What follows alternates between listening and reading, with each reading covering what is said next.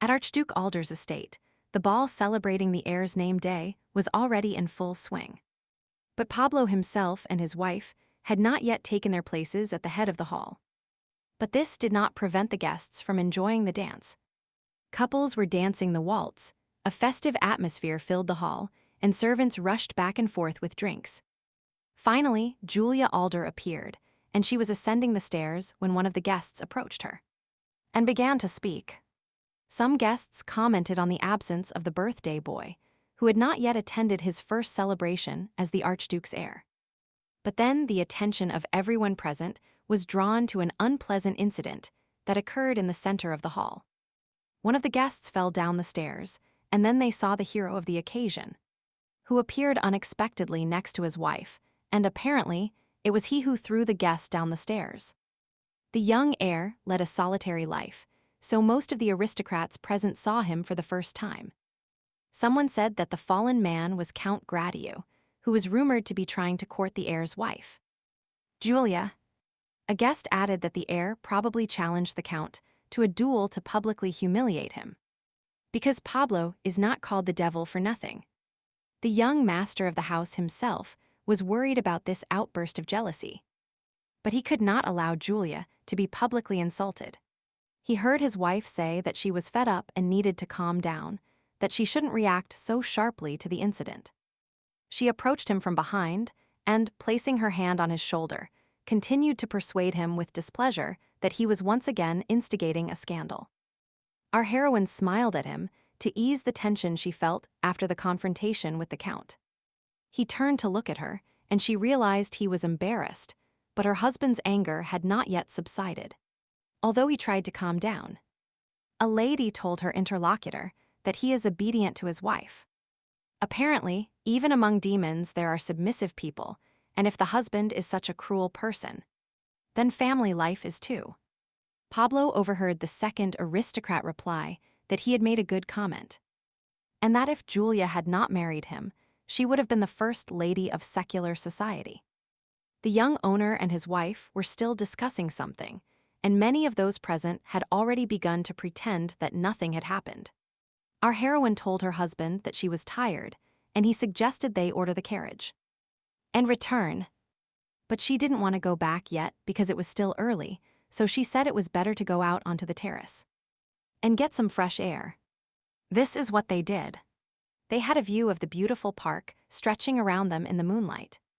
They could still see the sculptures rising in the well-kept alleys. She sat down and began to talk about how he promised not to cause trouble today, and that it was not normal to behave that way with others. Pablo stood up, leaning on the railing, and replied that Count Gratius had behaved insultingly. And he couldn't help reacting.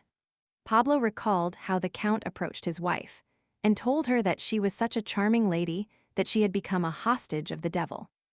And then he invited his wife to escape this hell and have a good time, and the heir always considered such behavior indecent for high society. That's why Pablo grabbed the guest by the lapel and first wanted to calmly point out the obscene nature of his statements. But the count only called him by his title, and he wasn't even going to apologize for what happened. He trusted his integrity too much. On the count's face, the heir only saw a complete lack of understanding of the current situation. And he heard no word of repentance. This infuriated our hero, and he did not refrain from taking an action completely justified from his point of view. Julia said that the time had come when she could no longer do what she wanted, and that they were not in his house now. Pablo turned to his wife and replied that he liked being there alone with her. He knelt down and, resting his head on her chest, said that now there was nothing that pleased him except her. He didn't much like the changes that had occurred lately, and with all his heart. He wanted to return to the old days. She stroked his head and searched for words in her mind to calm and encourage her husband, who was depressed. Moving him away a little and looking into his eyes, she smiled. They had needed to discuss the current situation again for a long time. Julia said that nothing could be done and that many things had changed, so they too must build a new relationship. She stroked his face and told him that the time had come when they needed to find suitable people for themselves and also make new friends. She continued that if someone appears who interests them, they will have to confess their feelings and become lovers. He listened as she spoke about how it would then be possible to connect their destiny with that person. But now she wants a divorce from him. It was difficult for him to hear such words. He was not prepared for such a turn in their relationship. He did not want to accept such an outcome. He echoed her words that she was talking about divorce, about remarrying. And then he also said that apparently she was going to leave him. She did not understand his reaction. It always seemed to her that he felt the same way about their relationship, so she asked him to explain what was wrong. Pablo told her not to even think about running away from him, and then continued by saying that she saved his life, and that now he must take responsibility. He brought his face close to hers and finished his speech by saying that this was his duty until his death. The heroine was even more surprised, so she began to talk about the fact that they are not spouses, that she treats him like a brother, and warned him that she would leave when she met her beloved. She recalled how it all began a few years ago, while she was at the Alder family estate. A wedding ceremony awaited her. Her maid was so upset that her eyes were moist, and she only whimpered softly, trying to calm down. Julia understood her maid, because she had known her since childhood and wanted to distract her from bad thoughts. So she told her to stop crying, otherwise she wouldn't be able to open her eyes the next day. The maid took her mistress's hand and began to tell her that she was very sorry, because Julia was forced to marry for convenience at such a young age, and continued that in reality, this son of the Archduke is called the devilish Pablo Alizo, and that this boy has shameless behavior and a disgusting way of speaking, and his sword does not choose a target. The maid said he was a scoundrel of bad reputation, known throughout the empire at the age of 12. Julia replied that she must have been suffering for a long time, since he has that character. Because if there are death threats from all sides for 5 years, anyone will become like that. Then she continued that even if you catch a simple cold, you worry. But he suffered for so long, so it's no wonder. The old maid kept crying, but through tears she still said aloud that she had such a wise mistress. Their conversation was interrupted by a knock on the door. They looked at each other. Both had extreme surprise written on their faces. The servant announced that he wanted to see them, His Excellency, Archduke Alder, who immediately appeared in person at their threshold. The young lady and her maid curtsied and greeted the master of the estate as he entered. The aristocrat entered and stopped in the middle of the room, but said nothing because he didn't know where to start. He had some not-so-good news to tell his future daughter-in-law, so he paused trying to find the right words. The Archduke understood that his behavior did not seem very decent, but he could not approach this topic with all delicacy.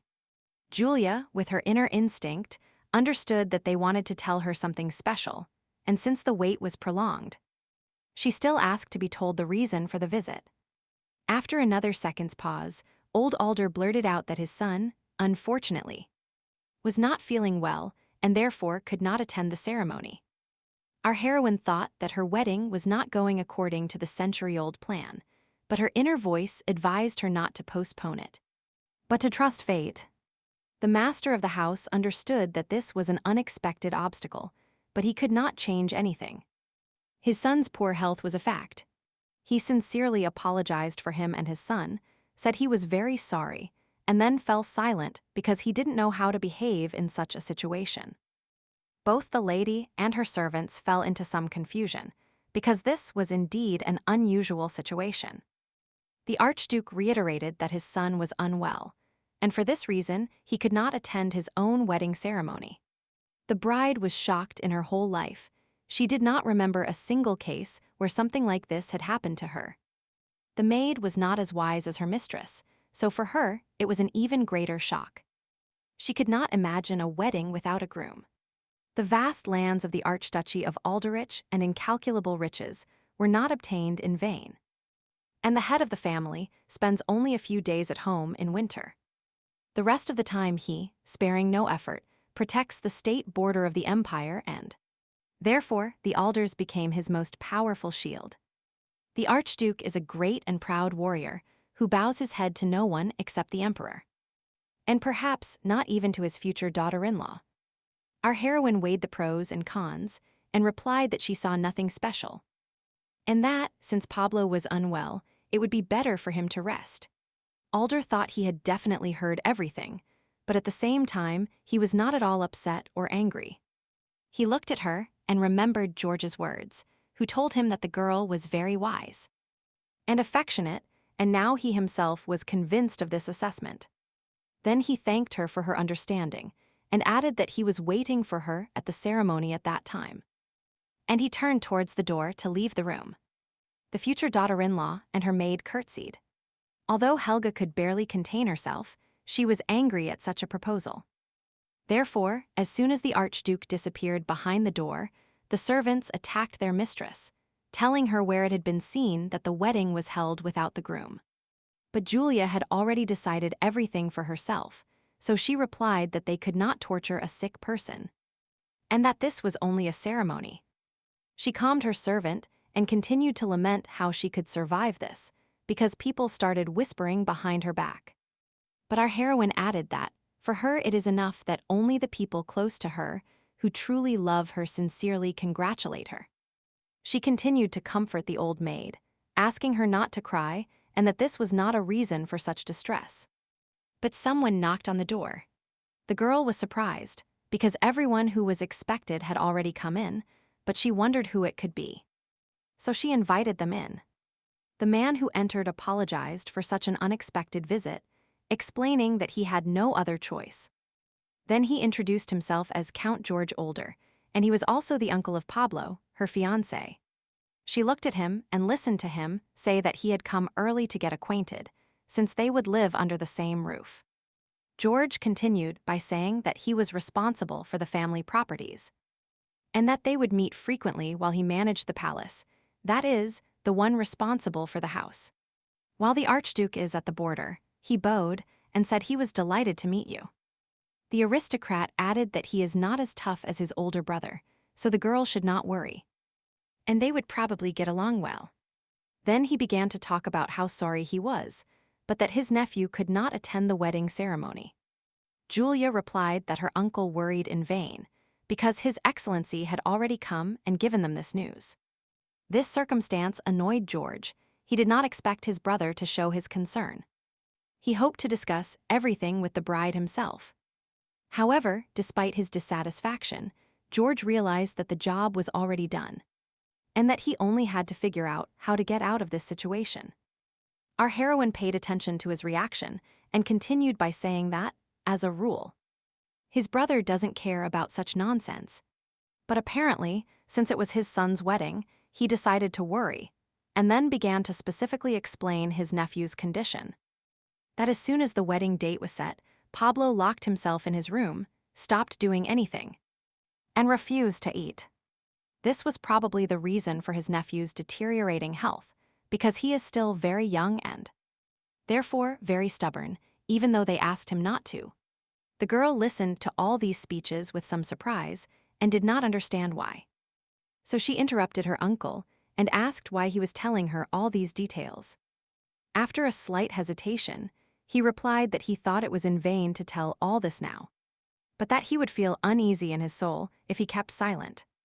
Then Julia smiled and replied that there was nothing to worry about, that everything was fine, and asked him not to worry.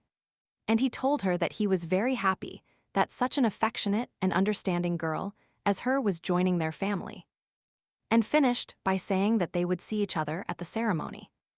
After which he left, leaving her completely bewildered, but this gave her an idea. She sat down on a chair and lost herself in thought. The maid was also worried, but more concerned about the lady's emotional state, who did not utter a word after her uncle left. She thought that if he did this to tell her the sad news, he might reveal his weak side. And this could not be a coincidence. It seemed to her that 1,000 years ago, she had already found herself in a similar situation and tried to remember what life was like back then. She remembered hearing that a patient who had been in a car accident had multiple fractures. They tried to save him, but it was in vain, and death occurred again. There were different lives and different worlds, as well as numerous memories of past lives in which she lived as a child. And as a girl, she remembered all her lives and all her deaths, but she always ended up returning as a baby. Now she has a new life in the world in which she already lived 1,000 years ago, and the last memories of this rebirth have reached her. One of the first was about how she saw her chubby little hands, which children of that age usually have. Then I saw my new parents, who were standing by the crib, smiling and happily looking at their charming baby. At the age of 4, she began to remember her past lives. They did not give her inner peace and tormented her tranquility. She did not understand why she had to live, why after every death she is born again, and so on from time to time. She thought she was tired of this order of things that was not established for her. She was tired of these lives and their memories. She was distracted from these thoughts by a knock on the door. And then a servant entered, and she learned that it was time to leave. They were waiting for her at the wedding ceremony. Everything was ready for the celebration in the local church. The guests took their seats, and the priest waited at the altar. The bride slowly walked to the doors, opened them silently, and closing her eyes. She gathered the courage to go through the entire ceremony alone. After hesitating a little longer, she entered the temple and walked at a measured pace down the aisle between the pews. Internally, she distanced herself from those around her. Walking gracefully in her elegant shoes, she tried not to pay attention to the whispers that could already be heard from different directions. One of the invited couples was already commenting on the unusual fact that the bride was walking out alone without a groom. She continued her way when she heard one of the guests say that a poor woman was marrying a sick boy just to save her family. They also talked about the Archduke, who, according to them, was rude and that apparently the rumors were not lying about this matter. So she shouldn't be surprised. But Julia still heard from different sides that it couldn't be that the groom wouldn't show up for the wedding. She had already approached the altar, where the priest was waiting for her, and was prepared for the fact that she would have to pronounce the words of an eternal vow of love alone. At that moment, a noise was heard at the temple doors, and the guests turned their heads to see what else could happen at this ceremony.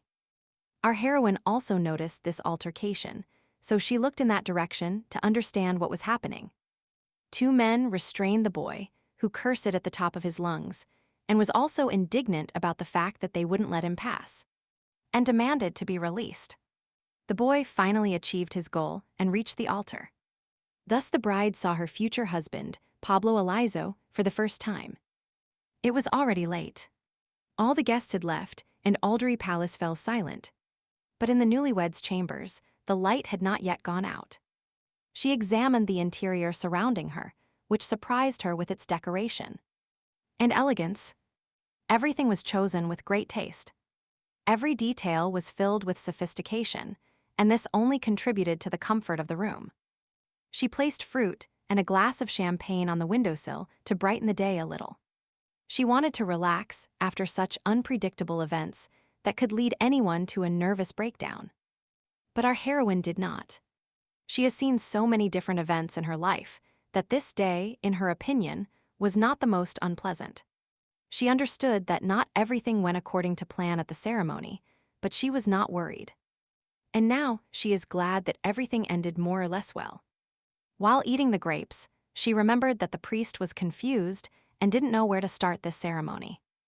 And he had no choice but to wait to start, so he first looked at the clergyman, and then at her fiancé. Pablo's head was turned to the side, and it was impossible to understand what feelings he was experiencing at that moment. An oppressive silence reigned in the church. The tension was mounting. Our heroine looked at the priest, showing him with her whole appearance that it was time to start. Finally, he saw her hint, so strong that everyone could hear clearly, that he began with the words that the bride swears eternal love to the groom. Julia was glad that the ceremony had begun, and also that she was not alone at the altar, and that the groom appeared at her wedding. She replied that she swears, and then there was a call to Pablo for the groom to swear eternal love for the bride. But he didn't even turn his head, and it was unclear if he heard the call. Silence reigned again. Everyone was waiting for his answer, or at least some kind of reaction. The priest repeated the words of the oath again, but a little louder to try to get the groom's attention. who still did not react in any way, she looked at Pablo, and something in his appearance bothered her. Everything was unusually tense. It was really not easy for him, because he felt what was happening behind him. It seemed to him that his father was completely on fire. It was an unpleasant feeling, but Pablo could do nothing about it. He understood that he himself had provoked this mood in his father. Julia looked at the groom. She wanted to complete the mandatory part of the ceremony, so she told the priest that Pablo nodded. The clergyman was delighted and told the rest of those present that, since the groom nodded, it could be considered consent. Saying that in the name of God he declared them husband and wife, he solemnly concluded the wedding ceremony. Our heroine thought for a moment. Still eating delicious grapes, they were one of her favorite varieties. When the chamber door opened, to her surprise, she saw her husband in the doorway. She expected them to have separate bedrooms, because he was still too young. Seeing her reaction, he became angry, which did not surprise her because he had such a reputation for a reason. He poured out his pent-up energy on the door, which he slammed shut so hard that the guards on the other side even jumped back. Pablo entered the room and, without paying the slightest attention to her, proudly said that he had managed to anger his father greatly. And then he turned to her to see her reaction, but it was not what he expected. So he decided that he would try to provoke her in another way, and to do this, as he passed by her, he began to unbutton his suit. But our heroine was not unbalanced so easily, so she silently observed his behavior, awaiting his future actions. He threw his jacket on the floor and secretly watched her until all his tricks yielded the result he expected. Julia chose a line of behavior with the young man, which was that there was no point in reacting to provocations. So when he began to untie his tie, she offered to help him, since it was probably the first time he was taking off his clothes alone. She reached out to help, but as soon as she touched him, she felt him pull away from her. And with a strong push, he pushed her hand away. Then he saw a smile on his face, but she didn't want to move from her position, so she didn't show him her disappointment. Pablo went completely crazy and didn't even intend to stop, and began to shout that he was trembling when she touched him.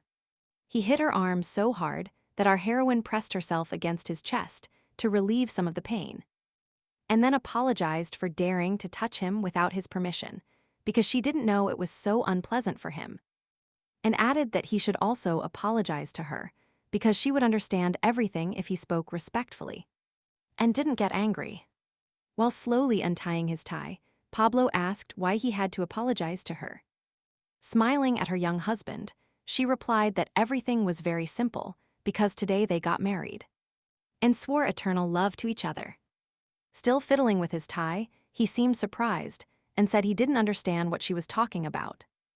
Then he sat on the edge of the step and explained that they had made vows before the Almighty. He continued by saying that they are now husband and wife and have become the closest people to each other.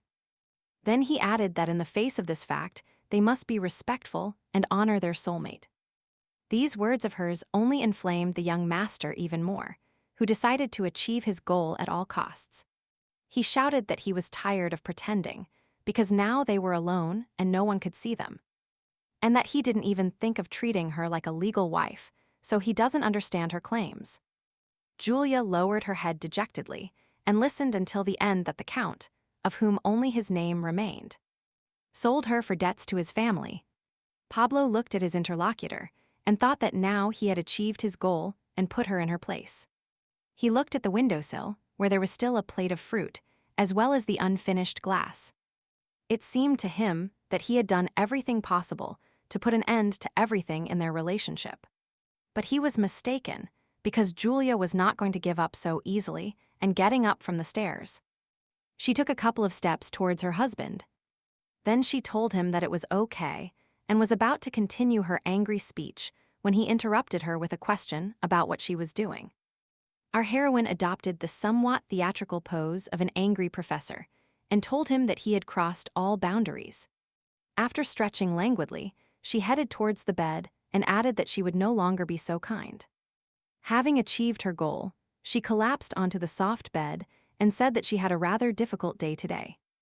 Pablo did not expect this, so he began his tirade about her getting out of bed immediately. Otherwise, he would destroy her family. She, making herself more comfortable, replied that all obedient children had long been in their beds. He failed to unbalance her, so he decided to take extreme measures and ran to the sofa. He snatched a small pillow, the first thing he found in his hands, and, brandishing it, threw it at Julia's head. But she was prepared for such mischief, so with a slight movement she caught this flying object. Without thinking twice, she put the pillow under her head and, looking at the angry young man, asked him if he was going to do this again. All his attempts to bring his wife to nothing were unsuccessful, which angered him even more. But he realized that he had lost this round. Alderich Castle fell silent. Although the lights were still on in some rooms, not everyone could sleep after such a strange ceremony. Pablo said he was disgusted to sleep with her and fell silent, and for a while he heard no sound, which alerted her. After a while, she heard him making inarticulate sounds that reminded her that he was suffering. She turned over in bed, but did not find him nearby. Although she could definitely hear him struggling with his pain, there was nothing left to do but determine his location. So sitting up in bed, she called him by name.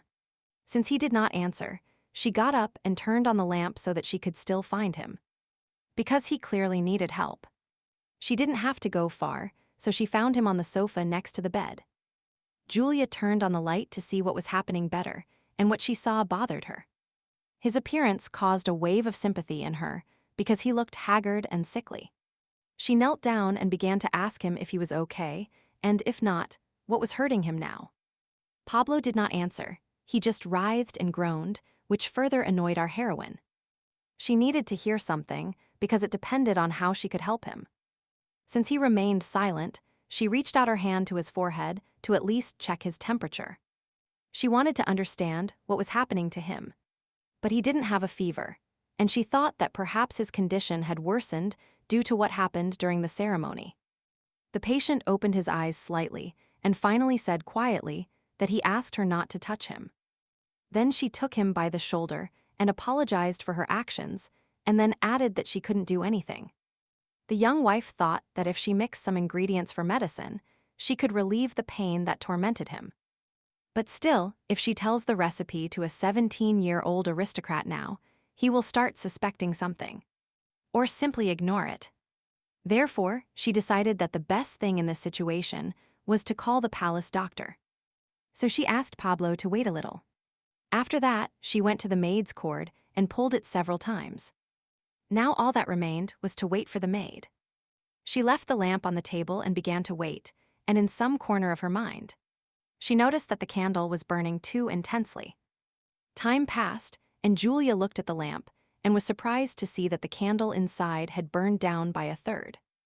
Then she became thoughtful. She couldn't say exactly how much time had passed, but the servants should have arrived long ago. And although there were few servants on her estate lately, they still arrived quickly enough. So she pulled the cord again, waited a little longer, and then looked at the candle again, and realized that probably half the night had already passed, because the lamp was half out. And returning to Pablo, she checked his condition again, which had not improved. And this bothered her.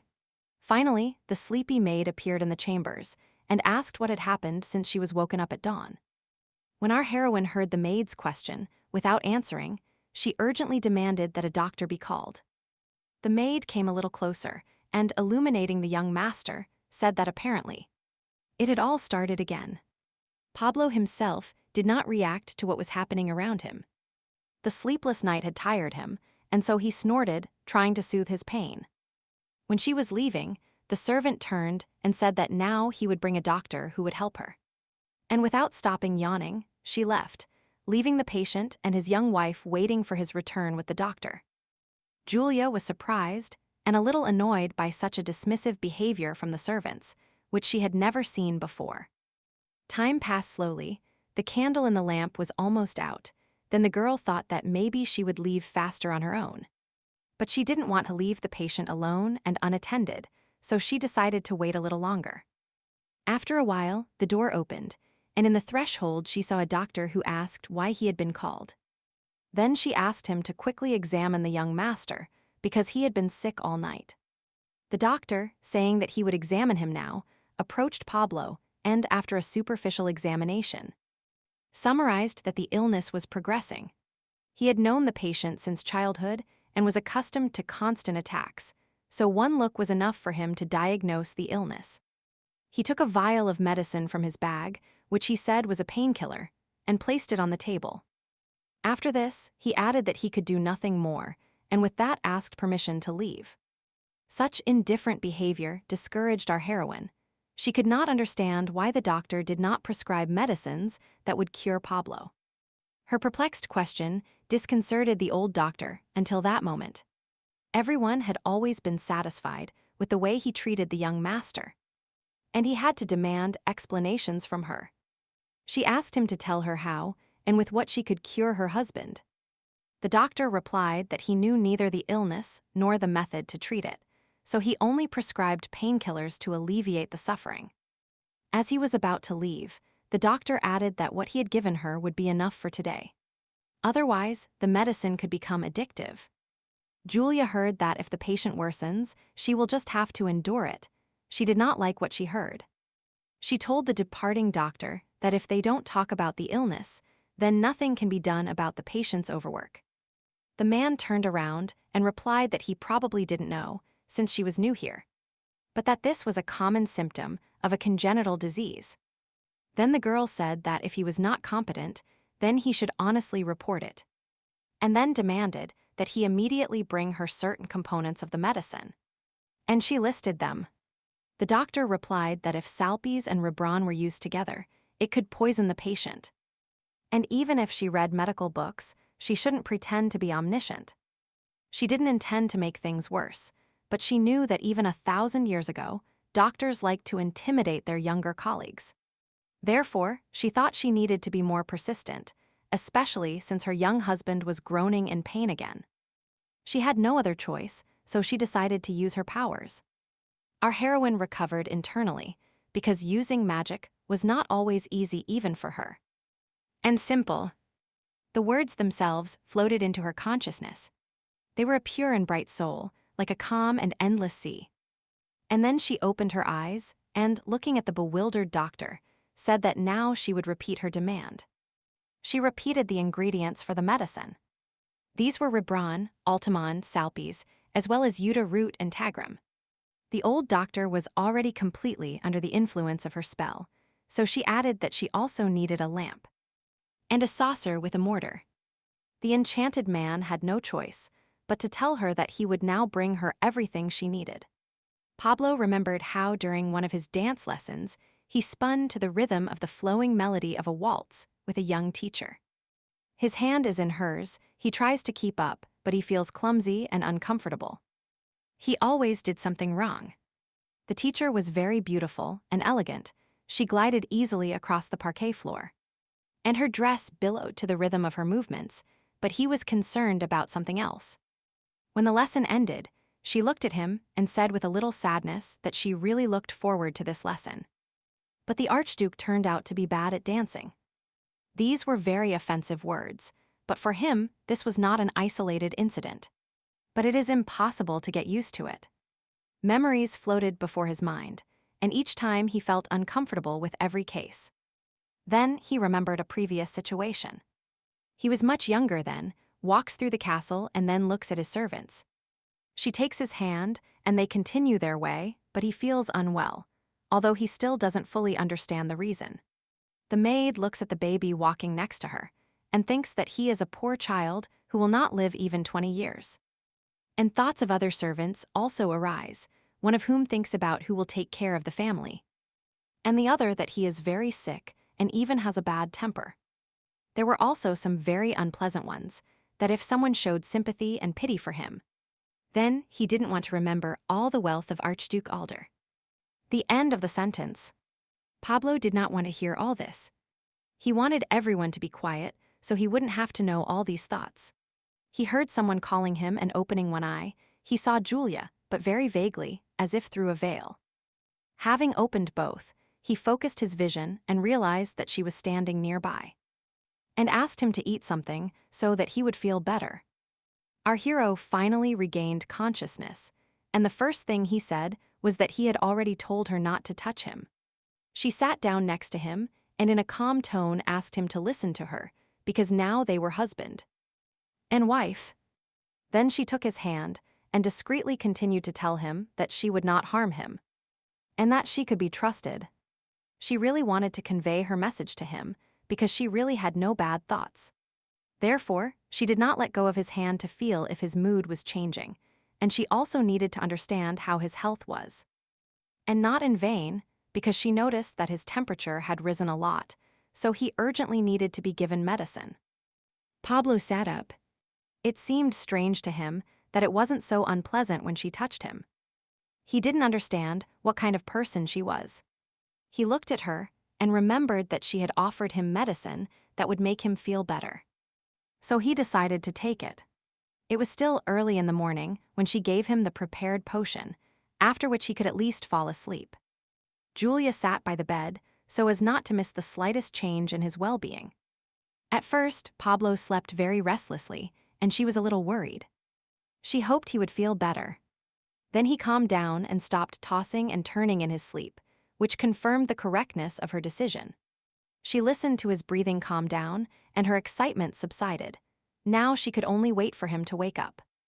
But he was still pale. His hand was a white spot on the beautiful colored bedding. She wanted to take his hand, so she moved closer to him. His hand felt icy to her. She thought that if she continued to transfer her warmth to him, she could maintain his life energy. And her actions worked. She felt him squeeze her palm. It became a pleasant surprise for her. But his next move disconcerted her. He turned over and then began to mumble something, but she didn't immediately understand his words. But after listening, she realized that he was saying that he would never die.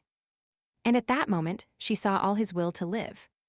Our heroine agreed with him on this decision, so she said quietly that this would not happen, and that she would not allow him to die.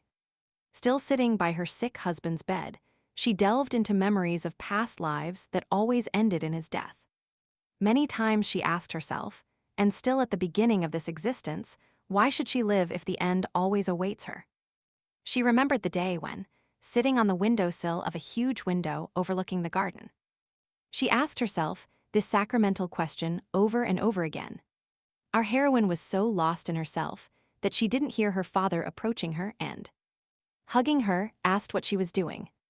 At that moment, she didn't even pay attention to how hares ran across the lawn in front of the house and plucked fresh grass. The father, looking out the window, put forward the theory that she was contemplating this idealistic scene. He picked her up and, standing by the window, began to tell her that he had an interesting story to tell her now. The servants held their breath and spied on them through the half-open doors. But they were disappointed. Her father wanted to cheer her up, so he made an awkward joke about those hares in the clearing now pooping there. Julia looked at him with her huge eyes, which did not reflect a spark of amusement. The Count still held his daughter in his arms and still expected unbridled fun from her. But it never came. He thought it wouldn't work, although his friend said that children always laugh when they hear about poop. The servants were also annoyed, because another attempt to cheer her up was also unsuccessful. Hugging her tightly, her father told her that everything was fine and that he and her mother would try to make their daughter start smiling. He called her tiny Julia and gently stroked her head, but she could not feel his emotions. One night, her mother read her a certain fairy tale about goblins and orcs, in which there were jokes between the characters. But again, she didn't understand why everyone around her thought it was funny, and why she should have the same opinion. Mom read a play about a curse in which the goblin believed and therefore stayed with the man. This simple story made her sleepy. Her eyes closed on their own, and she no longer heard the end. Then she plunged into dreams that were filled with memories of other worlds and lives. Her mother closed the book and, looking at her daughter, thought that this time the fairy tale did not meet her expectations. Sometimes she remembered her carefree childhood, and this confused her even more because her son showed no common feelings. Feeling a tear welling up in the corner of her eye, she asked her baby to open her heart to them a little. She could only hope that someday she and her husband could help their daughter open her soul. A couple more years passed, and one day she and her parents went boating on a river flowing nearby. It was a beautiful sunny day, and everything around evoked thoughts of summer, water, and carefree relaxation. The day they landed, her father took her in his arms and, smiling, told her how he had been here when he was a child. Her parents tried to spend as much time with her as possible so that her memories would not be clouded by loneliness. Time passed like this. Then she remembered the winter, which arrived earlier than usual that year, and a lot of snow fell. Our heroine, wrapped in a warm fur coat, watched a spinning snowflake fall and immediately disappear, merging with its friends. While she performed this meditative act, her parents managed to make a snowman from fallen snowflakes. When they finished and inserted a carrot instead of a nose, they called her to appreciate their creativity. But as always, she looked at them with her huge eyes and set off to return to the house. A little more time passed like this. She remembered sitting on her mother's lap and her father giving them all sorts of sweets. Julia remained indifferent. She was still alone with her thoughts. Thus came her 8th birthday, for which all the servants had been preparing for several days. The cake decorating the festive table was beyond all praise, and her parents asked her to blow out the candles. They were so excited that the father couldn't resist, and shed a man's tear, which he immediately wiped with a handkerchief. Our heroine looked at them, and something stirred in her soul. She began to live her life. She smiled at them and thanked them for the wonderful holiday they had prepared for her. This was a complete surprise to them, and at first they didn't know how to react. But still, the joy of knowing they managed to reach the deepest part of her closed soul took hold of her. The father, embracing his little daughter, told his wife that their efforts were not in vain. And her mother, nodding, could not contain herself, and tears sprang from her eyes. But she paid them no attention. The maids and servants who witnessed this scene were moved, as they were worried about their masters. One day, when several more years had passed, Julia was about to enter the living room when she saw that her parents were upset about something. She immediately felt an oppressive atmosphere inside, which made her suspicious. She felt a little uncomfortable, her heart skipped a beat, so, still on the threshold. She asked what had happened. The firewood crackled in the fireplace, and those were the only sounds she heard in response. Then her mother looked at her and said that her family's debt had increased too much. And then she fell silent. Julia finished her sentence by saying that an offer had arrived from Archduke Alder to save their situation. After all, if they want to marry her off, she accepts, because for the moment they have no other option. She knew that in this life, her parents' love was the reason she lived. But it was the same boring life waiting for death. It was simply life slipping through her fingers, which is why she agreed so easily. And she wanted to live, even if only to protect the small creature that was now writhing in pain. And she does not want to die. Pablo had not yet regained consciousness, but he calmed down and stopped thrashing in his delirium. And his breathing calmed down.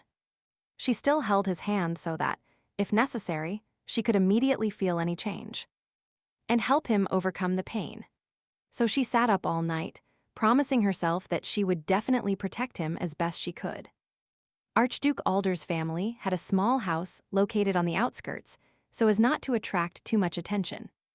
Our heroine woke up early in the morning and, upon opening the shutters, she saw a wonderful view of nature appear before her. She thought only 3 days had passed since they left the palace, but she already felt that her body and her soul were changing. The forest air affected her much better, and she couldn't believe she had left the big house. And suffocating. Then, Julia remembered how her move to this house began, because they didn't warn her about it. She was invited by George, who informed her that her husband would move to a forest estate to maintain his health. And he explained that, although by law spouses must live together, there is very little space in that house. So she would feel uncomfortable there.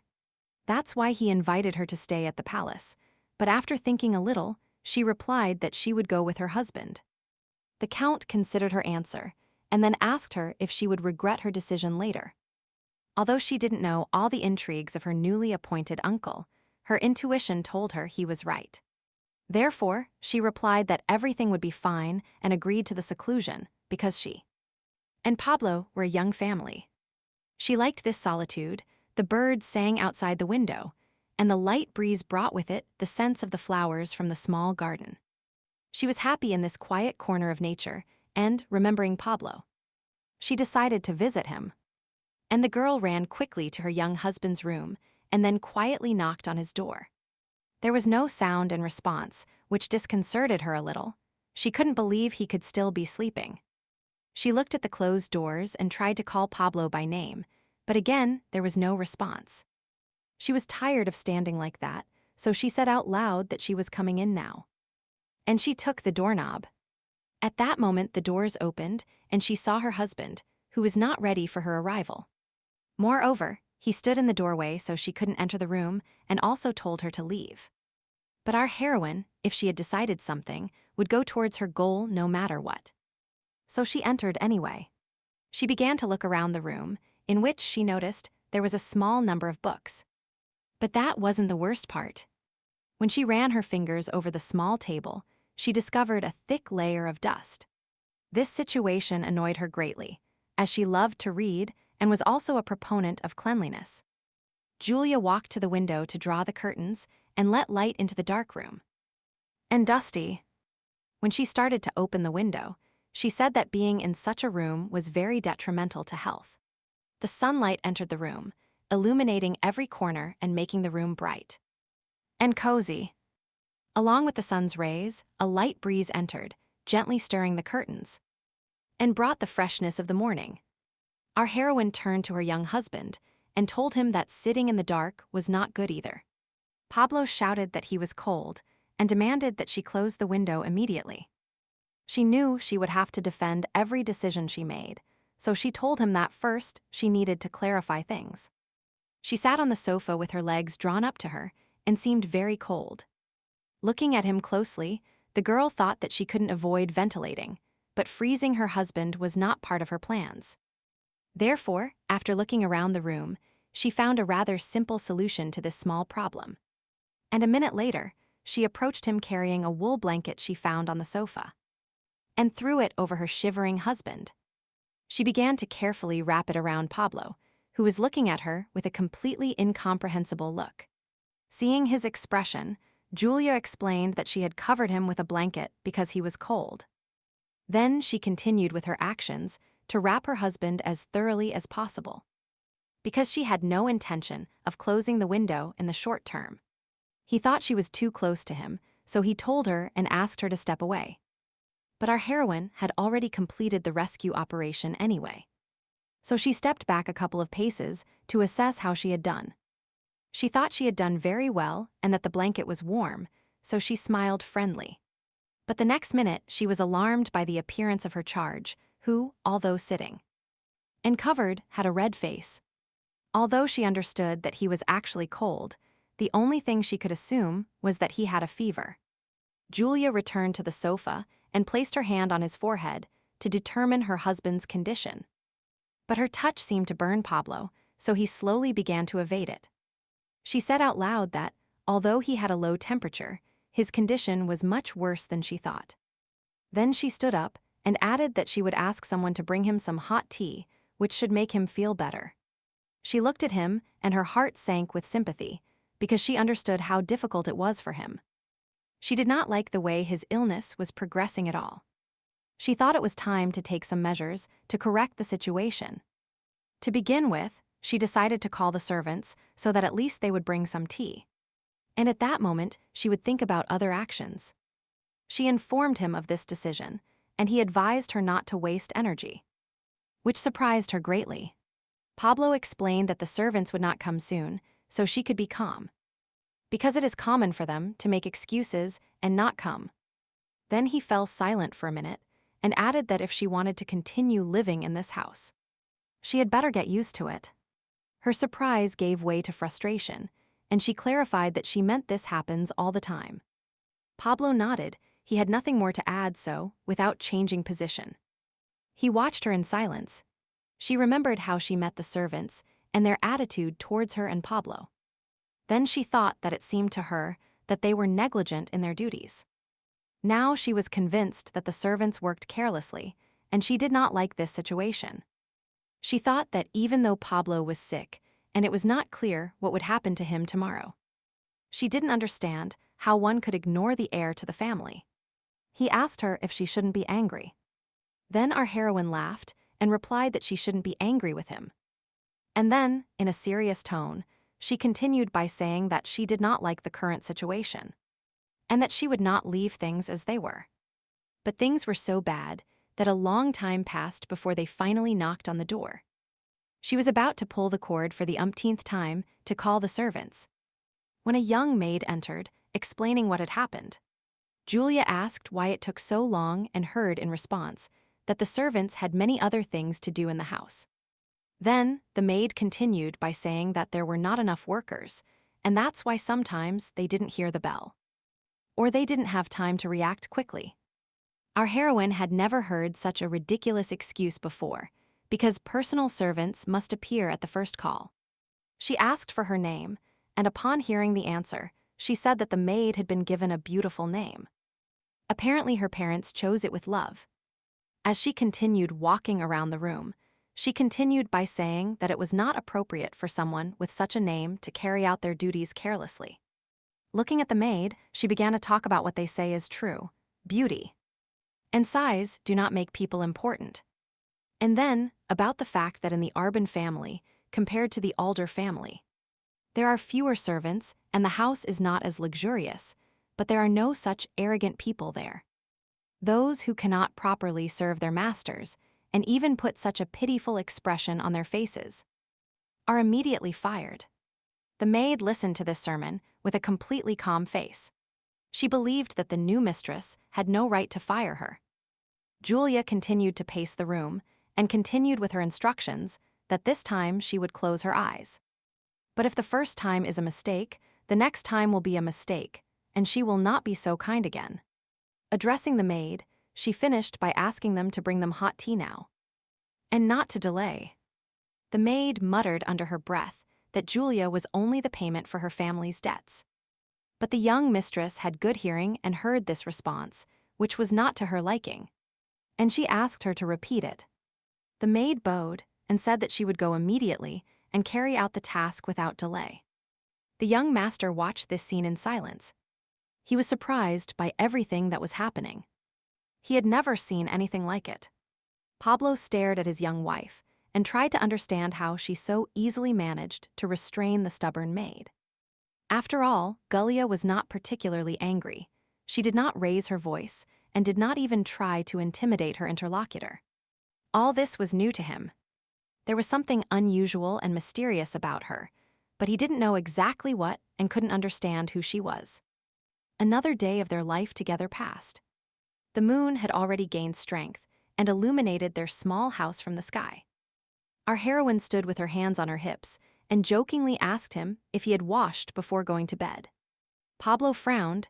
It was stupid to ask him such a thing, so he just said that he was no longer a child. But she wanted to provoke him a little, so she asked him if he had washed his hair, if he had brushed his teeth, and if he had remembered to arrange his clothes. He shook his head affirmatively to everything. Then she blew out the candle and suggested they go to bed. After learning that Pablo suffered from insomnia due to the pain, they made sure to do something before going to bed. She devised a small ritual for them, so when she lay down on the marital bed, she held out her hand to him. She liked the idea. There was something simple and at the same time mysterious about it, so she smiled and waited for his hand. Pablo was in no hurry. He just lay down and admired his wife's elegant palm, and then extended his own. Their hands intertwined, like two rivers merging into a single stream, forming something bigger. And united, she was glad that he looked better today, because he definitely needed deep sleep. And healthy. With these thoughts, she fell asleep, and he looked at her and listened to her calm breathing. And measured. These silent snores began to make him sleepy, and he really started to feel better in recent days. He didn't know why this was happening, but he liked being able to fall asleep now at night. And fall asleep with a smile on his lips. Julia cleverly got to work, so first she changed the room he slept in. Then she took care of other rooms, so all the servants cleaned tirelessly until not a speck of dust remained. She also watched how the servants rearranged the room to make it bigger and brighter. She was satisfied with the result of her efforts. She even considered giving some of the servants a monetary reward. But the young mistress also saw sidelong glances and understood that not everyone was happy with the changes she was implementing. She didn't yet know the full background of this dissatisfaction, but someday she would find out the real reason for such an attitude towards work. Moreover, our heroine took the trouble to take care of his food and to avoid mistakes. She supervised the work in the kitchen herself. Pablo was not always happy with the menu choice. He was not at all used to dietary nutrition. Julia knew that someday he would get used to new things, but now the main thing was that he ate well and continued to take his medication. She needed results, so she humbly watched him get angry when healthy food was brought to him. Sometimes she encouraged him to eat better, and seeing her efforts, he also tried. But he did not express the same violent emotions. On sunny days, they did not forget about walks, which also strengthened his weakened health. There was a beautiful forest around their house, which was pleasant to walk through and enjoy the fresh air. She tried to make these walks long and pleasant. She wanted him to enjoy these moments with her. But while he remained a silent and gloomy child, she extended her hand to him, offering help. When he took her hand, she rejoiced in her soul because he did not reject her sincere desire to help. So they walked, hand in hand, along the forest path, which someone in ancient times had carefully marked with stones along the way. But not even all these efforts were of any use. The pain often did not leave Pablo until dawn. He tossed and turned in bed, trying to find a more comfortable position, but at the same time, not to wake his wife. One day the pain bothered him so much that he wanted to get out of bed and walk around the room a little. But she continued to hold his hand even while he slept. Then he, very carefully, released her palm. He managed not to wake her, but for some reason he continued to sit by her side and watch her peaceful sleep. Mentally, he said her name several times like a spell. Then he was surprised to think that he liked looking at her. With her appearance, many things changed in his life, but he still didn't understand all the feelings she revealed to him. Unexpectedly for him, he wanted to cover her with the strongest blanket so that she wouldn't be cold. He had already started to do this when his actions surprised him. He didn't know what was happening to him. Still sitting on the bed, he began to wonder, why was he doing that? What was happening to him? Then he calmed down, thinking that it was nothing special. After all, he was also a person, so he was just taking care of himself. Pablo pulled the blanket up to his chin, and during this activity, he didn't even notice that the pain had subsided. He just kept sitting and watching her sleep peacefully, and then thought that he hadn't done anything wrong. The next day, they went for a walk later than usual, because it had rained a little in the morning. The young couple walked a little off their usual route, and suddenly came out into a clearing dotted with soft blue flowers. Julia was so surprised by this sight that at first she was even surprised that they hadn't found this place sooner. She was so inspired by the beauty of this clearing that she invited Pablo to look here every time. She picked one of the flowers, put it behind her ear, and then, turning to him, she jokingly asked him what suited him. He thought all this was childish nonsense, but still realized that this flower matched his dress perfectly.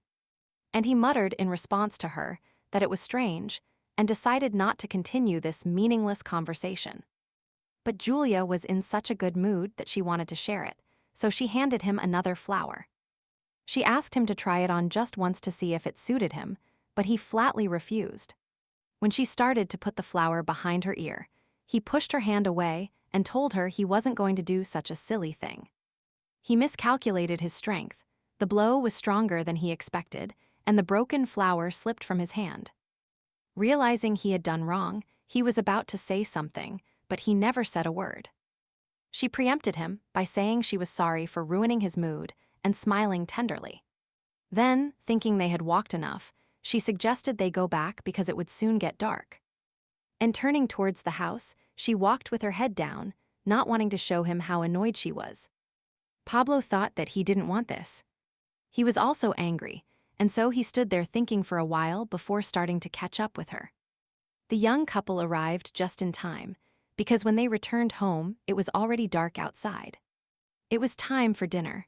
The cutlery was already set on the table, so all that remained was to start eating. He glanced at her, and still didn't know how to approach the question that had been worrying him for an hour. Julia sat opposite him and pretended that nothing had happened during the walk. Our hero thought that this was the perfect moment to apologize and said, "Listen." But he didn't manage to. Julia was distracted by the servants who entered and then placed a plate in front of him. The young maid announced that today's dinner consisted of pasta with sauce and mushrooms. His wife noticed that these mushrooms were hard to find. But luck smiled on them, and the servants found them in the surroundings. Pablo looked at his dinner and didn't know what to do, because if he refused to eat, he would upset his wife. She saw his reaction and thought that he had eaten pasta well before, so she asked him what was wrong, and clarified that perhaps he didn't like mushrooms. He remained seated, looking at his plate in a dilemma he didn't know how to resolve. Our hero remembered well that a little earlier he had already offended Julia by hitting her painfully on the arm. The image of her stunned after his reckless act was still in his mind. Then he thought that if he didn't eat the pasta with mushrooms, he would upset her again in one day. And he didn't want to do this to her at all, on the contrary. He needed to atone for his guilt, so he started eating. She sat opposite and smiled, and then asked him what he liked, but he remained silent. But after thinking a little, he decided to answer, so he shook his head in agreement. Although it wasn't like that. The wife was glad to be able to please him with dinner, because she had tried very hard to get these mushrooms. And a moment later, she swam before his eyes, and then he began to slowly slide out of his chair. At first, Julia didn't understand what was happening. She jumped up from her seat and began to look behind the table. Pablo lay on the floor, showing no signs of life, and a young maid was crying nearby. Without thinking twice, our heroine demanded that they call a doctor immediately. And to hurry. She leaned over Pablo and began to plead with him. She needed him to regain consciousness. But he lay there. Only his sighs, which periodically escaped his lungs, told her that not everything was so hopeless. Julia began to examine him to determine his condition, if possible, before the doctor arrived. And then she saw a rash on his arm.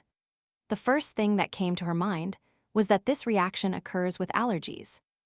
And she began to think where it could come from. And since she had never seen him suffer from plant pollen before, she thought a reaction to products was possible. She really didn't like this assumption, because the servants in the house should have known about this possibility.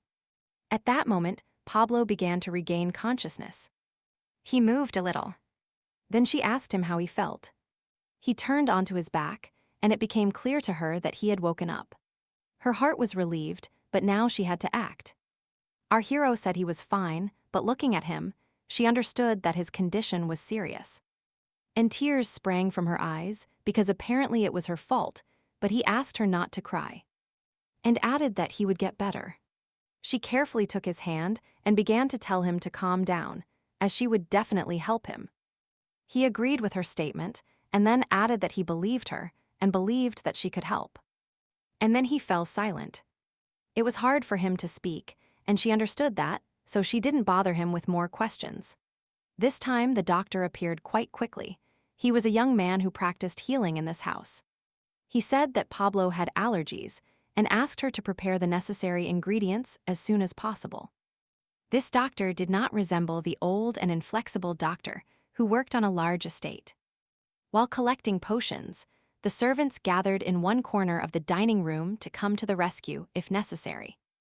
The maids helped place rolled towels under the patient's head to make it more comfortable for him to lie down. The doctor was quick and quickly presented everything he needed in front of him, and then said that he would start now. But he decided that it would be better if she herself prepared the required decoction, so he took the mortar and got to work. A couple of minutes later, he and the doctor had already lit the lamp and placed the almost prepared medicine on the wick. When it was ready, our heroine returned to Pablo and, lifting his head, began to slowly pour the broth into his mouth. She asked him to drink slowly. When everything was drunk, he grunted and lay back down. After a while, his breathing stabilized, and then she thought they had managed to give him the medicine in time. Realizing that the worst was over, Julia decided to approach the doctor with the question that was worrying her. She asked if Pablo had ever had a similar reaction to any food. The doctor adjusted his glasses and then replied that this could only happen if the young master ate mushrooms. She was not surprised by the doctor's answer because she suspected it was food poisoning. But now she knows it's because of the mushrooms. Julia understood that to some extent she was to blame for what happened today. But no one warned her, so she went down to the kitchen to understand the situation. First, she turned to the cook and told him that they really didn't know about Pablo's problems in the kitchen. And he, without batting an eye, replied that she herself had told him to prepare this dish. And so he did. This infuriated her, and angrily, she said that he knew this could lead to the master's death. The cook did not respond. Then she added that since it was her order, he should follow it blindly. Then Julia turned to the young maid because she brought this dish to the table. Then she was truly silent. The maid only lowered her gaze, but did not answer anything because her guilt was evident. The young mistress looked at all the servants and realized that everyone knew about her husband's problems. She was very annoyed by this, and looking at everyone again, said that everyone knew what they had done wrong. Remembering her husband's condition, she added that all the servants had put the young master's life in serious danger. But today she did not intend to fire everyone, so she chose a cook. And a young maid, in whom she did not trust before. Then, turning to them, she demanded that they immediately pack their things and leave because they were fired. But the maid was not going to give up without a fight. She considered herself entitled to remain in her post. She began to tell our heroine that she couldn't do this and was about to approach. But other maids began to restrain her because they didn't want things to end in a fight with the young mistress. Julia calmly listened to the fact that the maid was hired by Count Tula, and that it was wrong to fire her for such a small thing. The maids held their angry colleague as best they could, but they didn't succeed. Still, she broke free. Some of the servants stepped aside, because it was the first time they had found themselves in such a situation. And they didn't know what to do. The young maid's behavior was already beyond the limits of decency. So the doctor would come to the lady's aid if necessary. Our heroine was not going to follow the example of the servant, who disappointed her by not informing her about her master's allergy. The decision was made and did not require discussion. So Julia took one last look at the stubborn girl and told her to leave. But the maid did not give up. She lunged at Julia again, but was stopped again. This time it was a chef who accepted her dismissal and advised his colleague to do the same. He grabbed the rampant maid and dragged her to the exit, and she shouted that she would not tolerate such treatment. The young woman stood in the open doorway and listened to more words about how they would complain about her to the count. But she didn't care. She wasn't afraid of such threats, and now she was concerned with a completely different matter. She returned to her husband, who was still lying on the dining room floor, but he looked better than before. Patting his head, she began to tell him that he should have warned her not to eat mushrooms. Pablo didn't want to upset his wife at all. So he said that he just felt like it, which is why he ate a lot. He reached out his hand and began to wipe away the tears that sprang from her eyes upon realizing her guilt. She leaned towards him and thought that he was being kind to her because he was comforting her in such a situation. Pablo continued to stroke her face and then said that he would definitely deal with those responsible later. She didn't tell him that she had already done everything herself. She just said that everything was fine and not to worry. She thought to herself that probably someone was covering for the maid, since she allowed herself to behave like that. Our heroine remembers well the words the maid shouted, saying that they were hired by George Alder. She knew very well that she would have to face the consequences, so she thought she needed to meet with the count. So as not to postpone things, the next day she went to Aldery Palace. She followed the silent butler, who accompanied her to the count through the corridors and halls. The servants bowed as she passed, but Julia heard their whispers. They talked about how she and Pablo had been moved to a separate house and didn't understand what else she needed here. And also that she should be grateful to have been welcomed into the family, so asking for anything else is too much. She was indifferent to their gossip. She had a serious conversation ahead with the estate manager. She and the butler arrived at the office and were asked to wait a little. And after a couple of minutes, they were invited in. The door opened, and she saw George sitting at a desk at the other end of the huge office. She approached and, bowing, greeted her uncle, who didn't even lift his head when she appeared. His entire desk was covered with piles of papers, one of which he studied with his monocle shining. He invited her to sit down and then asked why she was bothering him. Our heroine thought that George was showing his disdain too openly, which disconcerted her a little. Sitting down, she replied that he had told her she could always turn to him. She didn't stand on ceremony, so she immediately exposed the essence of the matter and asked to expel all the servants from her house. He looked at her, and she continued by saying that when she calls them, they don't come and make various excuses. The windows of the house are always dusty, and the floors are always wet. So she and Pablo almost fell several times. Then the Count replied that his house was small and there were many servants, so he suggested she not stay there. She thought that he was probably rejecting her like this, and then also thought that for a manager he was quite petty. But then she continued. But about yesterday, Pablo lost consciousness because they concealed that he couldn't eat mushrooms. The Count replied that he had heard about it.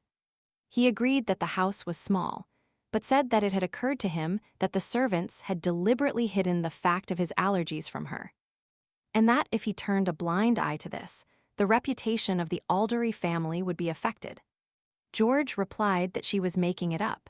It was unlikely that all the servants in the house could agree on such a thing. He later also found out that if all the servants were suddenly fired, rumors would spread not only about Pablo, but about the entire family. Having uttered these words, the Count rose from his seat and looked at her with a caustic gaze. His monocle shone menacingly. And he added that it seemed she had not fully assessed her position and began to slowly move away from the table. Julia, hearing this, was somewhat perplexed. She didn't understand what the Count meant. He spoke again, and it was that she was the daughter of a poor count, drowned in debt, and also a girl who was considered cursed. George walked around the sofa where she was sitting and said in an unctuous voice that the question now arises of how she was taken as Pablo's wife. Moving closer to her, he continued in a conspiratorial tone that it was he who recommended her candidacy to his brother. She still couldn't understand George's plan, so she asked him why he did it. The Count straightened up and replied that he liked needy people and that he could easily come to an agreement with them. And he continued that they do anything when they are on the edge of a cliff, and it is easy to push them off. That's why they are so flexible. He returned to the desk and asked her if she wanted to remain firm on the ground or fall incessantly. The young woman thought about it. Now she understood what was happening, but to understand the big picture, she decided to play along with the Count. Therefore, after a brief silence to create the impression of a girl who doesn't understand, she asked what she had to do. The uncle fell into this trap and was already rejoicing in his heart because the plan he had devised was finally being put into practice. He said out loud that first she must make Pablo trust her unconditionally. And if she succeeds, then she will take a short break. Then he started talking again about how she would receive a reward with which she could help her family. When the audience ended, Julia got into the carriage and went home. Her soul was restless. She needed to think about everything. From the first day she met her uncle, she distrusted him. But after this conversation, she became convinced of her assumptions. Her conversation with the Count ended when he told her that it was better that there were not enough workers in her house now. Then Pablo will depend solely on her for everything, and since she doesn't like the servant, she will replace him with a more competent one. As they parted, he wished her good luck in her new venture and asked her to take good care of Pablo. She looked out the window, and her fist clenched and opened from oppressive thoughts that didn't even allow her to enjoy the view. After all, Count Tula planned to get rid of Pablo and his older brother, and thus take his place, but she could not allow this to happen. When our heroine arrived at her house, she was still thinking about what she could do. Her beloved maid Helga ran out to meet her and began to cry because the young master had disappeared. Similar, Julia didn't even immediately understand what was happening. It was too unexpected news. But then she started asking questions. But Helga only replied that Pablo was going for a walk, but that he had been gone for a long time. Our heroine couldn't imagine such a turn of events, because her husband never left for a long time. Julia looked towards the door, then again at Helga, who was not very distressed. And she made a decision. She would go look for him, but she had no idea where he might have gone, just a man who had fainted yesterday. Already on the way, she turned to the maid and ordered her to gather everyone in the house as quickly as possible. Our heroine was already running out the door when she heard Helga's voice, who asked her where she was running alone. But she couldn't delay because it would soon get dark and she didn't know where to look. She just ran down the road and called for Pablo. Our hero heard her voice and realized that she was looking for him in the forest. He approached to go out to meet her. And when she ran past him, he jumped onto the road from the bushes right in front of her. And this almost scared her. But she quickly recovered from the initial shock and began to feel him because he hadn't been well the day before, for which she was worried. While asking him how he was, she continued to do a quick check to make sure he was fine. He told her he didn't expect her so soon, and at her suggestion to return home as soon as possible. He asked her to extend her hand to him. He also wanted to ask her if he was injured, but this request was so unexpected that she was bewildered. Pablo stood in front of her and repeated his request with more insistence, but there was a certain mystery in his appearance. She had no choice but to satisfy his wish. She gave him her hand, and he covered it with his palm. When Pablo withdrew his hand, Julia discovered a delicate blue flower in her palm. She didn't expect to see this at all, but it was a very pleasant surprise, which at first discouraged the girl. Therefore, she asked him if he really went to that clearing to pick this flower for her. The young man replied that she liked them, but that he only wanted to cheer her up after a business trip. Then he looked at the flower and thought that he was pretending not to care about flowers, but in reality, he remembered everything. Julia was very happy that he was so kindly taking care of her mood, so she sincerely thanked him. And then she laughed so contagiously that our hero was confused at first and didn't know how to react. He lived as a rather lonely and withdrawn child, and such an open manifestation of feelings was new to him. But recently, after Julia appeared in his life, his heart became softer. And there was room in it for wonderful emotions. A few moments later, he was laughing with his wife, sincerely enjoying the moment of shared joy. The girl still held the flower in her open palms and promised herself mentally that she would not leave Pablo in the hands of Count Tula, and thought that for him to recover and become heir by right, they should go there. But first, she needed to take care of a more complete education for her husband. So after a couple of days, she entered the room and called him. He was dozing peacefully on the sofa, but she woke him up and then placed a stack of books right in front of him. She told him in a cheerful tone that she would take care of teaching him, since they had no real teachers. This proposal surprised him. He didn't quite understand why she started this, so he reacted coldly. Then came the explanation that she noticed at the wedding that he did not know etiquette. And he also didn't study history or fencing. He picked up one of the books and began to leaf through it without much enthusiasm. He had never been eager to learn. He suggested starting with history, that is, with events that occurred thousands of years ago. Starting with the Golden Age. In one of her past lives, she was a doctor, and now that time is called the Golden Age. And she remembered everything that happened then, but there was a limit to what she could tell him. So she thought of a technique. It is a memory palace, a technique for remembering all kinds of information through visualization. It consists of recreating the place where the trials lasted a long time and to heal Pablo. She needs to find a book here. Our heroine went through her memory. Here she saw a hammock and behind it skyscrapers, an airplane flew over her, and here was a destroyed cabin. She stopped in front of it to remember that she lived that life, and then moved on. Finally, Julia reached her destination, and many memories came back to her.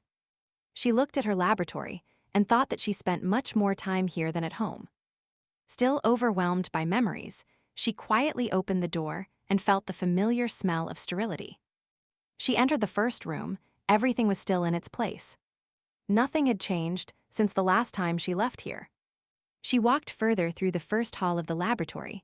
All her notes were also on the shelves, each in its place. She reached the front of it. There were huge shelves with books she had already read once, and some she had reread. She felt as if she had met her friends, whom she hadn't seen since her training days. But she didn't have time to indulge in memories, because she came here for a specific matter. And urgent. Julia picked up one book after another and quickly flipped through them. She didn't need to read them. She remembered many things anyway. Gradually, the books migrated from the shelves to the floor, and now they were arranged in piles next to her. But time passed, and the one she needed never appeared, getting a little angry. Our heroine threw down the last one she had read, and picked up the next one, and then another, until finally something vaguely familiar appeared on the pages. She began to read the ornate script. She thought she had found what she was looking for, but she continued reading. Yes, this was precisely the book for which she embarked on a journey through the labyrinth of her memory. Having said Eureka, she began to read carefully exactly the section she needed. It was with this knowledge that she returned to Pablo to begin his training. But he still needed to be interested. This time, she suggested that he learn the rules of behavior that would be presented at the coming-of-age ceremony. The husband seemed completely indifferent, and when she repeated her proposal, he moved away from her. This behavior of his was somewhat disconcerting to him, of course. He had a difficult character, but indifference was alien to him. But not much time passed. As soon as she asked him what was wrong, he immediately moved his leg with all his might and hit the table. This blow caused a piece of furniture to fall, but at least it got him out of his unusual melancholy. Pablo sat up and looked at his wife from under his brow. She sat calmly in her chair and waited for him to calm down. He understood that he wouldn't get rid of her with abrupt attacks. He would still have to explain everything to her. Therefore, he said he didn't need to learn history, and these behaviors still had nothing to do with him. Julia remembered how the maids whispered among themselves that this child wouldn't live even 5 years anyway. She leaned back on Chris and, moving away, asked him to leave and let her be. She wanted to spend time studying. But our heroine did not come empty-handed. She supposed the information she found might interest him. She held a book in her hands that she was going to show him, so she asked him to look at it. Julia opened a book written in an ancient language, but she wanted him to look because it spoke of mana grace. Mana grace is a characteristic that appears very rarely in those whose mana is too active.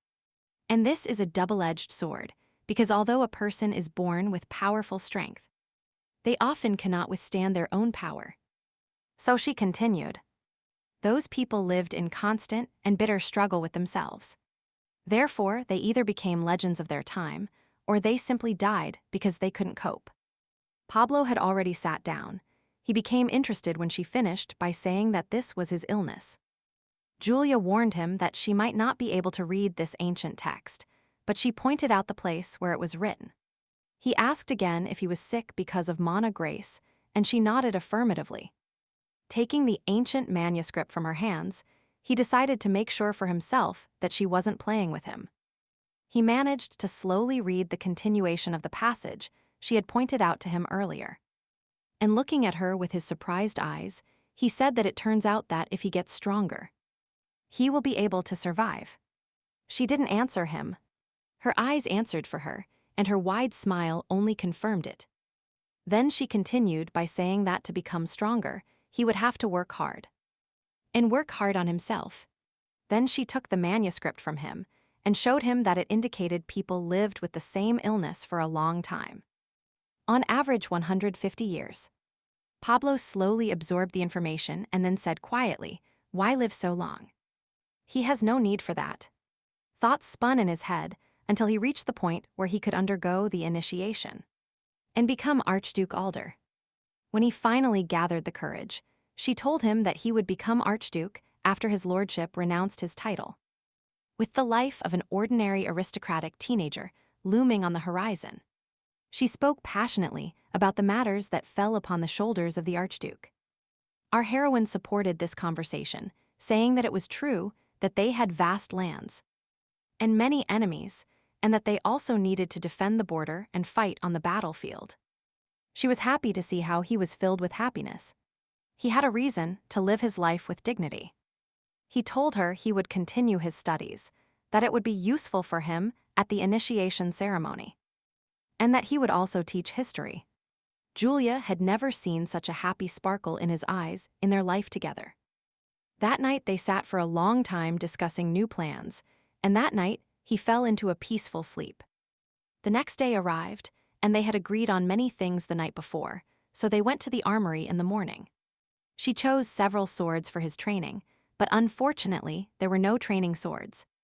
So she took those that had not been sharpened. When she still lived at her parents' house, she studied the art of combat, so she decided that her knowledge was enough to start training him. Once again, after Pablo spun, the sword slipped from his hands and flew aside. He looked at his hands, covered in blisters after exhausting training, and was horrified. Then he knelt by the sword and shouted that he couldn't do it anymore, and that all these attempts were useless. Looking at his palms again, he said that he couldn't even simply wield a sword, let alone learn fencing. Julia took his hands, and he continued speaking. Now that this was a waste of time, and it was better to quit right now. She understood that he was going through a difficult period now, and the best thing she could do was encourage him. And so she said that he had just started, but she assured him that it would get better every time. And better. Moreover, our heroine knew that her husband was now angry about his weakness. So a kind word would help him.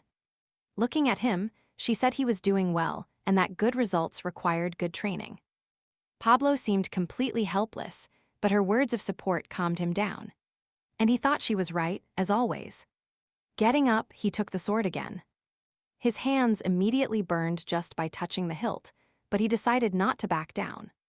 He told his wife he would try again, and directing his gaze towards the nearest training object. He swung his sword.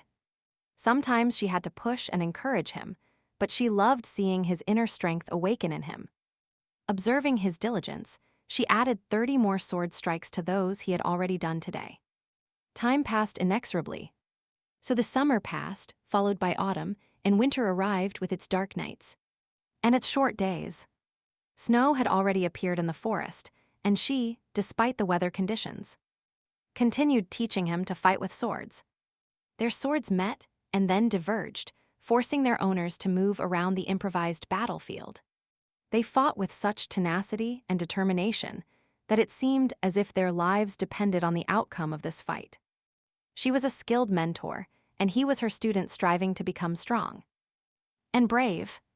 But it was only one lesson, so when he once again couldn't control his own legs, she didn't put the sword to his chest, but she pushed him a few steps back. Pablo looked at her with annoyance and breathed heavily intermittently. Approaching him, she said she had told him not to forget martial arts, because fighting is not just about cutting and swinging. He cursed, annoyed at being so slow to master even the simplest basics of a duel.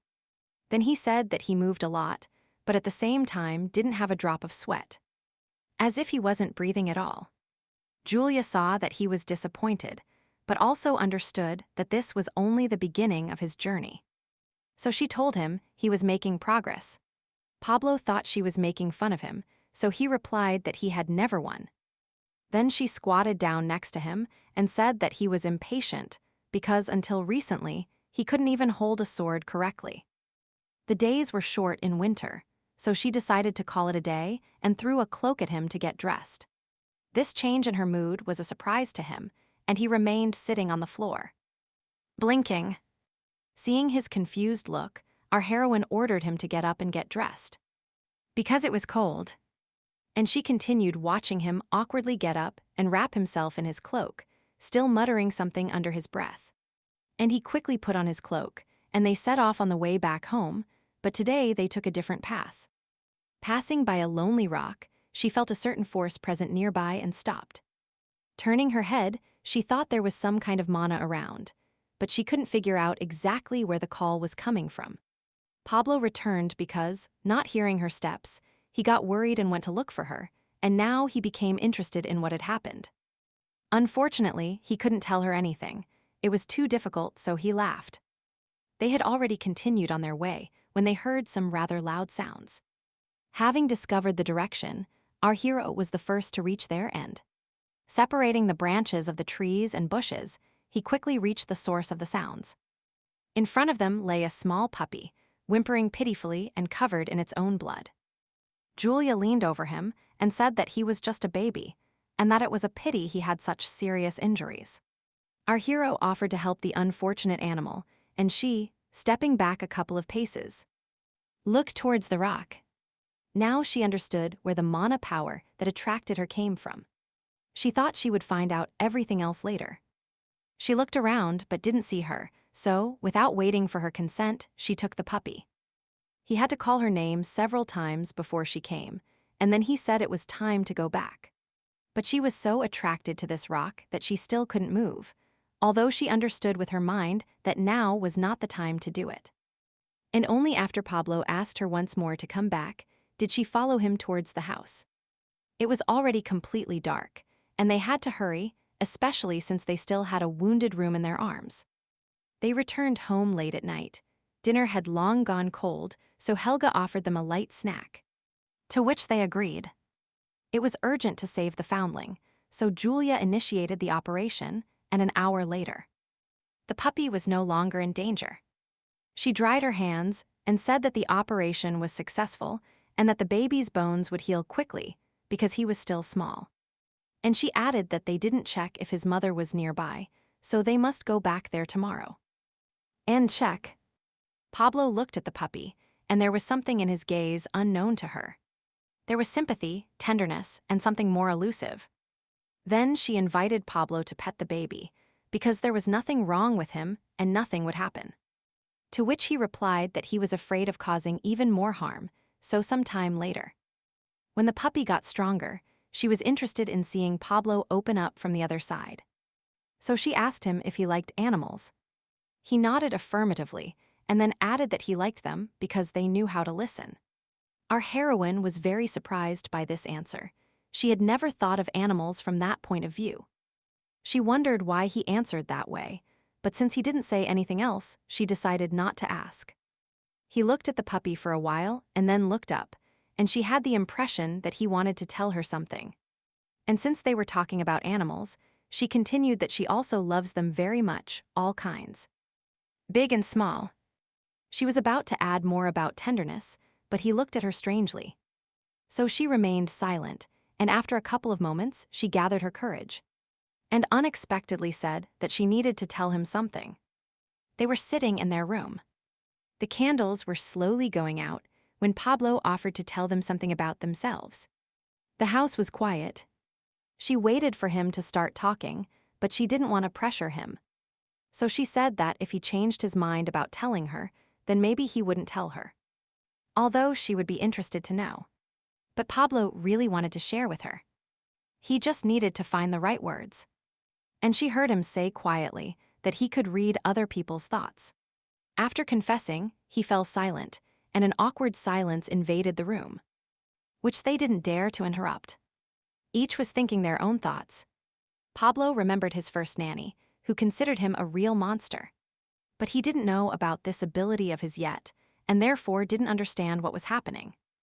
He was simply scared. Pablo was the first to break the silence. He said that he thought so, that there was no need to tell him all that. And he heard the answer. She said that how he was doing, that he wasn't doing anything, but at the same time he was listening to everything. This was an unexpected answer for him, so he sharply turned to her to explain. In her eyes, he read a question that clearly worried her and was not feigned, so he decided to clarify. Pablo continued by saying that he needed to touch the person, then he would hear her. And then he asked her if she believed him. She took his hand and mentally replied that she believed him, because it was him, and then asked if he could hear her. She had her abilities, but she didn't have this characteristic, so she waited for him to answer out loud. This was also an unusual communication experience for him, but he replied that he heard her. Because he heard her, she continued to think that everything was as he said, and that he was not pretending, so that he could tell her everything. He heard her thinking that she believed him, so he said out loud that this was a terrible ability for him. That he hears when he touches someone, even if it's not his intention, which is why voices resonate in his head. And this is disgusting, because he realized how hypocritical and deceitful people are. And that depresses him. Everyone says the same thing and the same thing, but at the same time, they have nothing good in their heads. And that tires him out.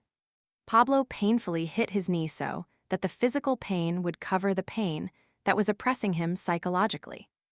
And then he added that to avoid this, it is enough to withdraw his hand, but the thoughts of other people still remain in memory. Julia was still holding his hand, but for a few moments, she got lost in her memories. For some reason, she remembered being small and adults reaching out their hands to her. It was her parents who were drawn to her because they truly loved her. And she was a strange child. Then she wanted to tell him that she had always known he was special, even before this conversation. And she also added mentally that perhaps for others this is something strange, but she considers such a gift a peculiarity. Therefore, she thanked him for his honesty and courage, because not everyone would dare to tell such things about themselves. She didn't let go of his hand, but she already asked out loud for him to be careful when talking about his abilities.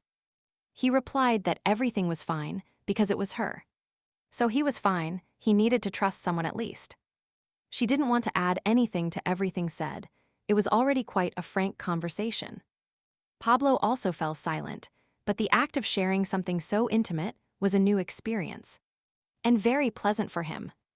This conversation became a step towards a new stage in their life together. And they remained sitting in silence for a long time while the candles went out.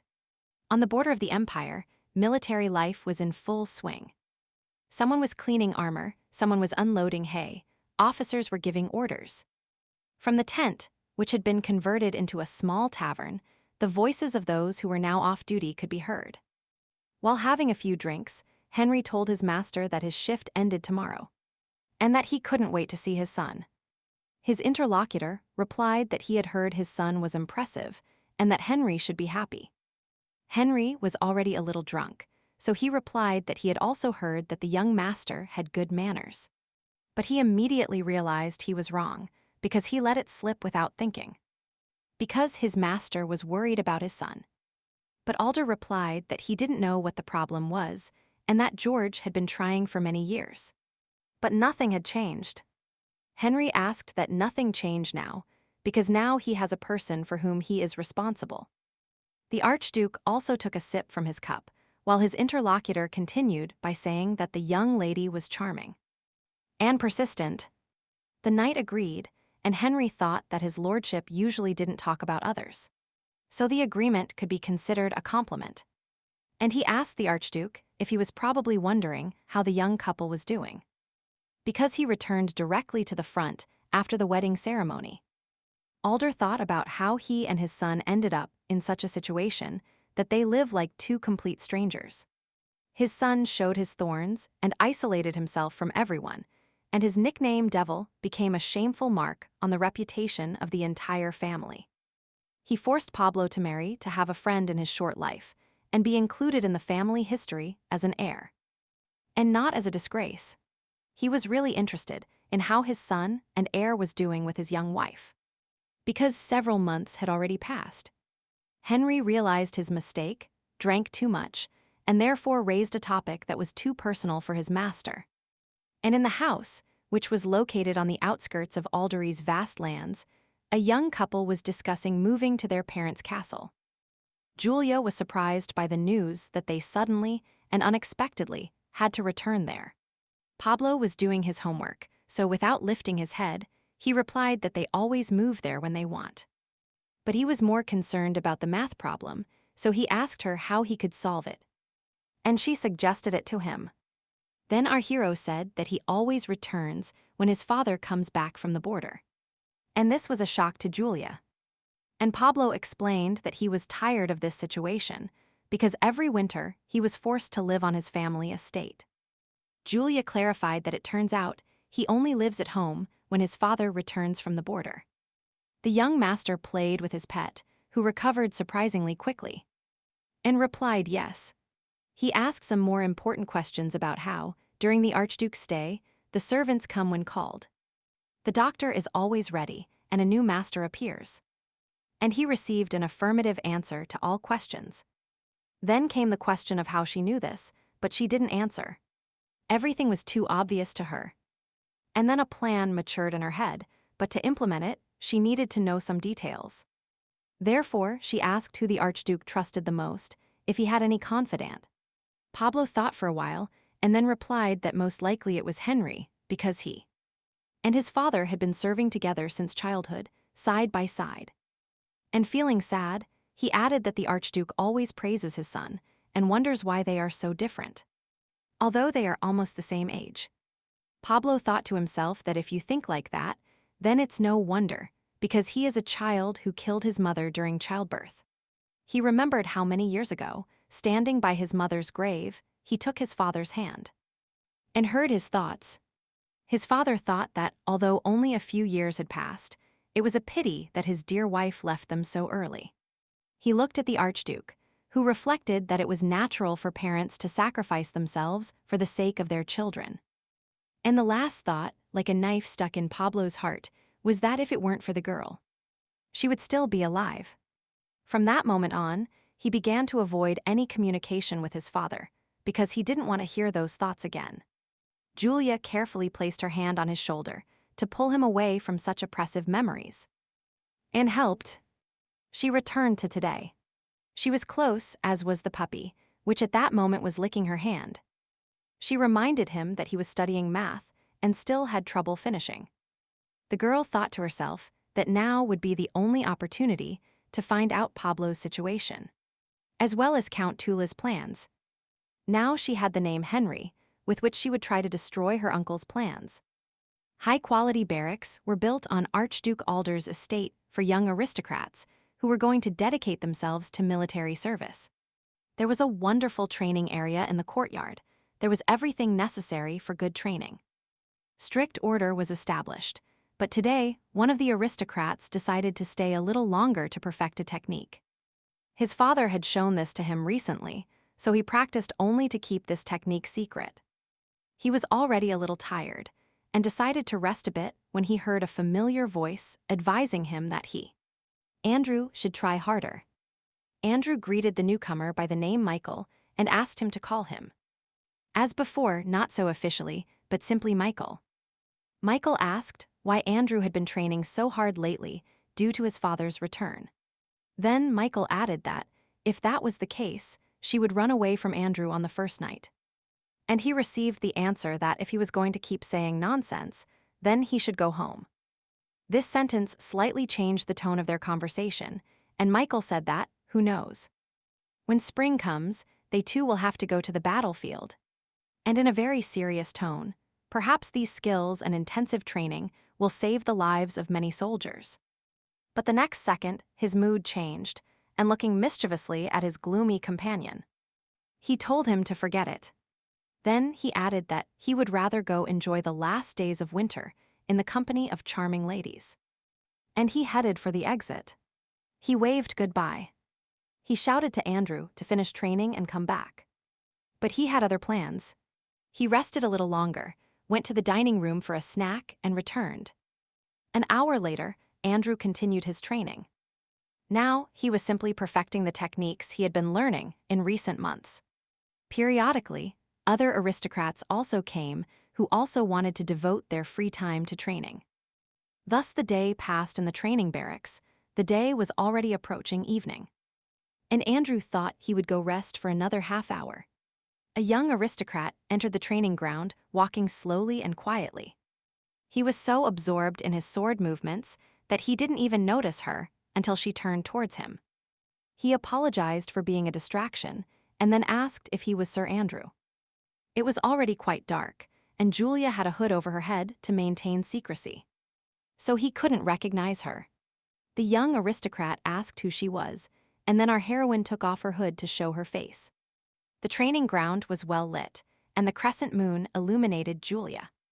Andrew recognized her immediately, even though he had only seen her once, and then from afar. But he remembered her well. He quickly knelt down and said that he was a servant of the Alder family and greeted the young mistress. And he thought to himself that even at the wedding ceremony, she delighted him with her beauty. But up close, she turned out to be even more beautiful. But our heroine came on business, so she asked Andrew to raise his head, since she had come to ask him for something.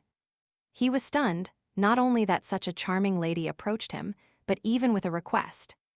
Julia headed for the exit, and, turning around, invited him to walk with her for a bit. And on the way, he would find out everything.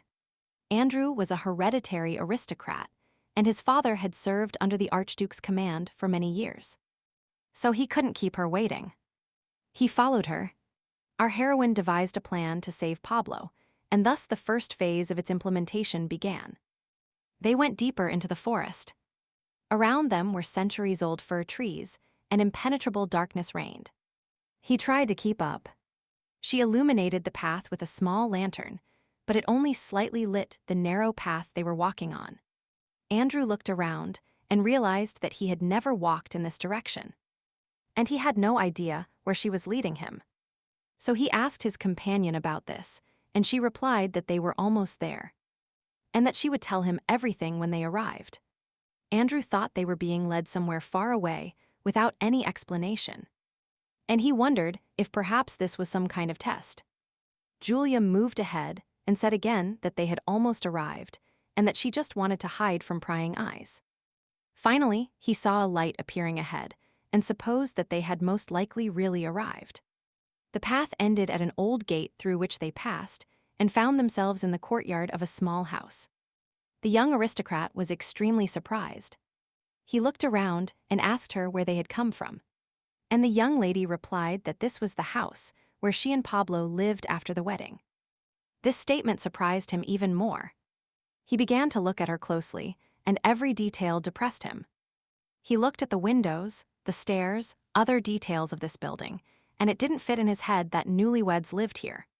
He thought that this did not resemble the estate of one of the most influential families in the empire at all.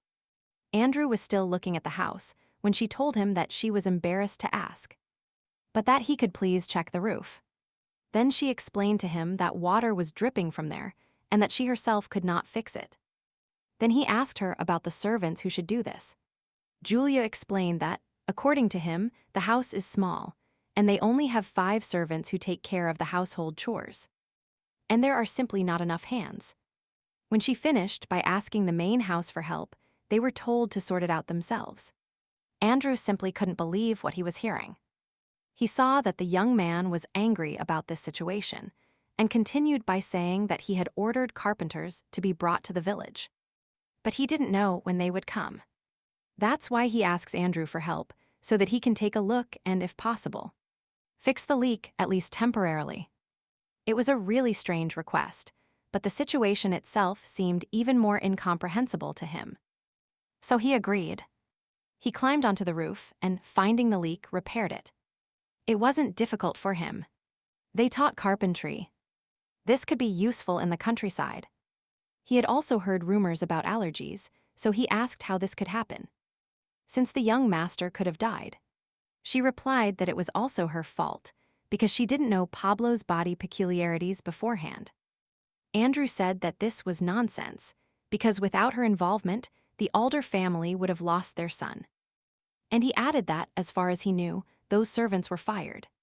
In response, Julia said that, fortunately, the Count replaced all the servants with others from the main house, and forced the irresponsible ones to apologize. The young aristocrat couldn't contain his emotions.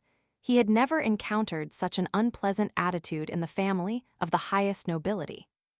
Then he thought that it seemed to him that the Count was a generous and wise man, but if everything is, as the young lady says, then everything is different. And the house is in such a deplorable state. All this led him to the idea that the Count was trying to get rid of the young master. Julia heard the door downstairs open and someone come out. She decided to see who. She didn't need another ear. Downstairs, she saw a young maid, Christina, walking with a basket of dirty laundry to the adjacent laundry room. And to send her somewhere from the courtyard, our heroine asked to bring water to Sir Andrew. Christina replied that she would bring it, but she continued on her way as if the owner's order meant nothing to her. Thus, the young man saw firsthand the attitude of the servants of this estate towards their masters. He was about to confront such impudence, but Julia stopped him. She didn't need a scandal now. On the contrary, she wanted to talk to him calmly, so she waited until the maid disappeared into the laundry room. Andrew was disheartened that his lady was treated like that, but she began to say that perhaps he knew why she had called him for a tete-a-tete. Then she continued about what would happen to Pablo's reputation if it became known that the heir to the family was treated that way. And also that his father is the most devoted servant of his lordship, and Andrew himself inspires confidence in her. Which is why she turned to him. Julia smiled and said that she felt much calmer after he listened to her. And she thanked him for it. He looked at the young mistress, and a decision matured in his head that, as he understood his duty, was correct.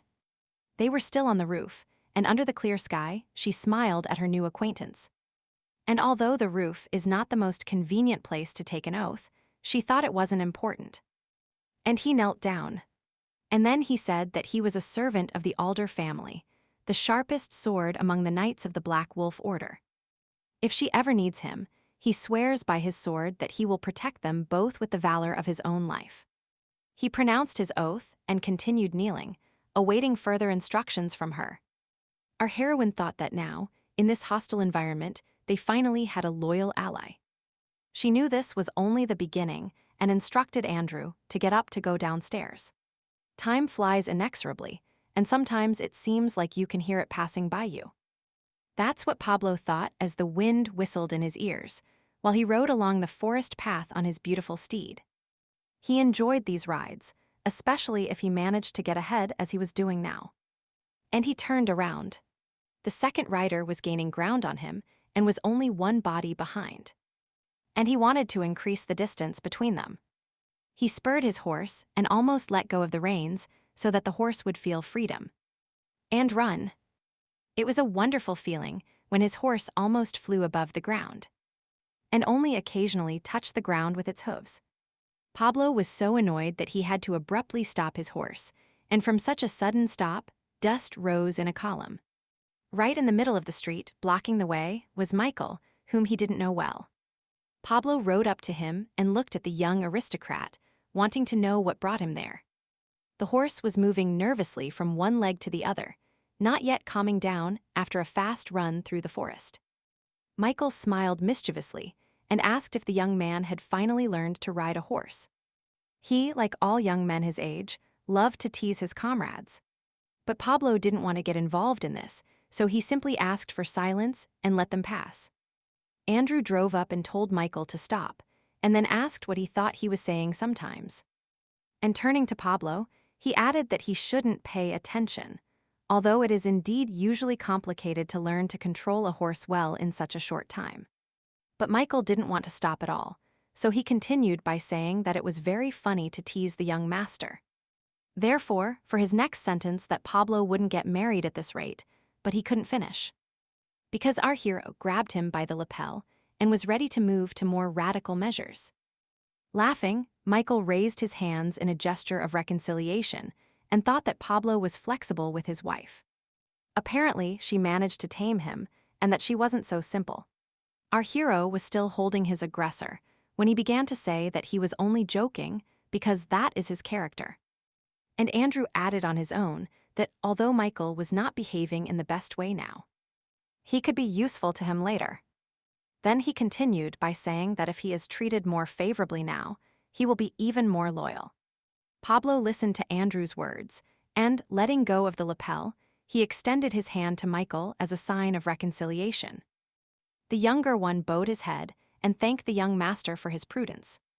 Pablo, although he was a hot-tempered demon, still saw no point in aggravating this situation. Some time ago, our hero was training with a sword when his wife began to talk about Andrew A. He was a little surprised that she was talking about him, and even that he had sworn allegiance. Therefore, he replied that there was nothing strange about this, because the Black Elder detachment was already directly subordinate to his family. Julia replied that this was true, but Andrew swore personal fidelity to both of them, and that was something else. And that he still has a lot to learn, and therefore, starting this weekend, he will go horseback riding with Andrew. He asked why so suddenly, and why horseback riding, to which he received the answer that she had a plan. Our hero remembered what his father said about Andrew, and called him a serious person and responsible. But Julia told him a little differently, that the young man was docile and affectionate. And indeed, Andrew turned out to be a very good teacher, who never got angry during these days, explaining everything to him several times. Perhaps it was the tact and determination of the young mentor that helped him master horseback riding so quickly. Everything seemed fine, and his communication with Andrew had improved, but for some reason, he didn't like it at all. The horses struck their hooves under their riders, and our hero was about to call his companion to continue training when he heard his name. On the nearest mound, the figure of Julia appeared, who came to visit them, and at the same time brought them a light snack. Andrew quickly jumped off his horse and ran towards her to offer her his help, because the basket of provisions could be heavy. When he approached, she replied that the load was not heavy, so there was nothing to worry about. But generally, she had come for another reason. But the young aristocrat still took the basket and explained that carrying heavy loads was a job for a lower class. Julia smiled and said that she didn't consider him one of those people, and that generally he and Pablo were the only ones she could trust. Pablo looked at this couple and understood with all his heart that she was the reason for his pain. He thought that he looked more like his brother than his husband, but Andrew was completely different. And he and his wife looked wonderful together. Somewhere deep in his soul, he understood that it was stupid to be jealous. But he couldn't calmly watch this idol. He spurred his horse, and it set off. Obediently, Pablo wanted to annoy his young mentor. After all, he is still Julia's husband, and he will not allow him to be with his wife. It is better to teach a potential rival a lesson immediately. Our hero threw his horse right between Andrew and Julia, which was a surprise to them. Having finished this maneuver, he stopped, the horse stood still, and Pablo said that there was still time to practice horseback riding today. Julia was annoyed. She didn't think her arrival would be like this, so she apologized to the young men. Pablo turned to Andrew and told him that he was done riding on the forest path, and that now he wanted to practice on the slope. He had no choice but to agree, as he didn't dare resist the will of the young master. So our heroine decided to say goodbye to them and invited the three of them to eat the provisions. And she still had work to do. This whole scene greatly amused Michael as an external observer. He saw the whole background of what was happening. And no matter how much Pablo tried to hide his jealousy, Michael assessed the situation as it really was. The young lady really had a very important matter that she had been postponing for so long. But it was no longer possible to move forward. She needed to make sure her assumption was correct, and she stopped at the rock. The same rock next to which they found the injured puppy, and which attracted her so much at that moment. She thought that if she could contact the forest spirits as before, then she wouldn't have to come here herself. She had an idea of what she might find at the top, but without checking, she couldn't say for sure. Julia gathered all her energy and propelled herself from the ground, floating in the air for a moment. She thought, according to her calculations, she should have enough mana to get there, and she began to walk confidently through the air. Everything goes up, and now she is already climbing steps towards her goal, which is already close. She felt the warm touch of the air and thought that if she guessed correctly, she could reconnect with the spirits. Upon reaching the top, our heroine simply floated in the air to enjoy the pleasant sensation. And then she easily stepped onto the rock, and she already saw the flower for which she had taken this path. She was happy to think that she hadn't been mistaken. In front of her was exactly the flower that could help her. It was gentle, and an almost invisible glow flowed around it, which fascinated with its splendor. She took Pablo for a walk in the forest, but didn't tell him where they were going today. It was a surprise. Therefore, at some point, he said that this was not the path she usually walked, and that it was too steep. To which she received the answer that this is also part of the training, because sometimes you have to choose the difficult path. They walked in silence for a while, but our heroine still needed to prepare her husband for what awaited him. Therefore, she asked about the fact that the Archduke would return in a couple of days. And therefore, she became interested in how the welcoming ceremony was going. Pablo became discouraged by such a question, but still answered reluctantly that what does he care? His uncle always does this anyway. She moved a little ahead and heard him say that the Count wouldn't invite him anyway, and that he himself didn't want to participate. Well, Julia suspected that the answer would be something like this, but she needed Pablo to change his mind about this matter. So she asked him about the fact that he doesn't love his father, to which he replied that it's not entirely true. Seeing that he was upset, she asked what could have upset or disturbed him. It was difficult for him to explain it to her. He posed the question in an annoying way and delved into the past. What once hurt him a lot. His father's words about what would happen if Pablo hadn't existed became a dark spot in his mind. Then he repeated quietly that this was not the point, but he couldn't find the words to share it with her. Julia had already studied her young husband well, so she decided not to dig into the wounds, but to try to come from the other side. And so that walking wouldn't interfere with the conversation, she stopped and said that the Pablo she knew was a kind young man. And gentle. She smiled at him with her most sincere smile and added that her husband always takes very good care of her. Our hero returned that it was her, and then fell silent again. It was clear that this conversation was difficult for him. Realizing this, Julia began to say that she was very sorry that only she knew such a Pablo. And she continued by saying that if other people, especially his father, could get to know his true self. Then, taking a step towards him, she asked if he remembered the story of a flower called parudum. He looked at her and replied that it was a lucky flower that blooms only once every 100 years. Deciding to continue their way, she turned around and said while walking that he was great. And he had a good memory. She thought it was time to address the main topic of today's conversation, and said that she had told him she had a plan. He continued the conversation with what he told her in class, that this flower has an important purpose, and it is given as a gift to those returning from the war. They were crossing a stormy mountain river when Pablo replied that this was simply an old tradition. Then Julia said she would see her father for the first time after the wedding, so why not give him this flower as a gift? Our hero listened to this proposal, but still did not understand the reason why he could do this. And his wife began to explain that the threat of imminent death no longer loomed over him, and when he will inherit the title of Archduke. And for this, he needs a reason, and the best thing is for others to start respecting him and loving him as she does. Then she added that if he gives this flower to his father, who, according to many, only exists in legends, the eyes of most people will be drawn to the parudum, but some of the more perceptive will also notice it. She continued by saying that they would also think that he was able to find what was considered only fiction. This is the perfect opportunity for him to let his bad reputation crack. Julia concluded her speech by saying that this fact would lead to him being recognized as the true heir of the Archduke. Our hero looked at his wife and thought that she was so inspired that he did not want to crush her hopes. But he had no idea how, because in his mind this flower was also just an old legend. So he asked how he would find it. During these conversations, they continued on their way, and when he asked her this question, she stopped, because they had already reached the top, and she happily told him not to worry. And she pointed to the flower. At first moment, Pablo even gasped. It was hard for him to believe what he saw.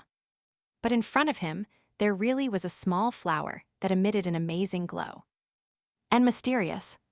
He approached to get a better look at this legend from past centuries and asked if it really was the parudum. And as she answered affirmatively, he immediately had another question, wondering how she found it. The young woman replied that she had simply been lucky, which was true. He looked first at the flower, then at her, and thought that he was actually lucky, and that she was incredible. And very sweet. Parudam is a flower that blooms once every century and accumulates the mana of the earth. So there is always a lot of magical energy around it. In this life, Julia received a gift at birth that allowed her to communicate with spirits. But because the world's mana had weakened over the last millennium, her connection with the spirits did not manifest clearly. Now she could restore it, thanks to the magical energy floating around the flower. Julia turned to her husband and told him that she could not interrupt the Parudam now. And he replied that he knew, because it would begin to fade. Then he wondered if he could manage to pick a flower just before the welcoming ceremony. It was a difficult question. He wanted to fulfill her wish and correct his reputation, so he replied that he would try. And she replied that if he wanted to reach this peak quickly, then he needed to remember the way well. Pablo agreed, and they decided that they needed to start training, and without postponing it for later. He started running back. In order to safely cut the flower in a few days and quickly reach the ceremony location. They trained every day. The day before the big day, Pablo knew the route perfectly, and his training allowed him to run in a short time. And now that the day of His Excellency's return has come, our heroine had high hopes for a successful outcome. Our young heroes discussed their actions several times down to the smallest detail. She reminded him once again that she knew what to do and that he should first try to go unnoticed by the servants. Their future destiny depended on the coordination of their actions and their diligence. So he promised himself that he would try. They touched their foreheads for support and mentally, once again, said everything they had planned. Julia conveyed her thoughts that she wished him luck, and her faith in him was almost unlimited. Servants' voices were heard from the courtyard, saying it was time to move. And Elga asked for a separate carriage to be prepared for them. Pablo put his hand on the windowsill to make it easier to climb up. This was the beginning of the journey. Sitting in the window opening, he looked back at Julia and thought that she had come up with the perfect plan. He wished her good luck again and added that they were not saying goodbye because they would see each other again soon. In the main house, everything was ready for the welcoming ceremony, and the black-cloaked knights lined up along the driveway. Count Tula had already taken his place of honor when the young woman arrived accompanied by a maid. George scolded our heroine a little for being late, but he did it more as a matter of form. Apologizing for being late, she hurried to take her place next to him so as not to attract the attention of others. The Count stated that Pablo again did not want to come, to which Julia explained that he had not been feeling well since the morning. This turn of events suited the uncle very well. Such stability in his nephew's behavior was an advantage for him. The trumpeters played their instruments, announcing that His Excellency was approaching the main gate. The young woman stood next to her uncle and was a little nervous because Pablo had very little time left. Now in the distance appeared the figure of Archduke Alder, who was gradually entering his domains. She had already seen him cover half the way, and his standard-bearers could be seen walking behind him. Her anxiety grew, and she thought that her husband must not be late under any circumstances. The young knight was in a hurry to reach the top. Moreover, he understood that he had little time for everything. His faith in him supported him, and he did not want to disappoint Julia, who was waiting for a small victory. The slope was getting steeper, but his training helped him get this far, almost without losing pace. But all the previous days were just preparation, and he was not so nervous then. But now his heart was beating fast. He remembered how, just before leaving, she handed him a pair of gloves. And she told him to put them on when he picked the flower. With their help, the Parudam would not wither in an hour. He also thought about how much his faith in him, his perception of the world, had changed. Just like his thoughts, which raced through his head, his legs carried him closer and closer to the goal. Very little remained, and through the century-old fir trees, the rock to which the forest path led could already be seen. He was in a hurry. The wind whispered in his ears, but then his peripheral vision caught something he did not expect. It was the tracks of a large bear, and next to it was a trail of blood, as if dragging a wounded animal. Pablo decided that he needed to look around so as not to be caught by a large predator during lunch. He sat down behind a tall tree and did not want to believe what he saw. The whole panorama opened up before him. In the middle of a small, snow-covered clearing, I saw a dead deer in front of me that was still bleeding. And on top of it was a large brown bear, but not only that, there was another one nearby but a little smaller. Our hero thought that it was the beginning of winter, and these bears apparently did not hibernate due to lack of food. He thought he needed to cross the river before these formidable predators sensed his presence. The goal was very close, but an unexpected obstacle made him think, and he looked up among the trees. Our hero was annoyed because he did not know when his father would return, but he could not remain inactive. So he decided that he needed to find another way by which he could bypass the unexpected obstacle. And he took a couple of steps, but it was a stupid move, and without looking at his feet, he stepped on a dry branch that betrayed him with a crack. This sound attracted the attention of the second bear that was waiting for its elder relative to eat. Pablo had no more time to think. He had to act immediately and save himself. And he hurried uphill with all his might to try at least to escape and save his life.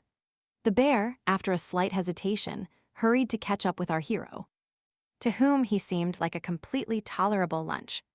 Turning around, the young master realized that he had not made the most thoughtful decision, because the predator was inexorably approaching. Pablo ran, but the breath of his pursuer had already reached him, and right behind him, the heavy steps of the giant could be heard.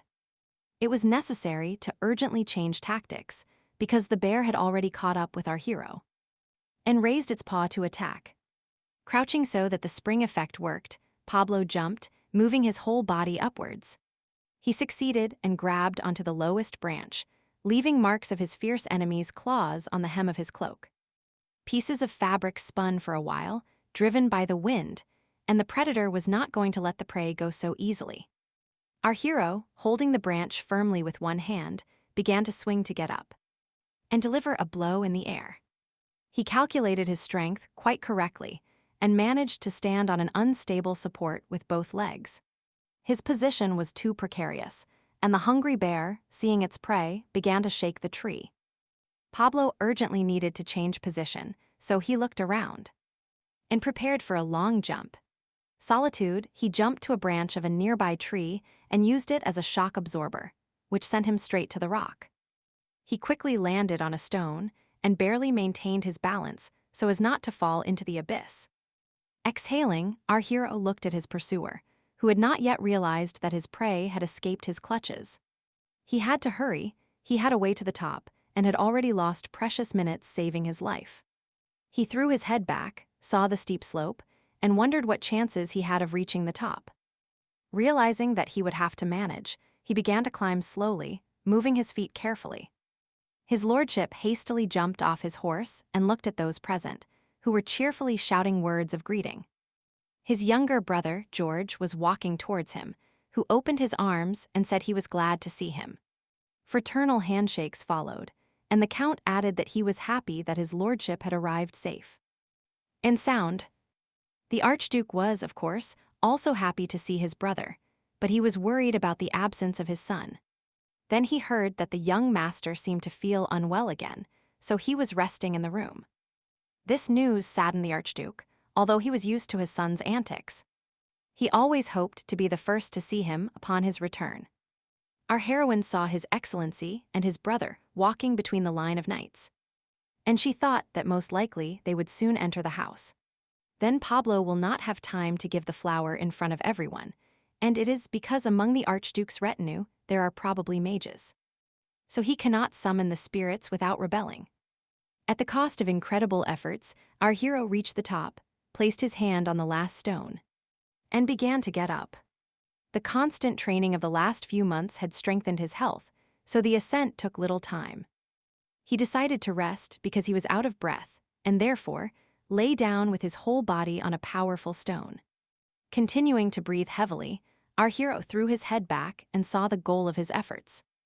The flower was where it had been when he and Julia were here, only now he saw it according to his position. At first he forgot about the gloves, but in time he remembered and putting them on. He began to pick one of the flowers. He wanted to pluck one as carefully as possible so as not to damage the second, which might still bloom. Having completed all these steps, he decided it was time to return. A lot of time had already passed overcoming obstacles. He ran along the already familiar path and thought that now was not the time to think if someone would notice him. Before his eyes, a view of their small house where they had spent the last few months together had already opened up. Running into the courtyard, our hero saw that the stable boy had just brought out his favorite horse. And the decision came by itself. The unsuspecting young servant turned around and saw the young master running towards him. Pablo quickly took the reins and jumped onto his horse. This was the easiest way to quickly reach the main house. But the horse did not wait for the departure and, backing away, reared up. Our hero let go of the reins. Then, having calmed down, the animal beneath him began to obey. Then he pulled the reins again and let the horse gallop, leaving only clouds of dust behind him. The groom remained standing confused in the middle of the courtyard, not knowing how to react to the young master's actions. Our heroine needed to keep the Archduke in the courtyard longer, so she curtsied and greeted him. His lordship asked her if she had had any difficulty settling into her new home. And he heard in response that she had adapted to many things by helping Pablo. Then the Archduke became sad again. The Count watched this scene closely and did not want this conversation to continue in front of everyone at all. Therefore, saying that Pablo never left due to health problems, he suggested discussing all this inside the house. The Archduke heard the knights behind them not letting the unknown pass, and trying by all means to stop him. Like a true warrior, he drew his sword and prepared to defend the inviolability of his estate. Only our heroine guessed who could be breaking into the welcoming ceremony with such insistence. Pablo drove his horse at full speed, and although the main estate was a stone's throw away, he did not slow down. He thought that the welcoming ceremony was probably already over, but he still had to hurry. The gate guards were performing their daily duty, but today they had to be especially careful. Therefore, distant exclamations and the noise of hooves did not escape the attention of the observant guard. He looked in that direction and saw a racehorse on the road, as well as a traveler left in a cloud of dust. Advancing, the brave guard demanded that the rider stop and show his invitation. But our hero was in too much of a hurry to introduce himself and waste his precious time on it. The horse along with Pablo quickly jumped over the guard and continued running, leaving them to get up from the ground. They quickly came to their senses, and the guard was already blowing his whistle to warn the next ones. The young knights of the order were the first to react, as they were closest to the main gate. Because of the dust raised by the horse's hooves, it was very difficult to see the rider at such a distance. The knights gathered their ranks, and Andrew asked everyone to defend his lordship. The Archduke realized that he had defenders even without his direct participation in this brawl. So he sheathed his sword. Andrew ran and, brandishing his sword, shouted at the newcomer to stop immediately. Pablo had no choice but to jump off his horse and defend himself with a sword in his hands. But first he said Andrew's name. And only then, recognizing his master, did he order the others to lower their swords and stop panicking. He announced that in front of them was the son of Archduke Alder, and that everyone should make way, thus clearing the path. Our hero did not waste time, and after jumping back onto his horse, hurried to move on, leaving only the cloak developed by the fast gallop. He could no longer hear what was happening behind him. He was lost in the sound of hooves. Julia had been waiting for her young hero for several minutes. She had no doubt who was responsible for the noise at the gate. She thought that in such a situation, when all eyes were on the rider, the mages would not notice how he was summoning the spirits. She wanted them to help Pablo make a spectacular appearance, so that those present would remember this day for a long time. As our heroine recharged with the magical energy of the flower, the spirits listened to her. They surrounded him with an incredible glow, invisible to the eyes, but felt by everyone present. When Pablo pulled the reins to stop the horse, it reared up again. From such a sudden stop, it continued to radiate this internal energy as it sank into the ground. But his path was blocked again. The inner guard did not let him pass immediately, but only after the order of His Excellency. Now our hero could not hurry, but approach his father with all the dignity he had by birthright. Only a few steps remained before the Archduke, so Pablo calmed down internally to deliver the speech he had prepared. Young Alder approached his father and, greeting him, added that he was very happy about his safe return. In sound, His Excellency was sincerely surprised by such an unexpected, but so pleasant change in his son's behavior. But this greatly worried his younger brother, who was closely watching the scene. Then George cast his inquisitive gaze at Julia, who, on the contrary, was completely calm. However, this was only the prelude to the main action, because Pablo took out a bag and said that he had brought a gift. And opening it in his palms, he showed his astonished father the gift that every father dreams of. The Archduke thought to himself that in front of him was a flower with translucent petals, and coldness emanated from it. He asked if it was a parudum flower, and his son, kneeling, replied that grace would never abandon him. The astonished father accepted the gift from his heir, and could not express in words the feelings that excited him. He was still choosing appropriate phrases when the flower began to melt from the heat of his hands. And after a couple of moments, it turned into water. People knew little about this legendary flower, as all knowledge about it was lost in recent generations. But the legend remained, thanks to which the fighting spirit was raised in the souls of the soldiers. And Michael shouted eternal glory to his lordship. Andrew looked at his companion at first a little surprised, but then he couldn't help it. Feelings overwhelmed him. He supported him and, raising his hand, said inspiringly that eternal glory to Archduke Alder. And after a few more moments, many hands were raised, and shouts of eternal glory were heard from all sides. This turn of events surprised even the main culprits of this welcoming ceremony. Pablo glanced at Julia, and from her appearance, it was immediately clear that she was happy. No one was looking at her except him, so she smiled, not hiding her feelings. She understood that this was the first step towards implementing the plan. However, the ceremony passed, and night fell, although many years later they would talk about what happened today. The owners of the house rested for a while, and then gathered in the dining room for dinner with their families. Music was heard from downstairs, but dinner was not yet served, and a painful silence reigned at the table that no one interrupted. The Archduke looked around at everyone and thought that it was necessary to somehow revive this feast before it turned into a sleepy kingdom. Pablo and his young wife were also silent according to tradition. They should not start the conversation. And Julia even thought that it had been a long time since she sat at the table in such an uncomfortable silence. The tension grew, and finally the owner of the house addressed his son. He found a topic for conversation. Calling the heir by name, he drew his attention and continued that during the time he was away from home, his son had grown noticeably. But above all, the Archduke was concerned about such dramatic changes, so he asked how long ago Pablo learned to ride a horse so skillfully. And when he heard the answer recently, he said that it was an interesting fact that he probably had a good teacher. Our hero said the last word to the teacher and immersed himself in his thoughts, in which there was only her, his wife. His Excellency expected an answer, which they were in no hurry to give, but still he was impatient. He continued to wait, while his son thought that this was not what he needed to think about at that moment, but that he needed to come to his senses. Having descended from heaven to earth, Pablo said that he had been studying with him, and that Andrew was capable and noble. The Archduke was satisfied with this choice, so he added that Andrew showed great promise as a knight. But he also turned out to be very good as a teacher.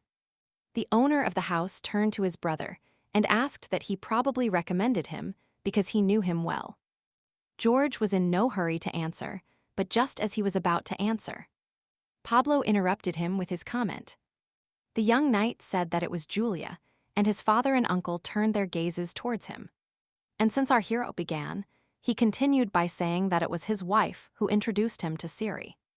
In the Great Hall, on the occasion of the Archduke's return, a ball was held where guests danced.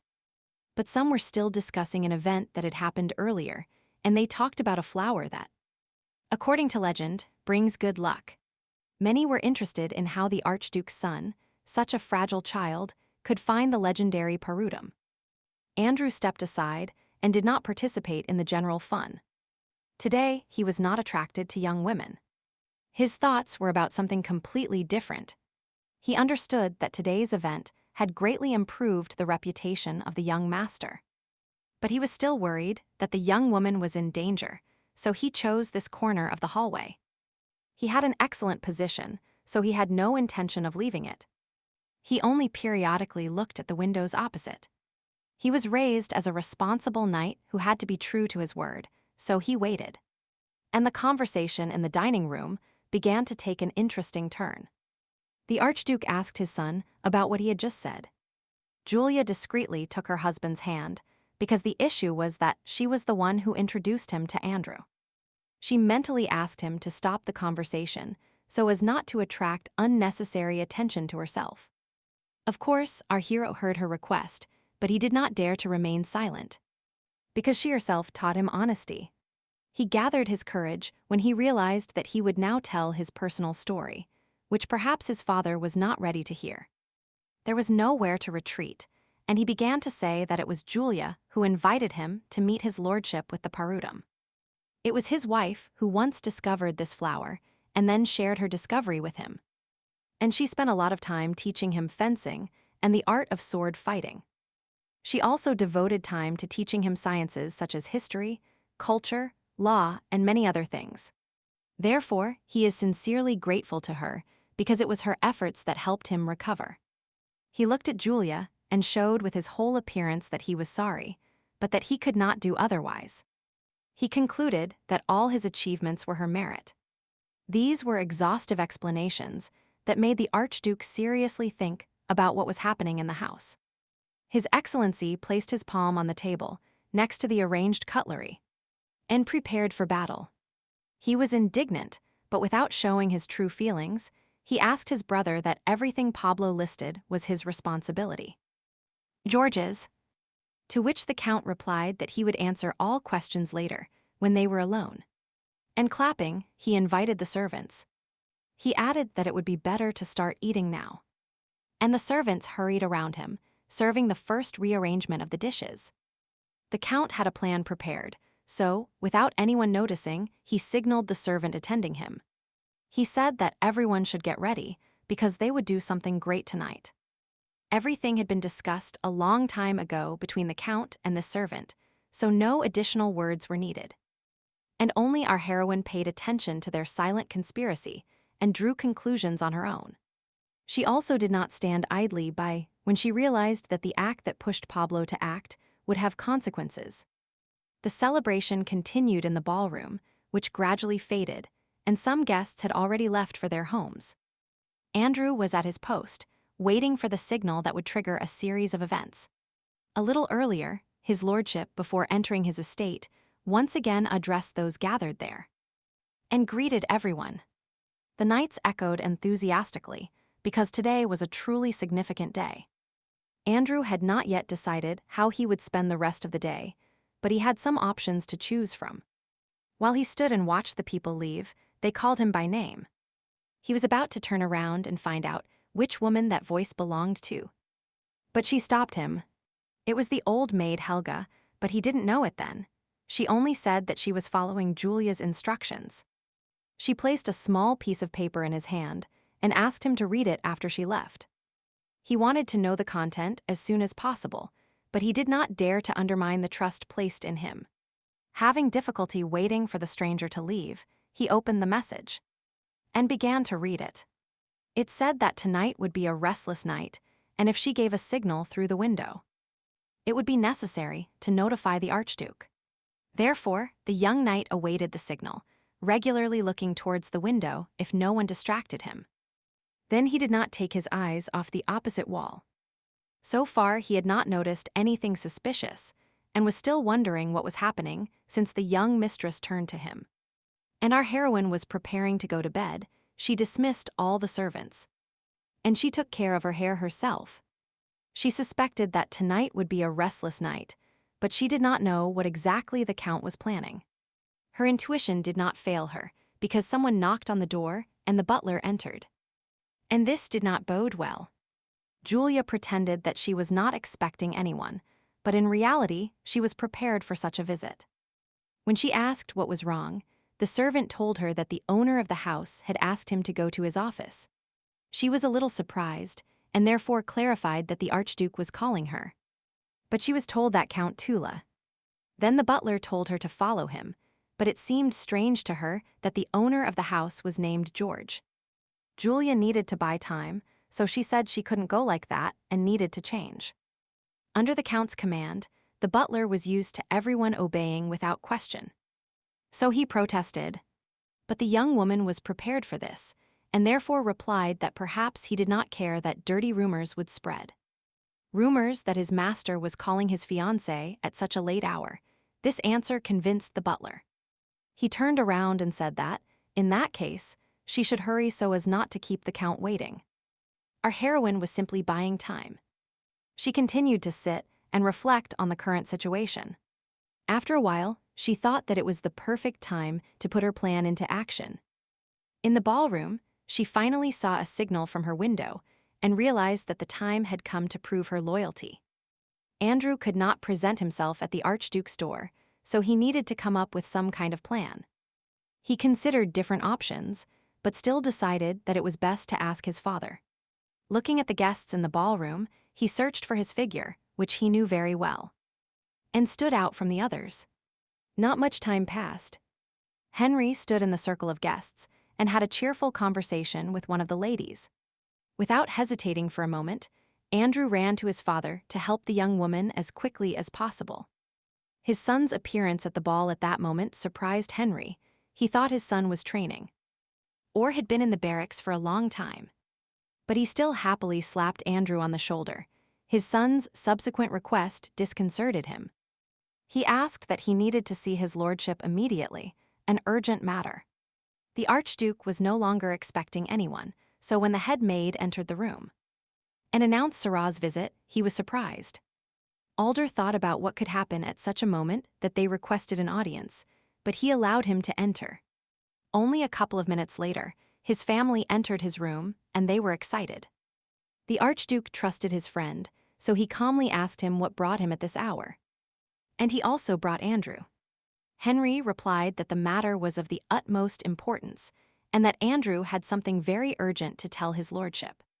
The excitement was also transmitted to the Archduke, so he asked to be told everything immediately. Andrew took a couple of steps forward and reported that the Archduke's son and his young wife were in danger now.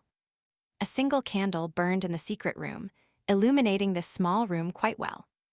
Count Tula and his mercenary were alone in it, but the master was expecting a guest. And she was late. He was already irritated by this fact, but finally the door opened, and the butler let Julia in. Our heroine walked to the center, so that the candlelight would help her see the room they were leading her to. She asked him what his name was, and the Count replied that he was surprisingly very intelligent. The Count believed that she was completely at his mercy, so he cheerfully said that he thought she was a stupid girl, and that she dared to ignore him. Looking down, she replied that she was only doing everything in her power. And her father taught her that she had to defend herself. While the young woman was delivering the first part of her speech, George was pleased. He liked the obedience of others. But when she finished her speech, his opinion of her changed radically. He muttered that she was just a stupid hypocrite, and added irritably that she dared to deceive him, although he warned her. He calmed his anger a little, and then continued by saying that he could throw her off the cliff at any moment. The Count still believed that she would not be able to get out, and that he had influence, so he waited for her reaction. Having accepted this silent battle, she looked him in the eyes. She had her trump cards up her sleeve. And there was no need to rush. Andrew told the Archduke that Pablo and his wife were in danger, but also that they needed to find them quickly. His lordship trusted them, but now he could not believe the young knight's words. Then the young man said that he would tell everything he knew. It would be hard to believe, but he would only say what he himself saw and knew. This was said with such fervor that Alder simply could not ignore such aspiration. It was difficult for the young knight to say this, but he was forced to tell that he saw something that should not have happened. And Andrew began his story from the beginning, with the first time he saw the estate, which caused him a depressing impression that the servants of the house do not care about their masters. The fact that due to conspiracy, they did not inform the young woman that Pablo should not eat mushrooms. And in the end, how everything ended, with the fact that the young master, the Archduke's son, was exposed to mortal danger. This was unpleasant news, but his lordship still needed to know why these events were happening. Unfortunately, Andrew knew that his accusations would sound too strong. But he still said that the count was behind all this. The Archduke was beside himself, so angrily he asked to believe that his brother was harming his nephew. Andrew replied that it was difficult to believe, but that he was only saying what he really knew. And if he was wrong, he would have his head cut off for slander. And what if something happens to the young people tonight, and he, knowing it, does nothing? And stops choosing his words.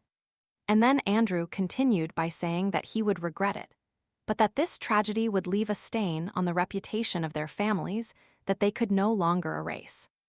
He finished his speech by asking his lordship to meet his brother and stop him. Alder walked around the room a little.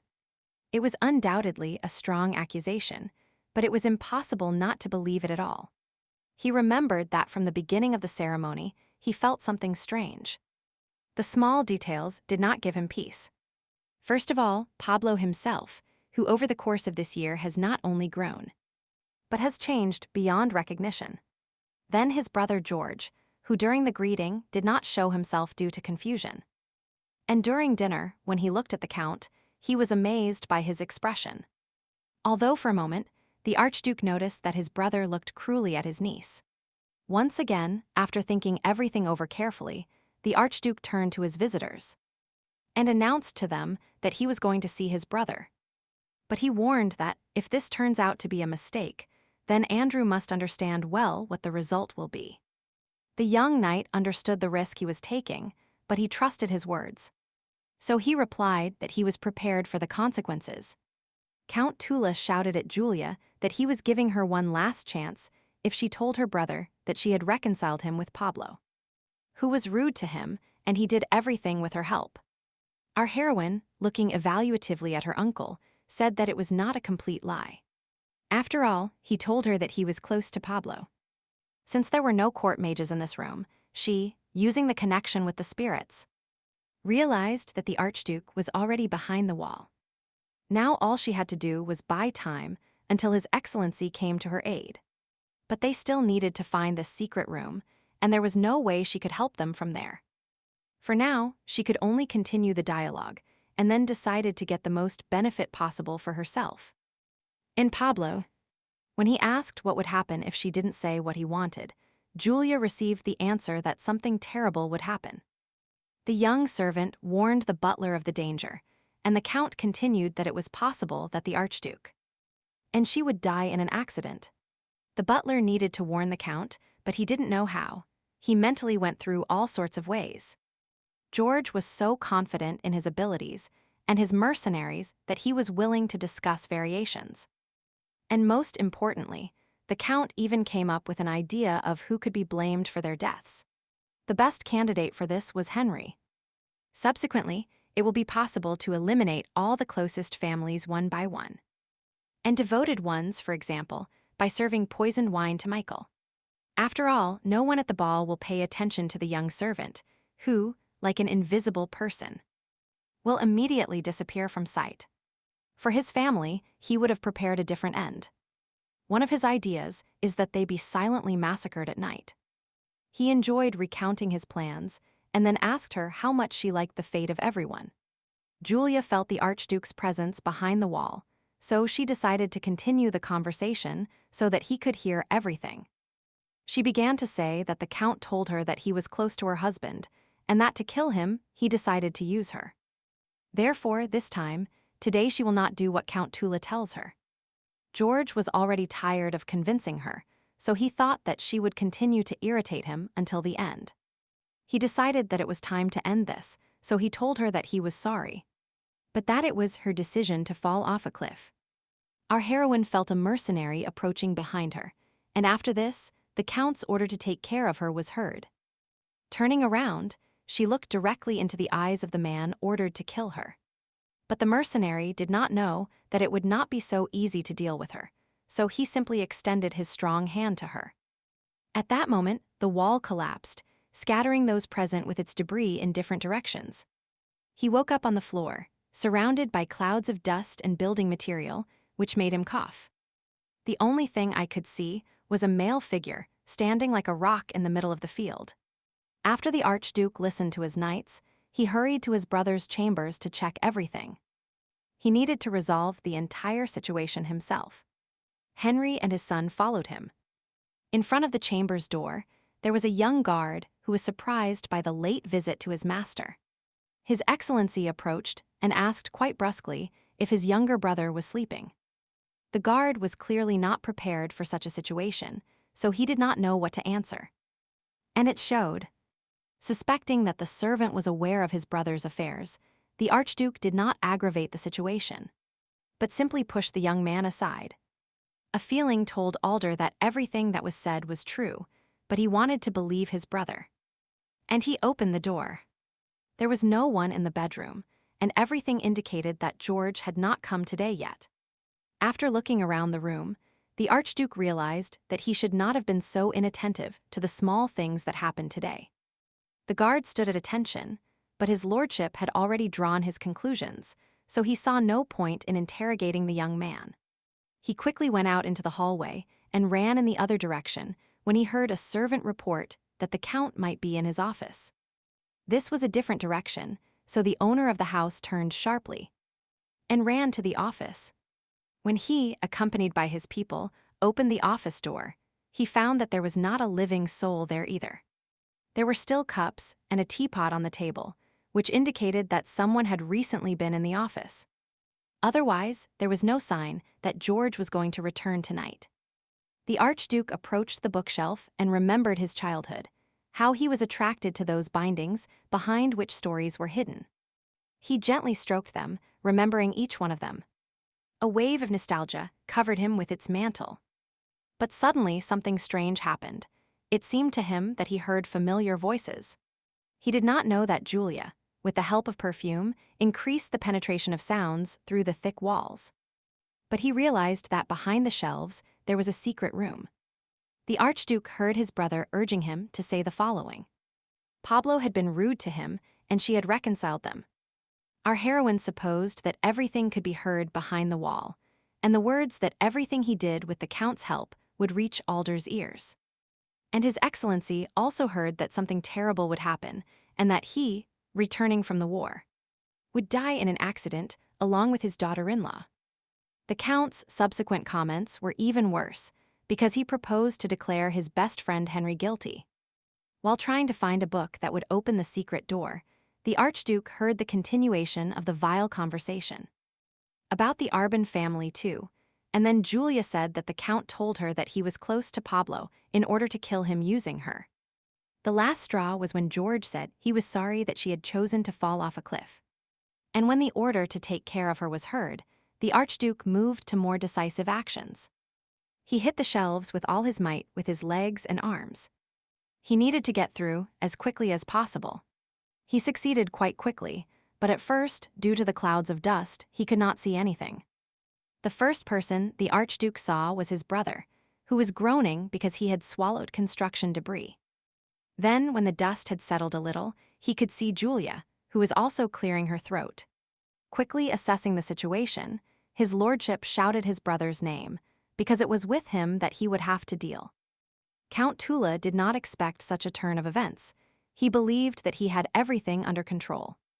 Without waiting for an order, the mercenary jumped up to defend his master, attacking the owner of the house. But the Archduke easily dodged the blow. And then, turning with his whole body, he delivered a crushing retaliatory blow to the solar plexus. This was enough to knock out the mercenary. He fell heavily to the floor and did not get up again. Julia knew that his lordship was a good warrior who defended the borders well. But he still took that blow. Having overcome the obstacle in the form of a mercenary, the owner of the house turned to his brother. Now it was his turn. George began to stammer that not everything was as it seemed, but the menacing shadow of his older brother already covered him. The Archduke was about to teach his brother a lesson not to misbehave in the future.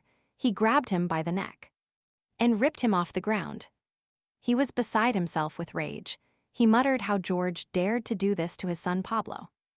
And then the blows followed, one after another, giving the impression that soon no damp spot of the Count would remain of you.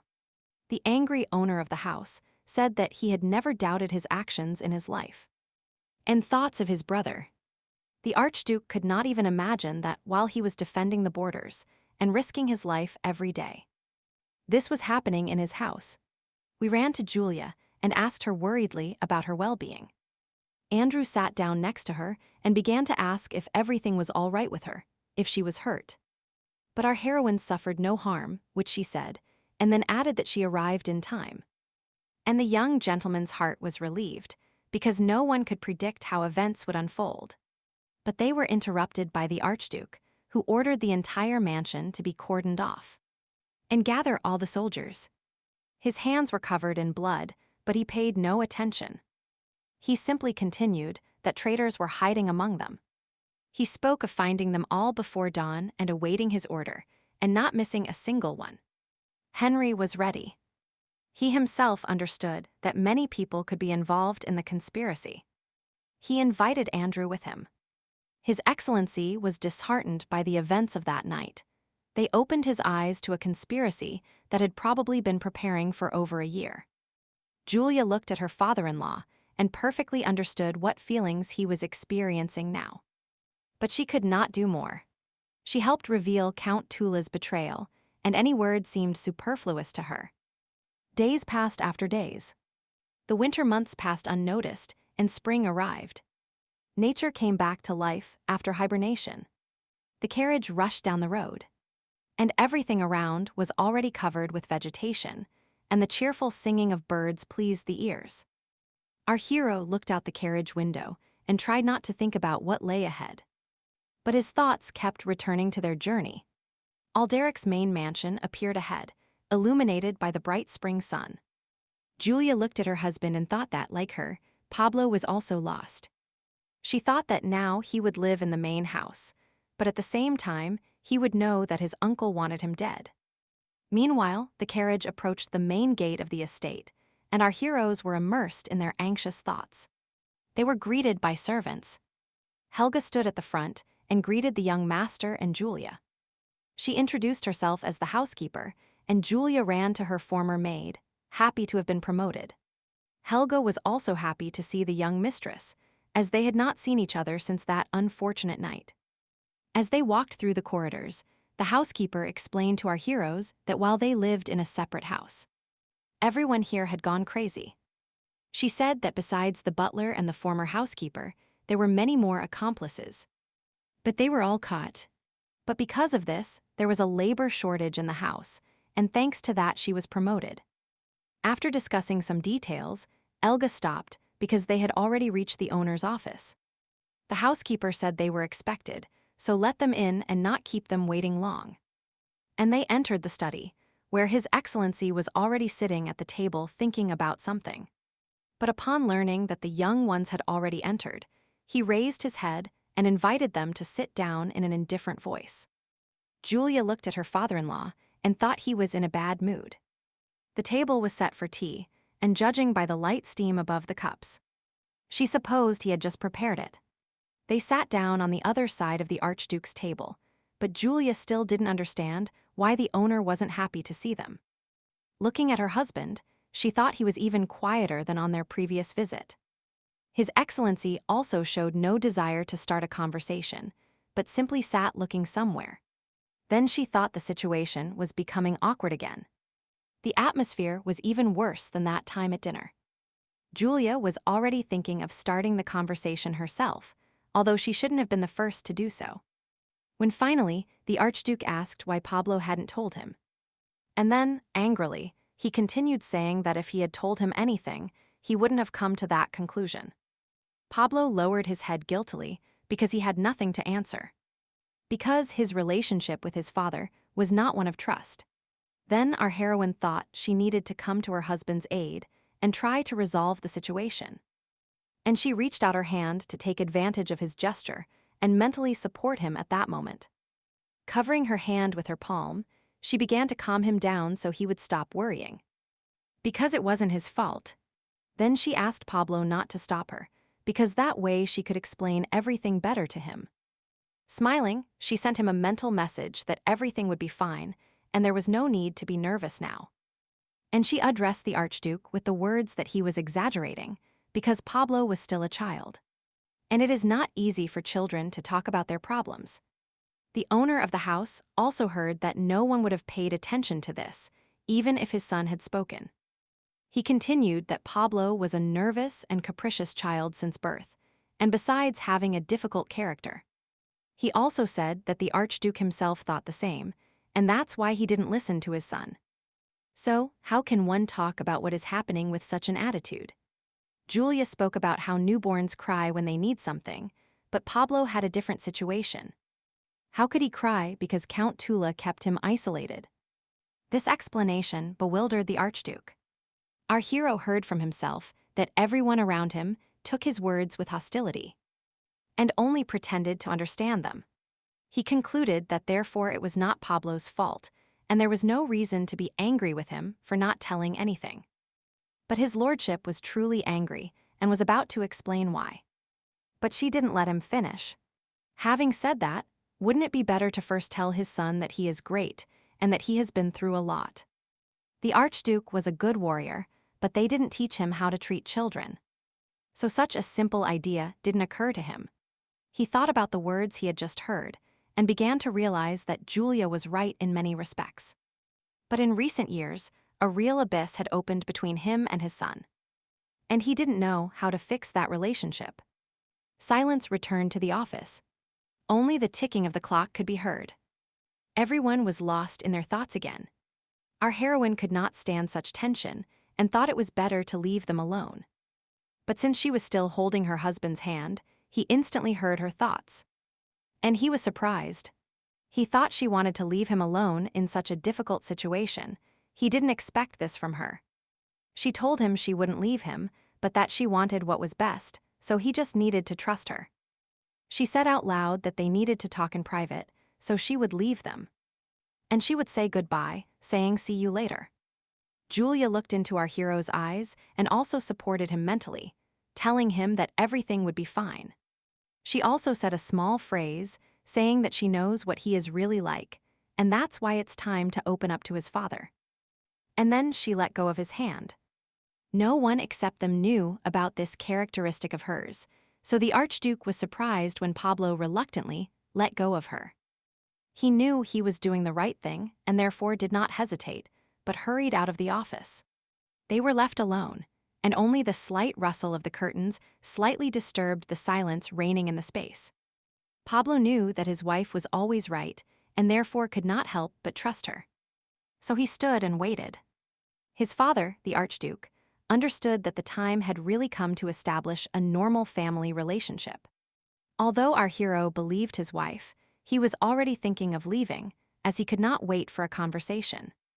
At that moment, the owner of the house called him by name and then got up and took a couple of steps towards him. He wanted to paternally embrace his heir and tell him his feelings that he had long feared to reveal. And as the father reached out his hand to his son, he was afraid, because he did not want to hear about his guilt for his mother's death again.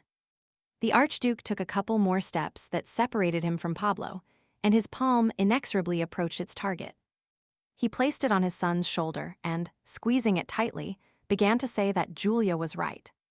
And although it was not easy for Lord Alder to utter words, he continued saying that Pablo was a great guy. And he managed to survive the difficulties. And then he warmly hugged his only son and felt the beating of his heart, which beat strongly in the child's chest. He thought he was very sorry and how he could atone for his sin to his son, and that even his whole life would not be enough.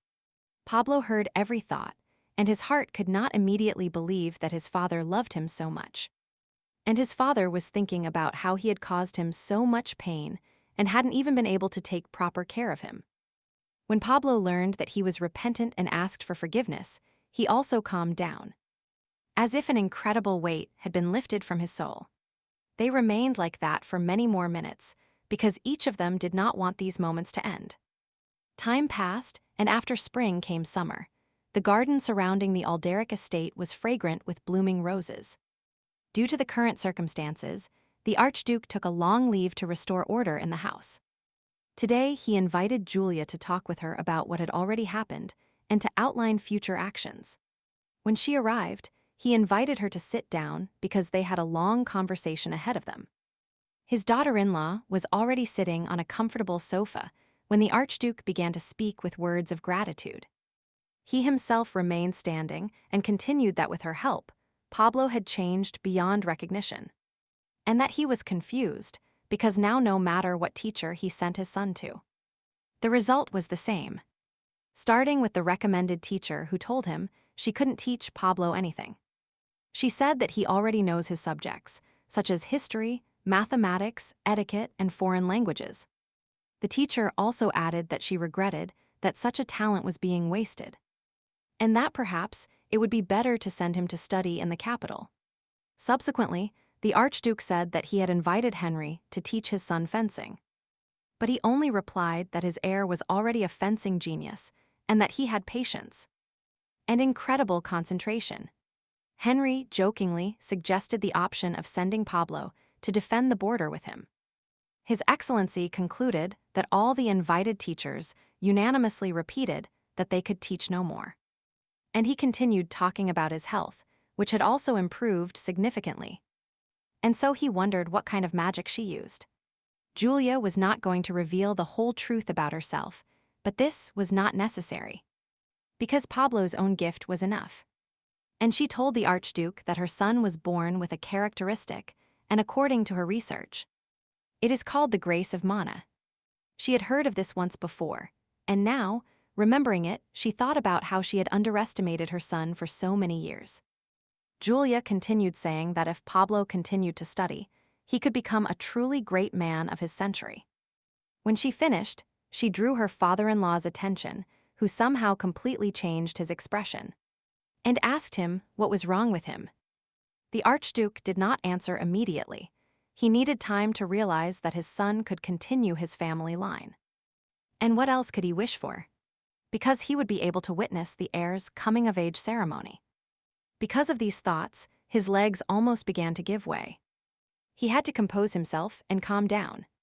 But still, he sat down so as not to fall in his daughter-in-law's eyes, and then continued the conversation, thinking that all this was just words, that everything happened thanks to her.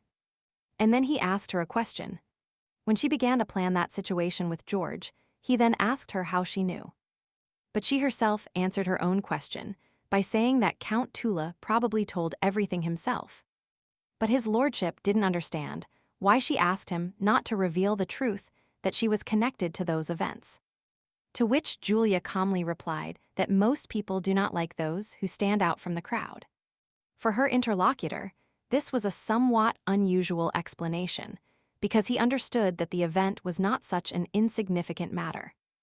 And he knew that with her help it was possible to achieve honor by looking at her. He also thought about whether she was really 17 years old. There was something surprising about this girl, and the Archduke paid tribute to his brother, that he had a good eye for people. And then he asked her if he could ask her an important question, and our heroine answered affirmatively. Alder said it was time for him to return to the border, and, as he saw, there were now no people left in the house whom he could entrust with the estate. And he continued that he had thought about it, and decided that she was the best candidate, so he entrusted her with the care of the mansion. Although this was a somewhat unexpected proposal, Julia still assumed that this might happen. The training ground was flooded with sunlight as the young gentlemen perfected their skills. The young warriors fought each other, using practice swords to avoid causing serious injury. Andrew was now paired with the young master. Their swords crossed, creating bright flashes of light under the sun. Each of them sought to show their skills and prove that they were worthy of becoming a true warrior. They fought with all the dedication they were capable of, demonstrating all their strength and agility. The swords whistled as they cut through the air. Andrew's movements were fast and precise. Pablo tried not to yield to his rival, but he trained a lot and was clearly stronger. Our hero thought this battle tactic was difficult for him, but he didn't want to give up because he is his father's son. With Julia, it worked differently, but now it was as if he was fighting that brown bear from the forest. He also thought that this was a very apt comparison. It was not for nothing that the young gentleman had a sonorous surname. Pablo once again raised his sword to attack. He was determined to defeat his opponent in this duel. But Andrew easily repelled this attempt. He was an experienced warrior and knew well how to defend himself against his opponent's blows. Their swords crossed, and when the young gentleman pressed a little, no matter how much Pablo tried, he could not withstand such pressure. The weapons screeched as they rubbed against each other, and our hero made an incorrect body movement and began to yield his position. A moment later, he knelt down to at least try to repel his opponent's strong attack. And then he realized that the outcome of this fight was already predetermined. He lost, so he asked to stop. This was a training match, so there was no point in finishing off the enemy. So Andrew put away his sword and extended his hand. Saying it was a good attack, he gave the young master a hand to get up faster. Grabbing Andrew, our hero began to rise from his knees and replied that he could not carry out the attack to the end. And in response, he heard that among his peers he had no competitors, but that it would be unwise to fight a stronger opponent. Henry approached and said that the day was approaching when his training with him would end. Because Sir Will was arriving, our hero opened his mouth in surprise, but then regained his senses and asked again if it was the same Will. Henry was amused and replied that it is not often that one has the opportunity to learn from a hero, whom everyone calls a fencing genius. And then he added that he even envied Pablo, who looked at his hand and thought about his abilities. Clenching and opening his fist, he thought to himself that at that moment he did not have enough strength to succeed in this field. He looked at Andrew with some envy and wondered if he could become stronger if he continued training with him. And at that moment, the young gentleman was having a refreshing drink, while Pablo continued to think that this young man has everything needed for a worthy warrior.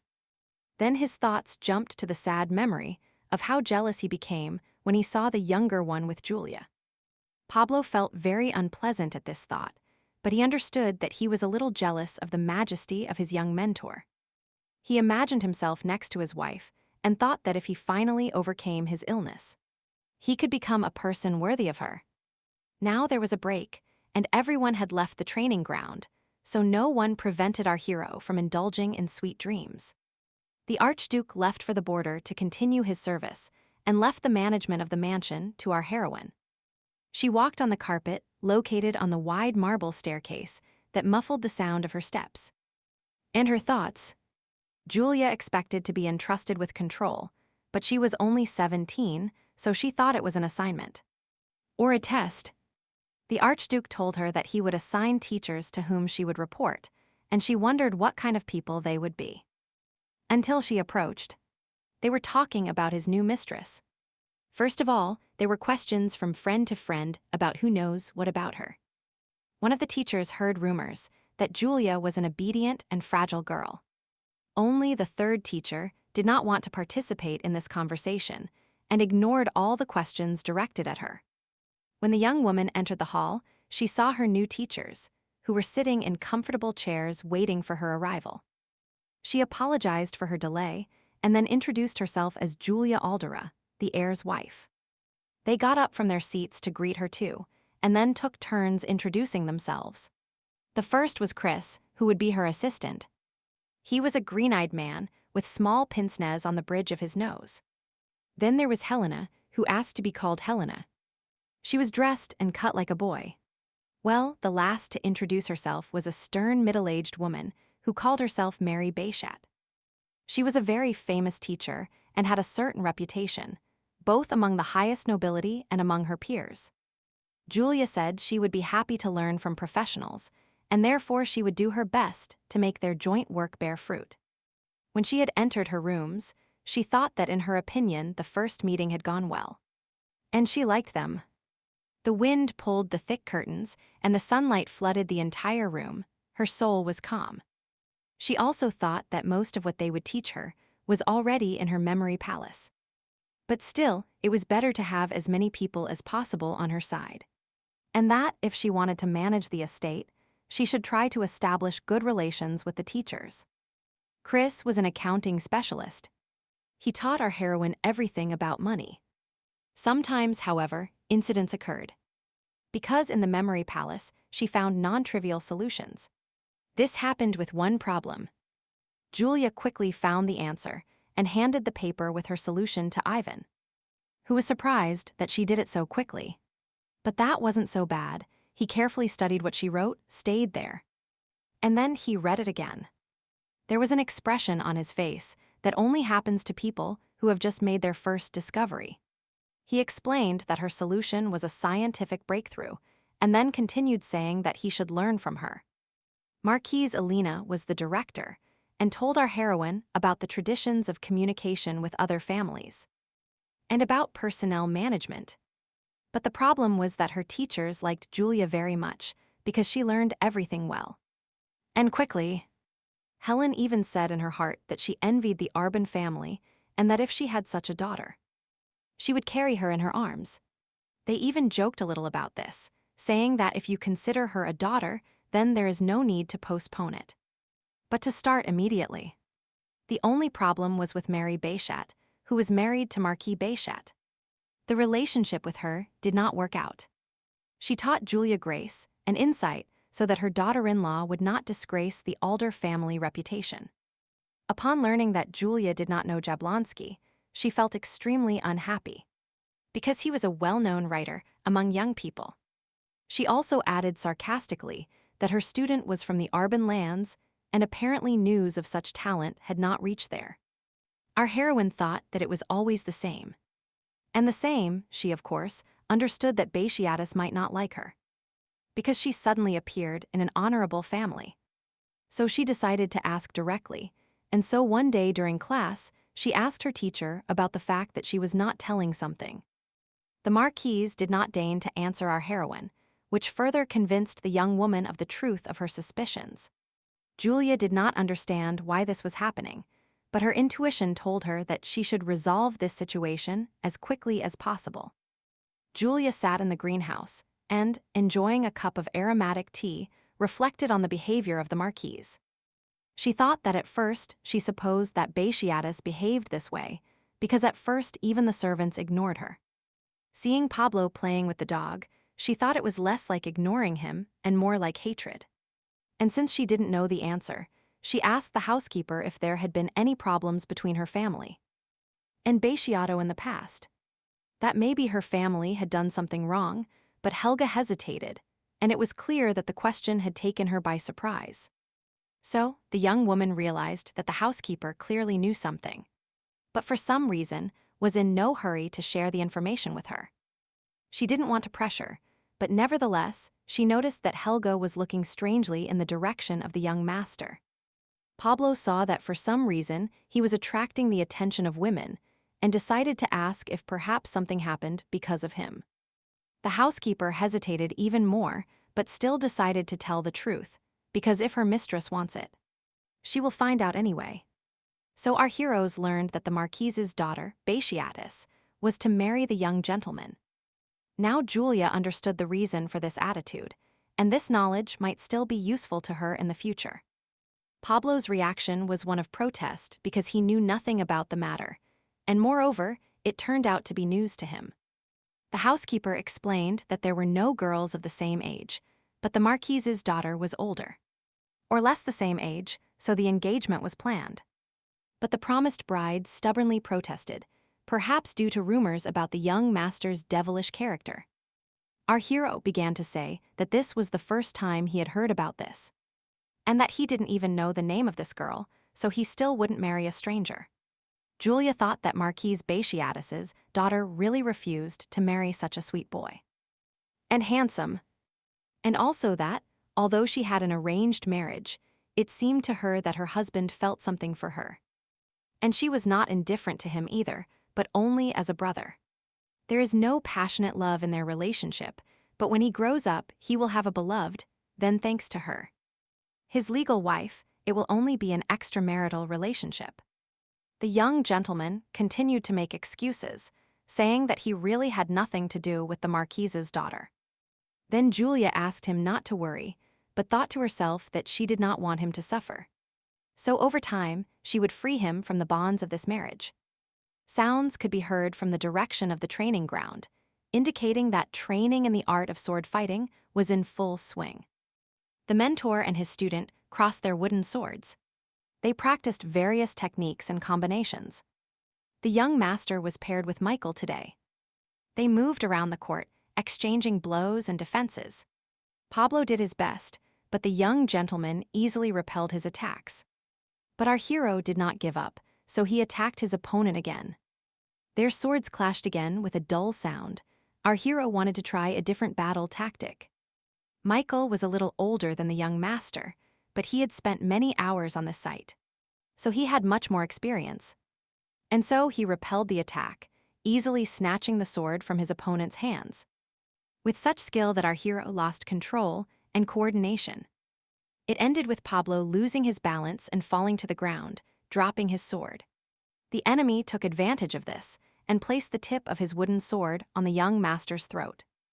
Michael was satisfied with the maneuver, so he jokingly asked our hero that. Apparently, he had defeated him. For Pablo, this loss was a strong blow to his pride, and Michael thought it was in vain to suggest he train with wooden swords. After that, perhaps the young master is used to using iron, and that for children his age, he has quick attacks. And accurate. He remembered that a couple of days ago Andrew asked to replace him in training with the young Alder, and explained it by saying that he needed to return home to his father, and that this was literally for a few weeks. He also warned Michael to be careful, and that if he underestimated his pupil, he ran the risk of falling into disgrace. The young gentleman decided to cheer up Pablo, so he told him that he had much better preparation than when he was his age.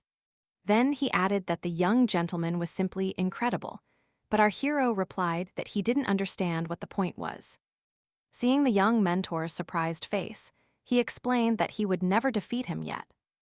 Our hero heard Michael's words that Andrew is really strong, and that constant training improves his physical fitness. Looking at the annoyed enemy, the young gentleman guessed the reason why he was angry, but still decided to ask directly why the young master wants to defeat Andrew. The reaction to the question was quite predictable, and Michael only needed one look to see the answer on Pablo's face. He understood that the young master was jealous, and therefore said that apparently our hero felt competition. Michael wanted to cheer up the young man, so he added that there was nothing surprising in this situation. After all, Andrew has a strong body, and besides, he was the one who helped the young mistress in a critical moment. And what a true gentleman, who is always by the side of a young woman whose husband is not. Our hero replied that among the Black Knights of Alizo, there is no one like Andrew. And how could he not care? Then, Michael said that they had sworn allegiance to the Alder family, so there was no need to worry about that. He noticed that his words did not convince the young master, and he was still worried. He even wanted to ask why. But Pablo had already gotten up, and, saying that the break was over, demanded to continue training. The young gentleman had no choice but to obey. He was even a little impressed by the master's stubbornness. After thinking for a second, he decided to invite his young pupil to continue his lesson with iron swords. And in the main house, the young woman was taking care of her own affairs. She had a meeting scheduled with merchants for today. Marquise de Bachiatus, with her arrogant attitude, told the young salesman to keep showing the merchandise. She said that she had prepared a cloth that would please the nobles, and that it had been brought from the distant lands of the East. The merchant began to paint the fabric, saying that the carefully sewn patterns, made in ancient style, looked exotic. Our heroine wanted to test the product by touch to better assess the quality of the offered product. She was, of course, allowed to touch, so the assistant approached and straightened the fabric so she could see better. Julia looked closely at the fabric and, touching it, thought it was pleasant, dense, and the color was beautiful. She, however, doubted that the fabric was actually brought from the East, but in general. She was satisfied with the quality. Therefore, she said that she liked it, and that's why she would accept it. To which the merchant cheerfully replied that the Alder family has a high status. But this did not please the Marquise, who began to scold the sellers, asked them how they dared to bring fabrics of such poor quality. He apologized and continued saying that, as a merchant, he could not miss the opportunity to show the entire range. He applauded that the assistants were in a hurry and added that he, of course, had prepared some more options. When the next item was presented, the merchant revealed that the fabric was created by the Millinol Guild, a group of artisans from the south. At these words, the Marquise cheered up. She was interested in this fabric, although the merchant continued saying that the product reflects the charm of the southern countries. Basciato asked the price because the structure of this guild was incredible, and received the answer that it was 3 silver coins per piece. That price offended the Marquise, and she asked if the merchant was really trying to fool the Alder family. He felt embarrassed and replied that he had no idea of doing such a thing, so he would give it up for 2 coins. The teacher asked to see other products and then turned to Julia and told her to look and learn, since the standards should be higher.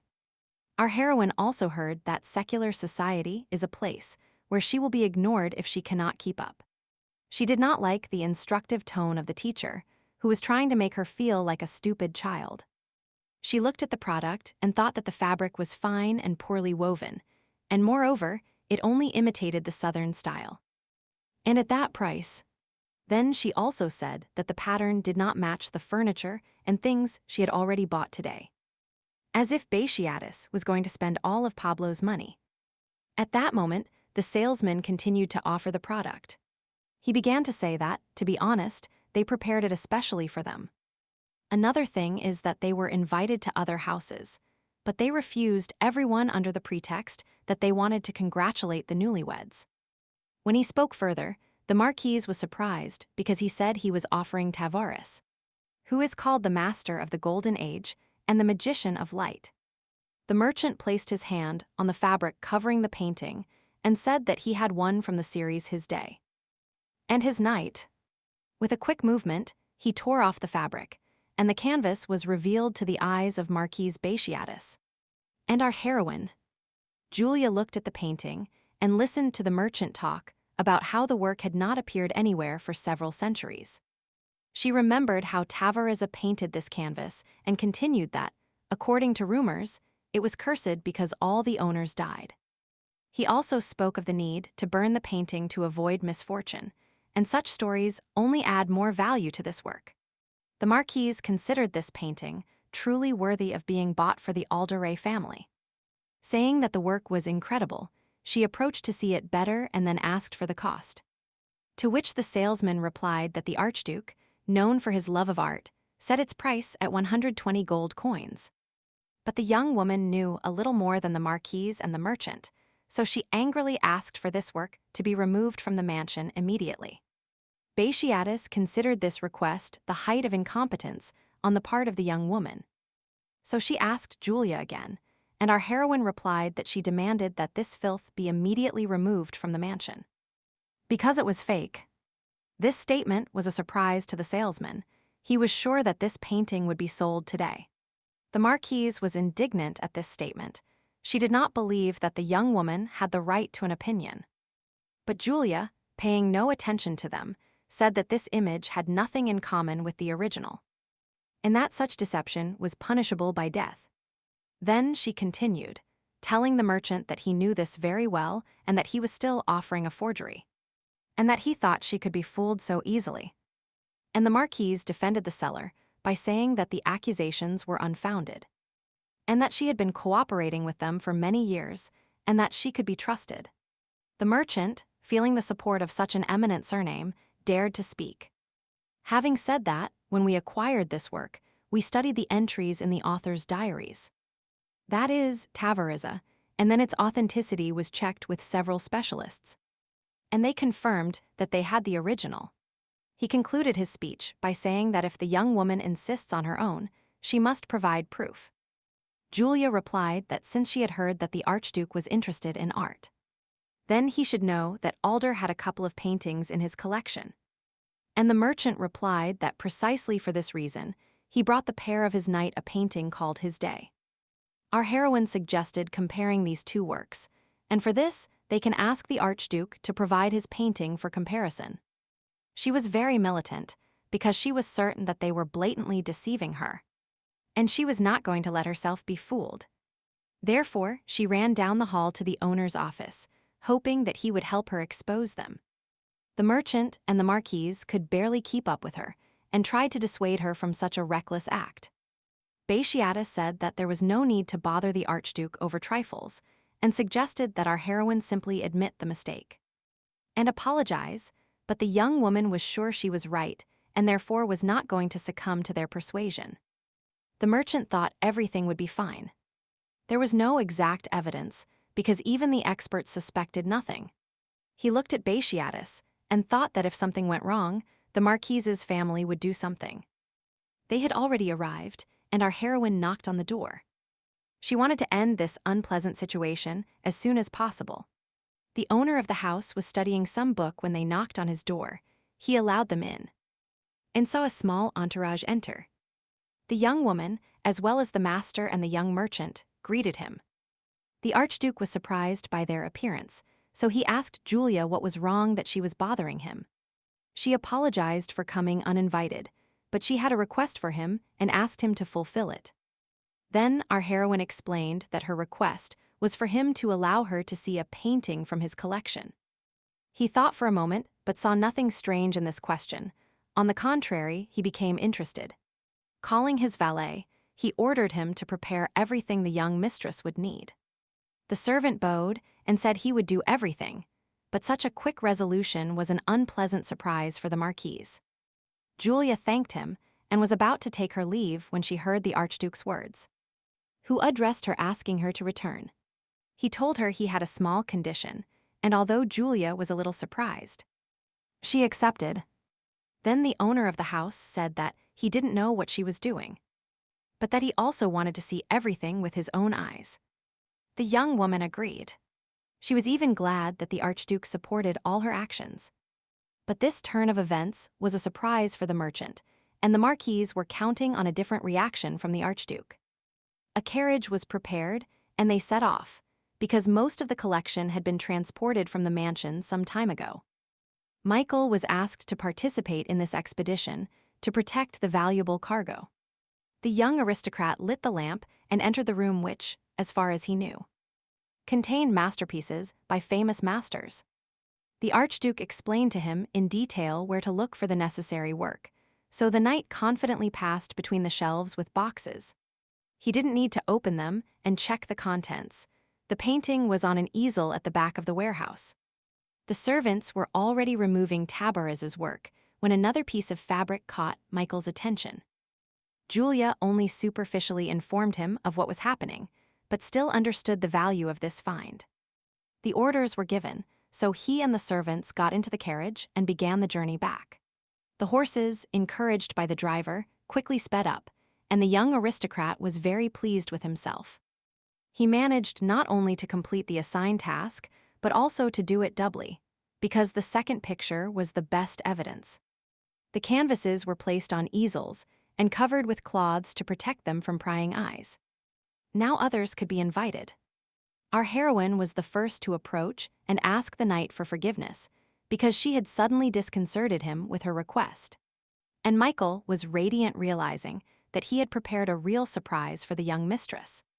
He told her that he had discovered something interesting and therefore brought another one, and then indicated for her to look. The young woman was intrigued, and without a moment's hesitation approached and lifted the cloth. What she saw was indeed a very interesting find. And now she could confidently invite the Marquise and the merchant. All the lights in the hall were turned on, and chairs were placed for the Archduke and Beatiato, who soon arrived. Everything was ready, and our heroine stood between the easels, but she was in no hurry to begin the exhibition. This behavior discouraged the teacher and the salesman a little, especially since there were two canvases behind her. The Archduke also didn't know what to expect now, but he was interested, so he asked to start. Julia tore off the covers, and both paintings of the diptych appeared before those present. And then she said that the artist did not sign his works. That's why many people know her as an author who leaves no trace, but that's not true. She asked them to look first at his knight and explained that at that time, blue was considered a noble color. And then they were made from dried insects that live only in the circles of the southern port. But now these paintings can be found at a low price and in any quantity. But they are no longer as rich. And referring to his day, she emphasized that if you look at it, you can see that the blue color it has is more muted. After this explanation, she turned to the salesman and told him that apparently he hadn't thought about it at all. The merchant hurried to say that this is her personal opinion and not an argument, especially since the authenticity was confirmed by experts. Such perseverance only angered our heroine, and she replied that she would show real proof. And having said that, she touched the canvas with the palm of her hand. She knew a secret that she was about to demonstrate. The servant objected and said that she should not touch the painting, but the Archduke stopped him with a gesture. Julia only needed to cast rays of light, and in a second, the canvas under her palm began to glow. Then it became brighter and brighter, and complete silence reigned in the hallway. Everyone wondered what would happen next. She calmly raised her hand. She could only wait because the process had already begun. Our heroine knew that this was an original painted during the Golden Age by a wonderful artist. And the canvas lit up so intensely that none of those present could see the image. No one expected such an effect. The Archduke, the knight, and the servant almost opened their mouths in surprise. The salesman could not hide his emotions. But the Marquise remained indifferent to this action. Only a few seconds remained before the deception was exposed, and then the young woman said that it had begun. All those who looked at the image at that moment had the impression that it was coming to life before their eyes. Instead of a still life with a book, they saw a three-dimensional image emerging from the canvas. But it was not yet clear what exactly it was. Gradually, it began to take human form, so those present held their breath. A real miracle happened before their eyes, because before their eyes, the figure of a young woman hovered over the painting. They looked and no one could utter a word, because for them, this was an inexplicable phenomenon. Even Marquise Beatiatus, who was distinguished from many by her moderation, almost gasped in the entire room. They were unaware that during the Golden Age, many discoveries were made that, unfortunately, fell into oblivion. Only Julia remained calm, simply recalling the first time she encountered the hologram. She used this word to name the invention of her friend, who was an artist and was named Tavarissa. It is true that our heroine, in her other incarnation, is not exactly a discovery. She had already read it in one of the books, but no one had used it like that. Tavarissa liked this name so much that she was ready to kiss her friend for the wonderful clue. The artist then said that it was a wonderful idea to be able to call magic something else. Our heroine replied that her friend was the first of the creators who knew how to combine magic and art. Then Tavares replied that she had always inspired her and that it was incredible. And in general, it was surprising that people like her existed. Then the artist smiled thoughtfully and continued saying that this painting was painted especially for her. So accept this gift. Julia looked again at the image that had so unexpectedly returned to her in this life. And then she said that this is why the artist was called the Magician of Light, and that she was unique.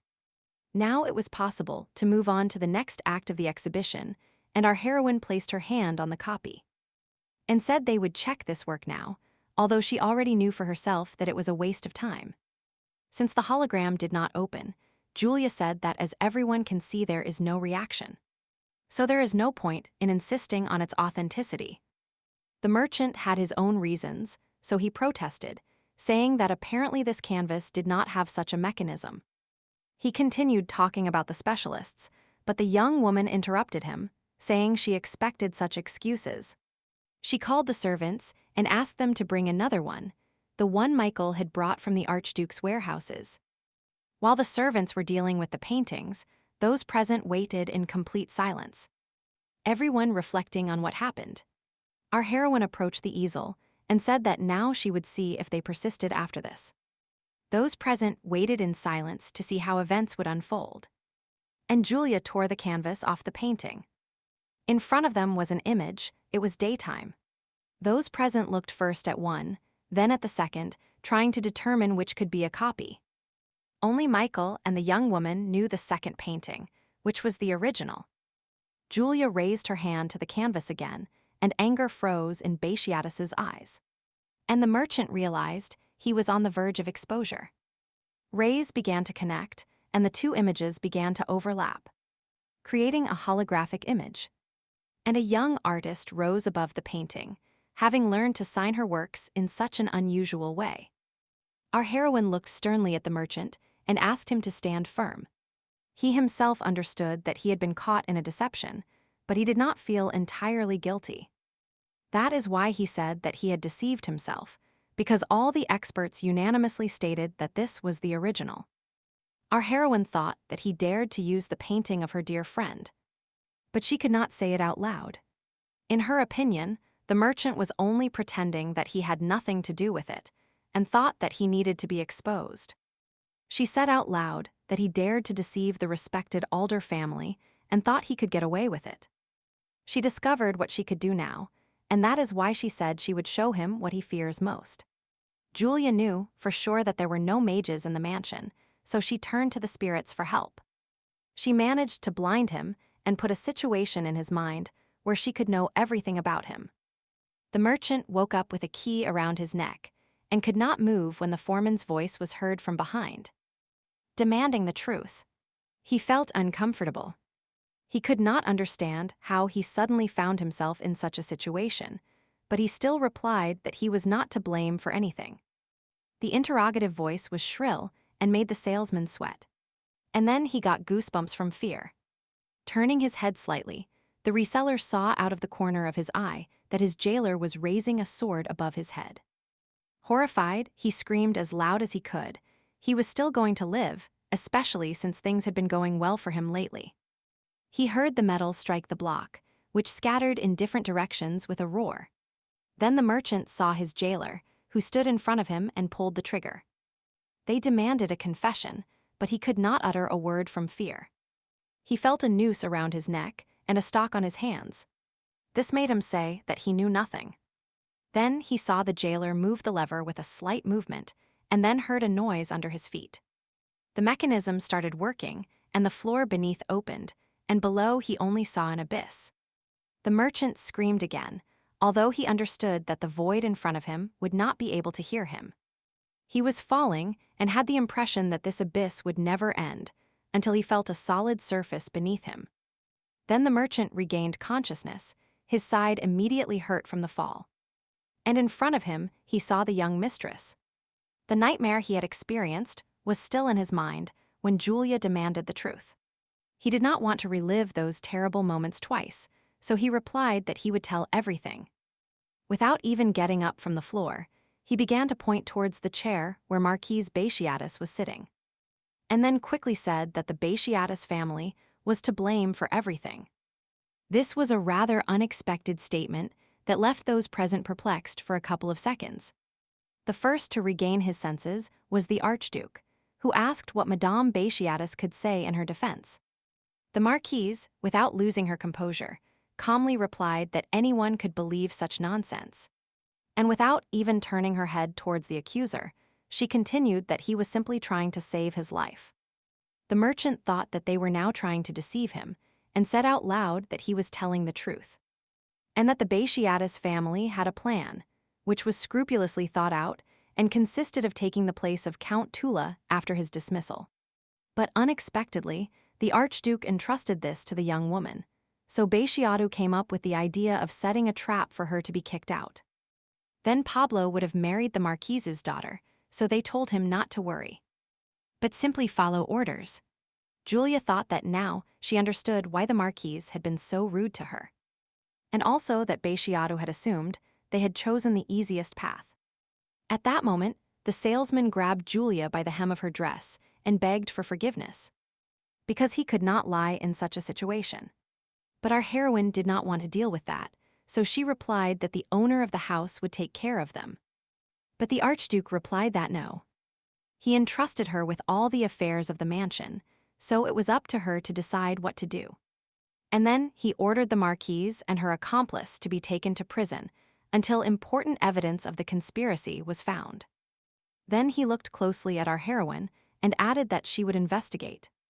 Of course, she understood that the Archduke would soon leave the house, and therefore, he might simply not have time to conduct a thorough investigation. But some doubts still tormented her, and walking in the garden, accompanied by the housekeeper, she thought. She did not quite understand why he had entrusted this investigation to her if it was really some kind of test. But suddenly she heard voices in the thicket. The maids were talking about her. And one said that the lady could not be wrong. Hiding behind a bush, she decided to look at those who were talking and then saw two girls arguing. One of them continued to say that the young woman would be incredible if she could uncover such a conspiracy. The second replied that Julia made a mistake because she did something like that from the beginning. She also added that the lady was in vain enduring such an attitude, and our heroine indicated to the housekeeper to remain silent. The first maid continued to defend her position, saying that being kind is not a crime, but using it is not good. And the second stood firm, replying that they were in the Archduchy of Alderich, and that she might appear as a weak lady in the eyes of other families. This statement had a cautionary effect on our heroine. She had never thought of herself this way before. The second maid completely forgot about caution and said that she did not perceive the young mistress as a mistress at all. The housekeeper reacted sharply to the next comment because it was about Julia being sold here. Although this was offensive to our heroine, it is better to know what the servants say about you. So she prevented Elga from acting.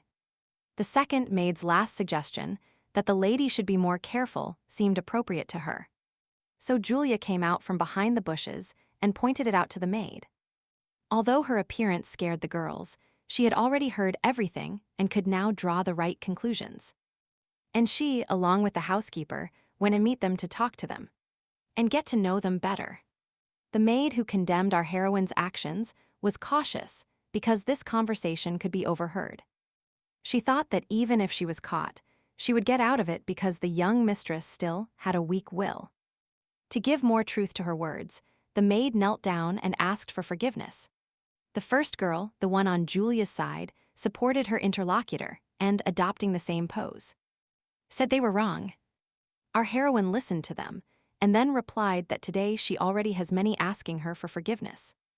And while thinking about her next words, she continued saying that she understood they had been careless. Then she added that if this continues and she forgives everyone, rumors of disapproval will spread.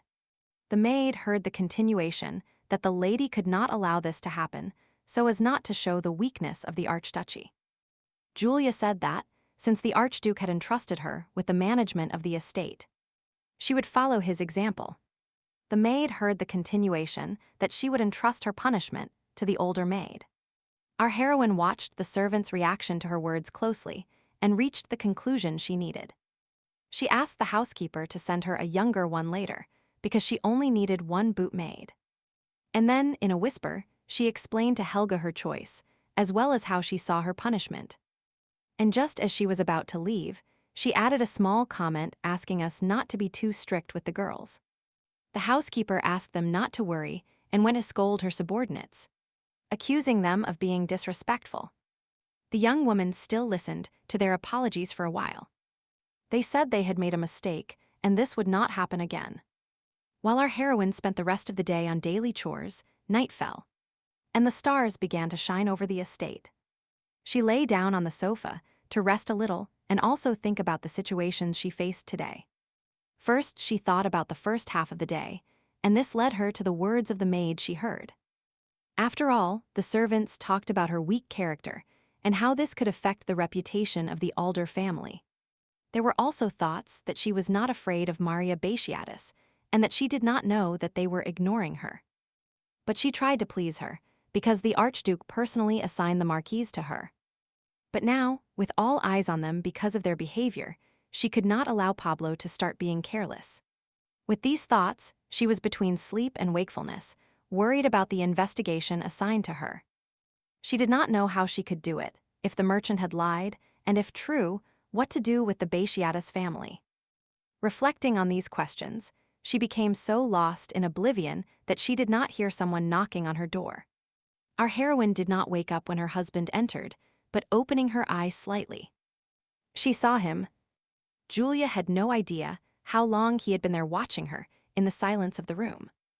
Pablo stood silently by her sofa and smiled thoughtfully at some of her thoughts. When she asked him how long he had been there, he replied with his own question. Because he was worried about her mood and if she was okay. Getting up a little, our heroine replied that she was fine, but her reaction indicated that she was worried. Moreover, she had the impression that the young master was very worried about something. She decided it was better to tell him everything right away, and not to waste time on words. She held out her hand to him. After all, holding his hand between hers, she would be able to hear all the thoughts she had today. He sat down next to her to make her more comfortable, and began to listen attentively to our heroine. Then, Julia briefly told him the events of that day, and he told her that he had heard everything.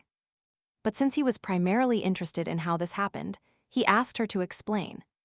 And she asked him where to start. And Pablo decided that it was best to tell it from the beginning. It would be easier for him to see the whole situation. At these words, our heroine thought that she could add visual images to her story. This way, Pablo could see the whole day with all its details, and no detail was hidden from him. Even with such an unusual presentation approach, it took a long time and therefore. The candle gradually went out. The first thing she said was about the maid who needed to be fired, and she replied mentally that Elga had already taken care of it. Then he continued saying that it was not her fault, but that Baciato should think carefully about his behavior. And if this happens again, he will find out himself and she will have to be with him.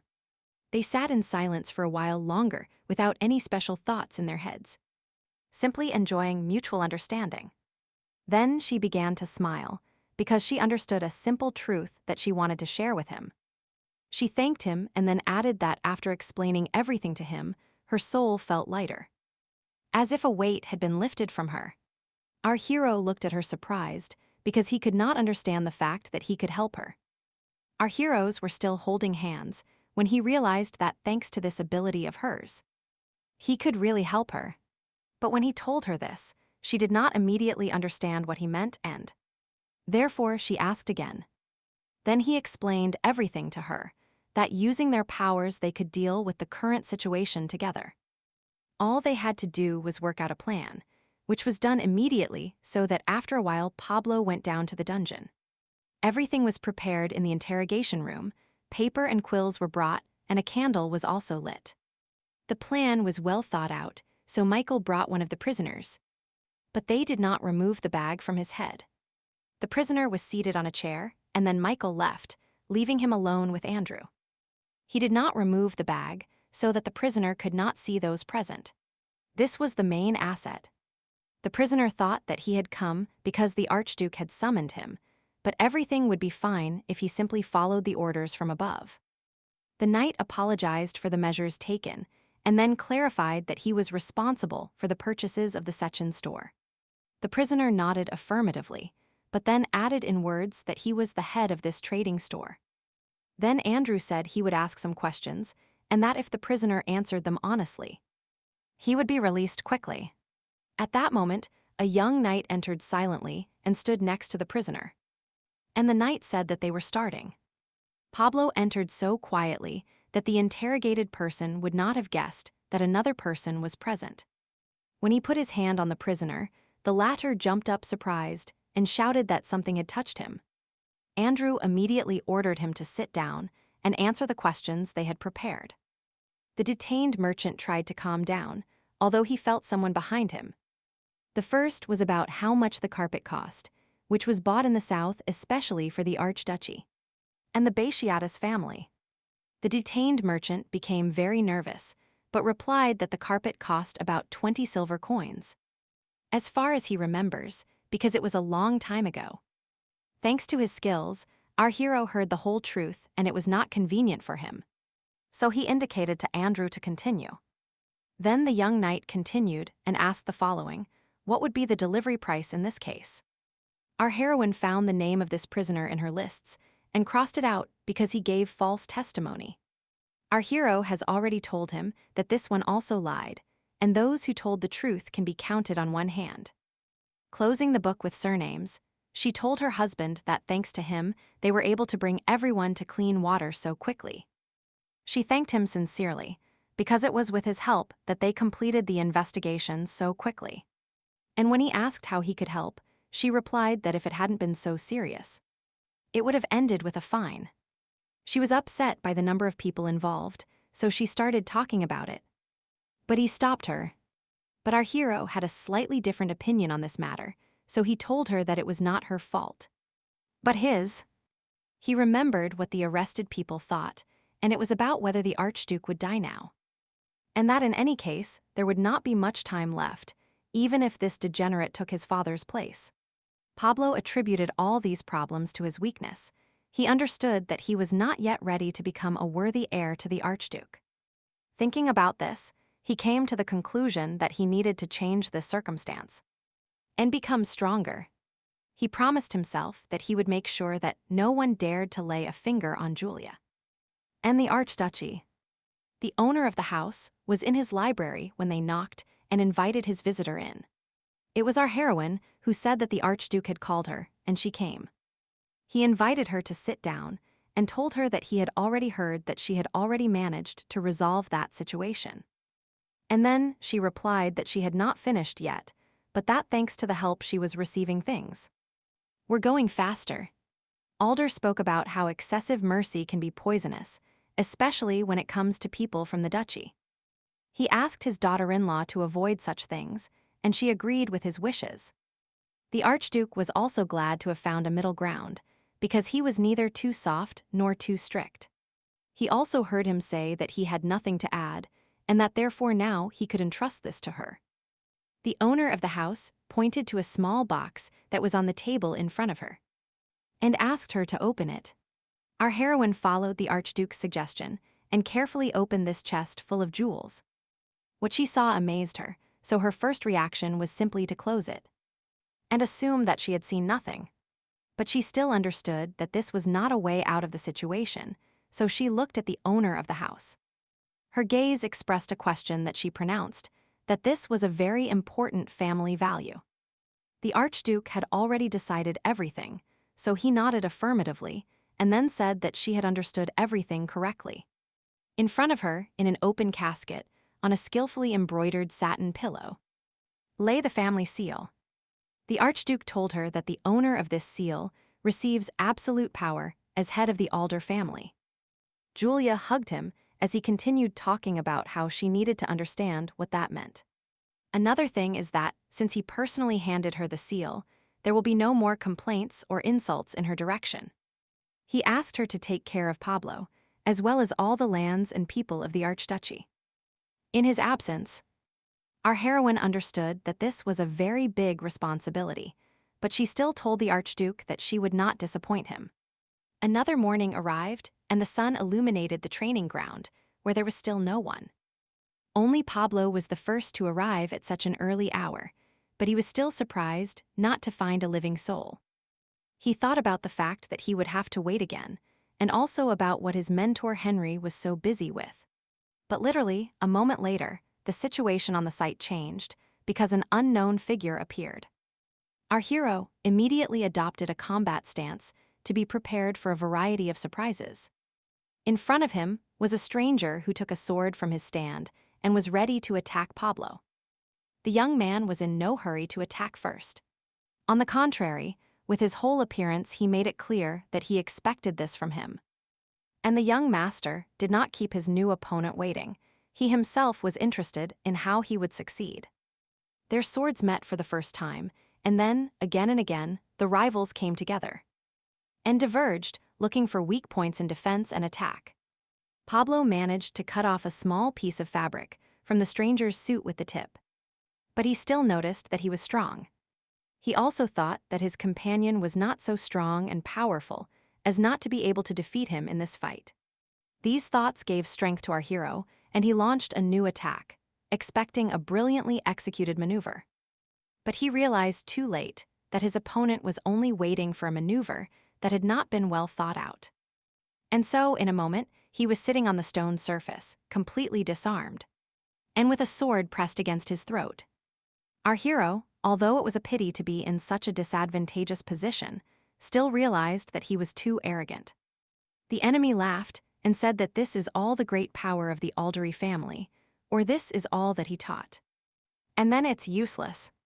At that moment, Sir Henry, out of breath, appeared on the training ground and addressed the stranger by name. Then Pablo learned that he had just had a training combat with the legend. The swordmaster will now carefully examine the knight, who, laughing, told him that he would train him soon. After the Archduke's departure, our heroes immersed themselves in their own affairs. She in the papers and he in training. Julia, along with her assistants, took care of the mansion and all the surroundings. And Pablo studied daily with his new mentor and learned the science of swordsmanship. So days passed. In the morning, they got up with the first rays of the sun and went to bed when almost everyone in the mansion was asleep. Every day, a huge pile of papers appeared in front of her, all of them urgent documents. Chris, who was not involved in Batiatus's plot in any way, helped her with daily matters. Our heroine was glad for his help, especially since he turned out to be very competent in accounting. But not everything went so well for her husband. He did his best, but it didn't always work out. Will was not only a sword master, but also a strict mentor who demanded more diligence from his pupil. The young master tried until the last drop of sweat, but still had to get up again and attack. His new mentor demanded total dedication, which is why our hero trained until the end. A month passed like this, and one day our heroine, accompanied by Helga, returned to her chambers. They talked about small daily details that also required her attention, and our heroine did not expect to see anyone in her room. Pablo should be training at this time, and his appearance at that moment surprised her. He was extremely irritated, and without answering her question about what happened, he replied that he would do nothing more. He said that he had not been able to see her face for a whole month, and that if they did not have time to be together, then he would do nothing more. Our heroine looked at her husband and suddenly noticed that he was very cute. Then she thought that he was right, and that they were so busy that they practically did not see each other. And she kindly suggested that he do things a little differently, because they could not leave everything and have fun. Therefore, it is better if they take care of work this week and then take a day off. Julia told him that after a fruitful week, they could really rest with a clear conscience. She expressed all this to him so convincingly that he could not find any argument against it. Everything went as usual on the estate. This week had already passed, and sometimes it seemed to her that it dragged on like a year. Pablo dressed in his beautifully tailored suit. The servants helped him with the selection of small accessories. Suddenly, he heard the small paws of his four-legged friend, who appeared behind him. Stomping. His adult dog sat down and wagged its fluffy tail friendly on the floor. Pablo picked up his Ica and began to tell him that he could not go for a walk with him today. The dog was upset, and our hero was now scolding his younger brother because he had run off somewhere, and it was impossible to find him. Our hero could not remain angry with the dog for long, and was about to play with him a little when they entered the room. He turned and saw those who were entering. It was his wife Julia, who was accompanied by Andrew.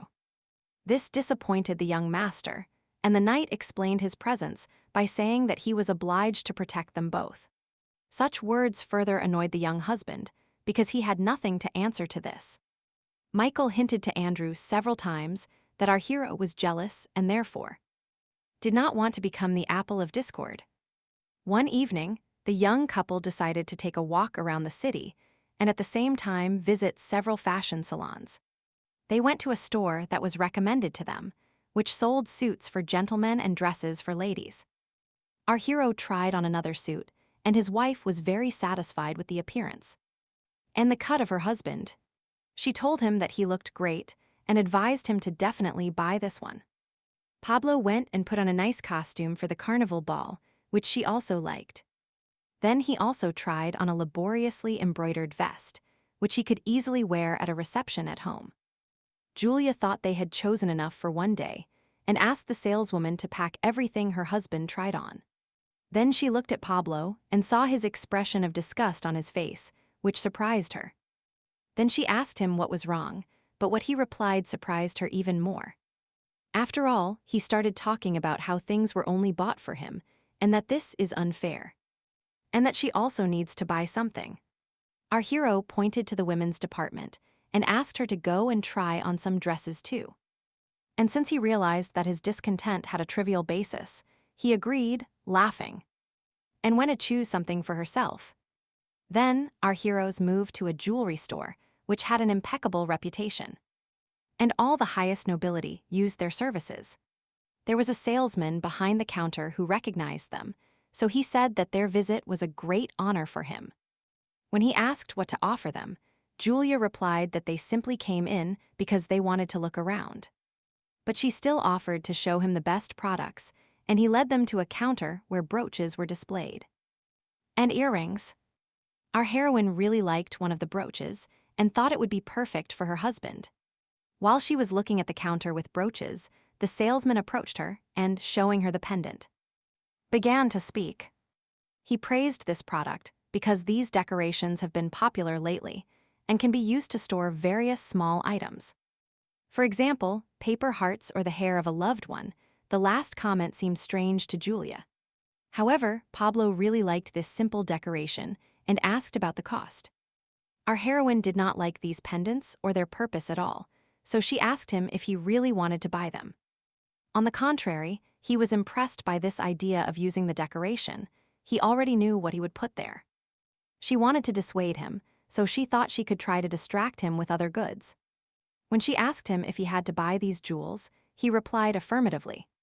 Looking closely at him, she realized that it was useless to dissuade him and told him to do what he wanted. While Pablo clarified the price, she thought that she did not understand what he needed these jewels for, and that it would be better to buy a gift for his father. She was also thinking that his lordship would soon leave again, and that they needed to quickly figure out how to bring them closer. Our heroine thought that buying a small piece of jewelry as a gift for the Archduke was one of the best ideas. That's why she invited Pablo to look at something for his father, but he looked at her strangely.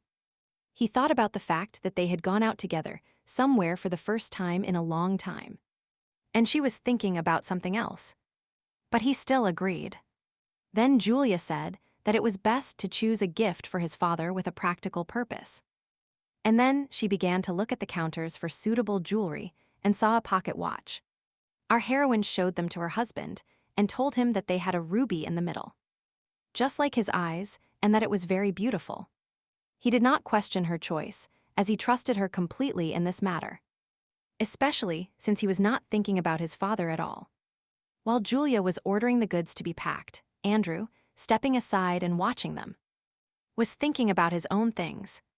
He looked at the young mistress and thought that she seemed to be in a good mood today. Then also that the young master also seems happy, and that he is very happy about this fact. But still, not at all cheerful thoughts came to the young knight's mind. But the opposite. He understood that his heart sank every time he saw the young couple together. When the shopping was over and they were sent to the estate, our heroes decided to walk a little longer. Julia was here for the first time. In front of them stretched the view of a wonderful lake, in the middle of which there was a gazebo, and it was surrounded by statues. Our heroine observed this miracle and said that she was glad that the rumors about the lake turned out to be true. She was enjoying those moments when Pablo approached from behind and threw the scarf around her neck. Then he felt a little embarrassed by his action and said that it was already cool and the wind was cold. Then he asked her if she was worried about her, and then added that now he himself could freeze. Freeze? Pablo, pulling up his coat collar, replied that he did not need a scarf because he had a neck. She was very pleased with such tender care for her, so, smiling at him, she thanked him. Our heroine felt not only the warmth of the scarf, but also internally from his slightly unexpected act. She wrapped her whole face in it and told our hero that this warm accessory had his scent. And even after so many months of living with her, he still wasn't used to such simple manifestations of kindness. He didn't know how to react correctly and, embarrassed, offered to return because the sun would soon set. But his confusion did not escape her. But he did not want to hurt her feelings, so he agreed. It was getting dark, the wind had subsided, and although it was still cold, they did not want to hurry. And they simply walked towards the house. Our heroes walked along the river, which fed the park lake with its waters. And the light waves blurred their reflection. She looked at Pablo walking beside her, and thoughts about life swirled in her head. She smiled. He felt her gaze, and intercepting it asked why she was smiling so mysteriously. Julia replied that time passes very quickly, because when they met he was still a baby. And now he is already taller than her. Our hero walked, looked at his feet, and said that soon he would grow even taller and be even taller than Andrew. This answer disconcerted her, although he had said it before, but she did not understand why he did not compare himself to a father. But to a knight. The young master stopped abruptly when she asked him a question about his relationship with his lordship. And Pablo replied sharply that lately they had only been talking about his father. And it was really necessary to bring up this topic again right now. After all, they managed to go out together for the first time in a long time, and also that after moving. She feels like they are being watched all the time. She held out her hands to him, and he continued saying that he would like to live as before, together in their country house. Then he made a reciprocal gesture so that she could share her most intimate thoughts with him. Her thought was that she would also like to live separately, because they were very happy when they did not live in the main house. Julia continued to convey her thoughts to him about how there is always so much confusion around her now. And that if they spend time together like this at least a few times, they will be able to create even more pleasant memories. She was in a very good mood and added that she would like to continue living with him, enjoying every moment.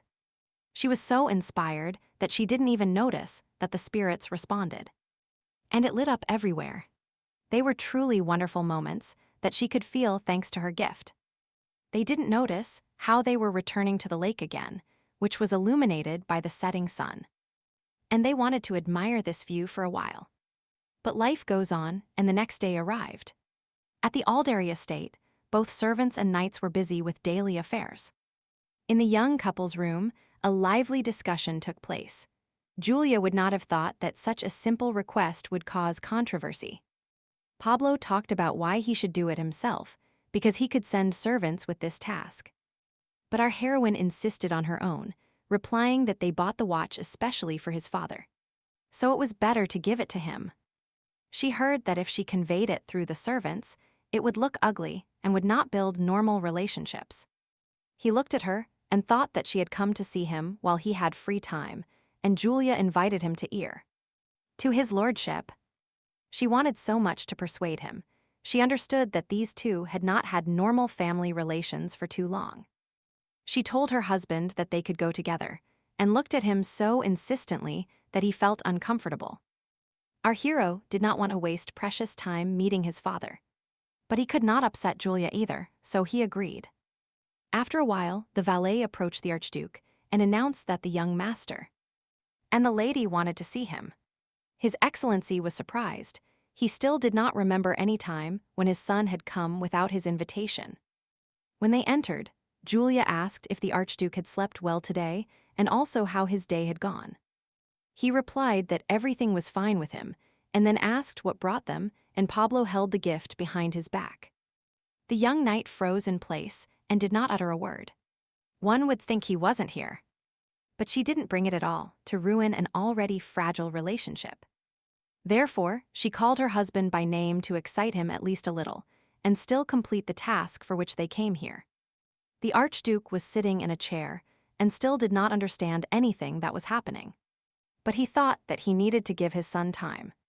Finally, Pablo came out of his stupor, and, taking his hand from behind his back, extended the box with the gift towards his father. Afterwards, he even said that yesterday he and Julia were walking around the city, and he bought it in a jewelry store. Julia understood that it was necessary to somehow calm the situation, so she added that Pablo chose them especially for him. The Archduke opened the package and saw the gift, and our heroine continued saying that it was nothing special, but that it would be nice if he accepted it. His Excellency took a pocket watch, in the middle of which there was a large ruby on the hands. He looked at this unexpected gift and did not know how to react, but his father's feelings took over him. His daughter-in-law looked at him and did not understand what was happening, if Pablo had really done something wrong.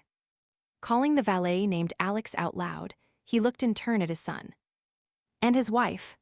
When Alex entered, his lordship announced that he would have dinner with his children today. The situation in the room calmed down and our heroine relaxed a little, although she kept an eye on Pablo.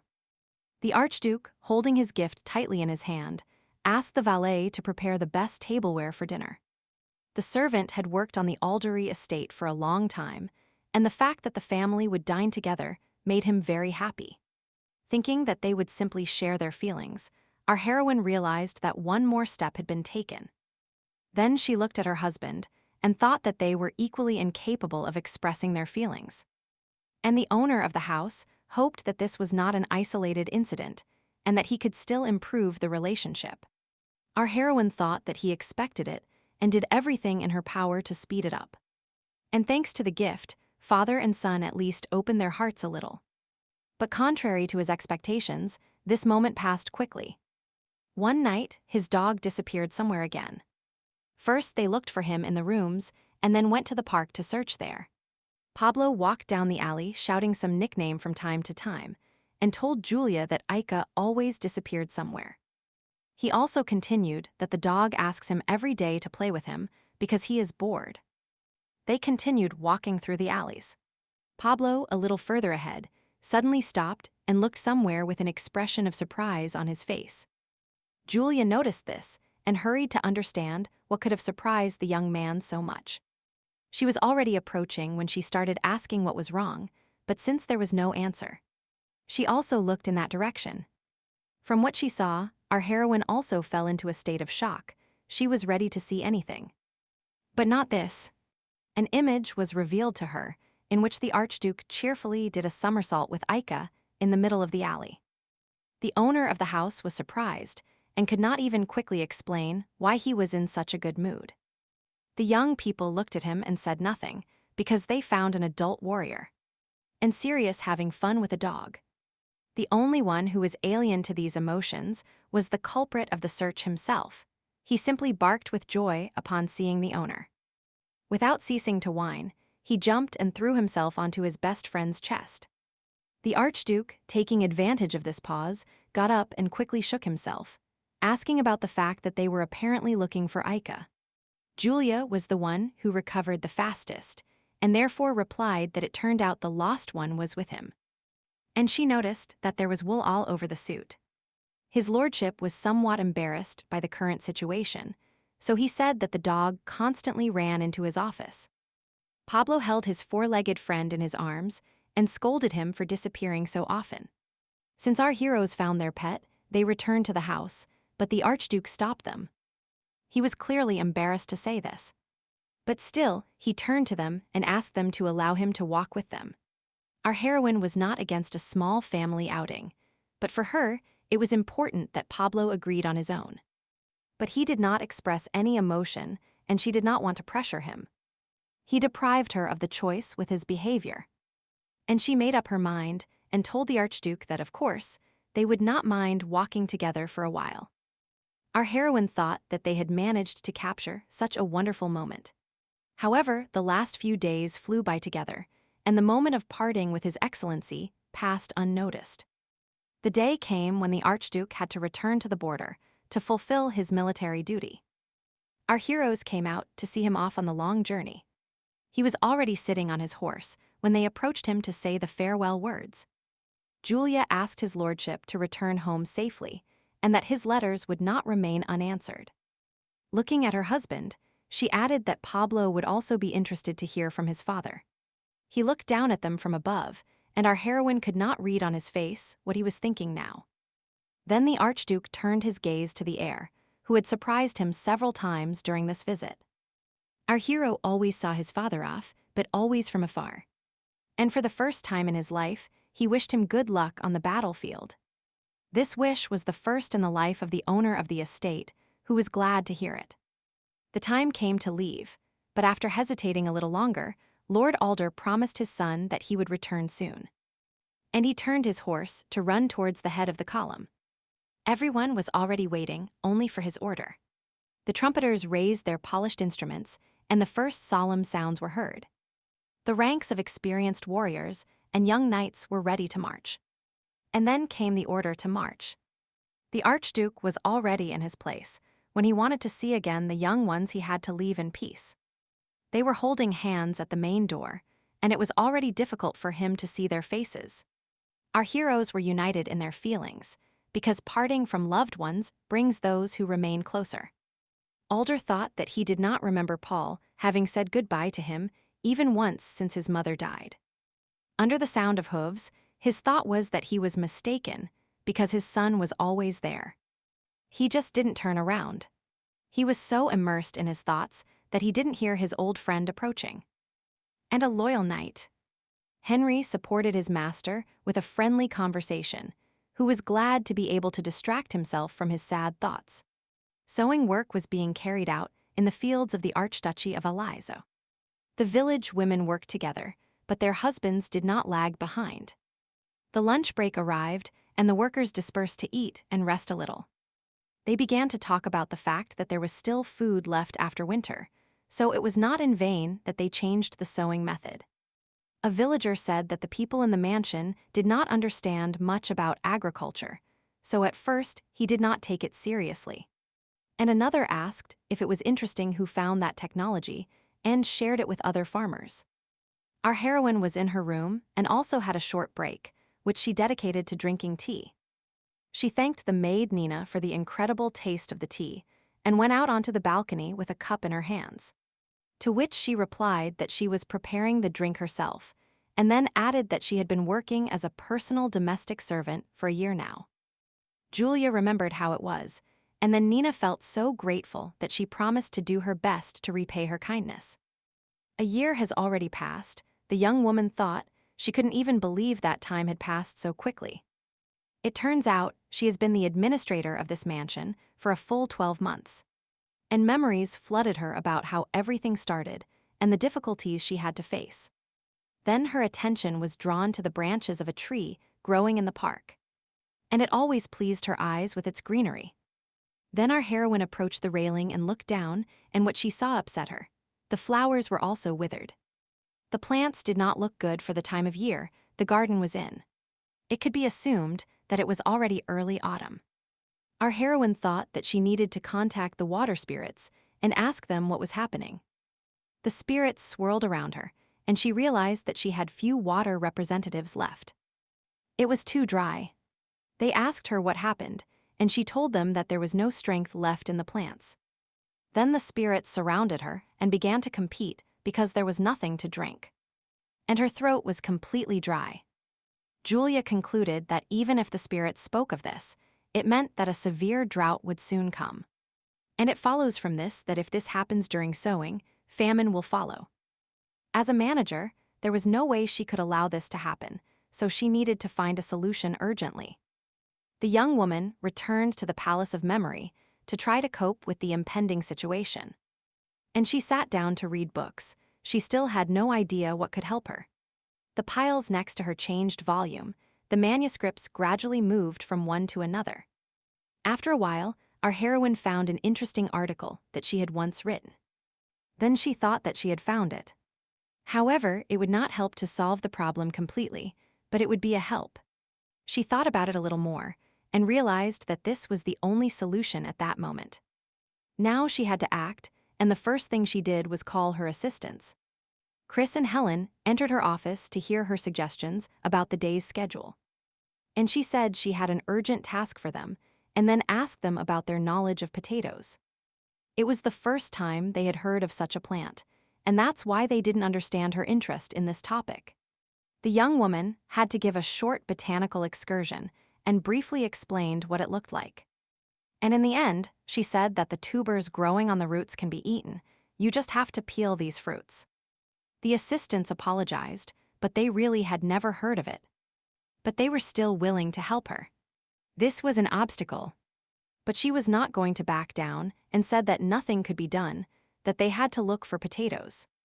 She ordered that people be immediately sent to different parts of their lands to search. Chris went to the city to ask his friends, as well as common farmers, and currents coming to trade. He approached this survey very responsibly, but all his efforts still yielded no results. He also went to see his former teacher, who, unfortunately, could not help him in any way either. The assistant was extremely perplexed. He trusted the young woman and understood that if she asked, then potatoes existed. Helen was instructed to send messengers to villages and farms who were supposed to find information about this vegetable. She told them all the information she knew, although she herself only learned about it this morning. The messengers listened carefully to what the fruits looked like for which they were going on a long journey. They discussed in detail and assigned the areas where they would work and parted ways. One of them went to the northern regions, where there were not many farmers, but he interviewed everyone he could.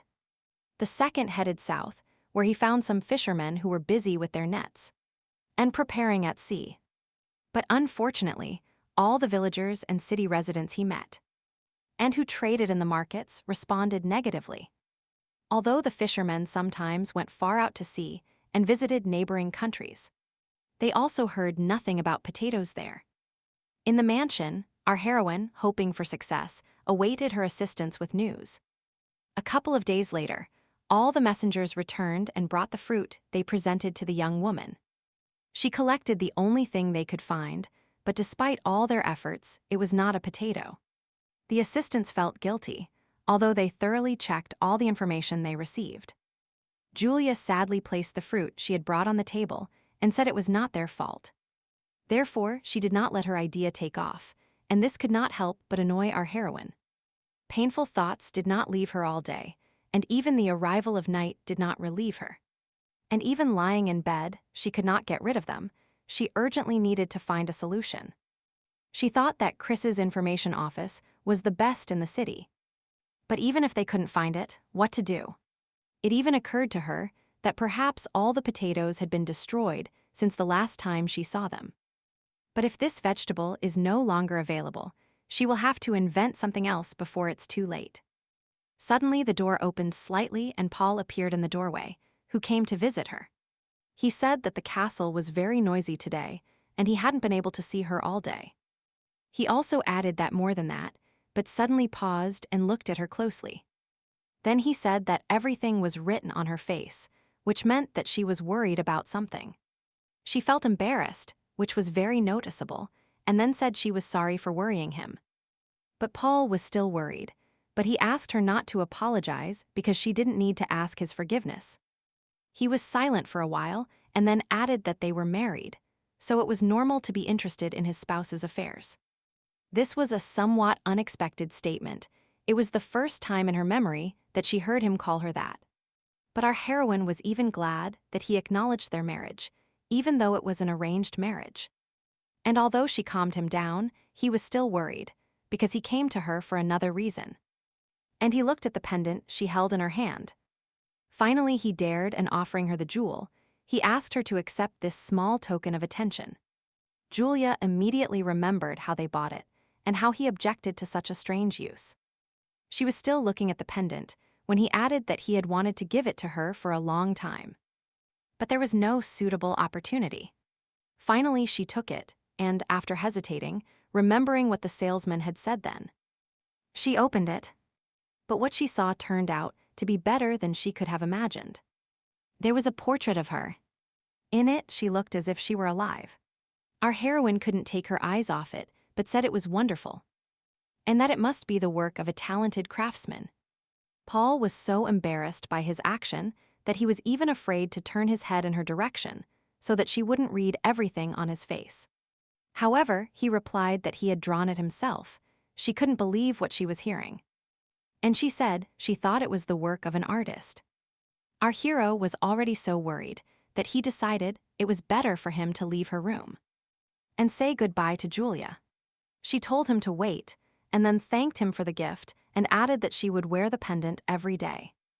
These were the most wonderful words he could only dream of hearing from her. Perhaps it was a gift from Paul that affected her this way, but she was able to find the answer in a completely unexpected place. The next morning arrived, and her personal maid rushed into her room and enthusiastically repeated, "Madam, madam." Nina, holding a small package in her hands, told Julia to take a look. Maybe this was what she was looking for. The maid was so excited by her find that, without waiting for her consent, she handed her what she had brought. Julia couldn't believe what she was seeing. They searched Archduke for a long time.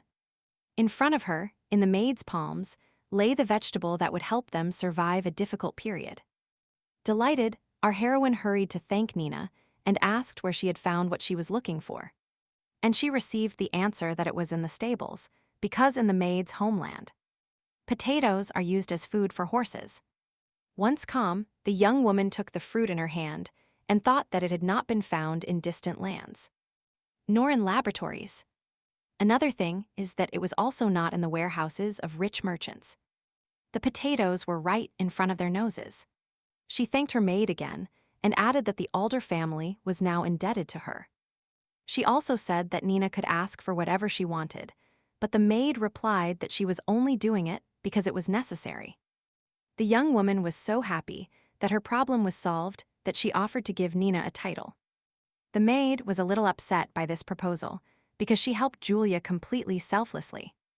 Nina gathered her courage and said that, since the lady had said so, she had a small request.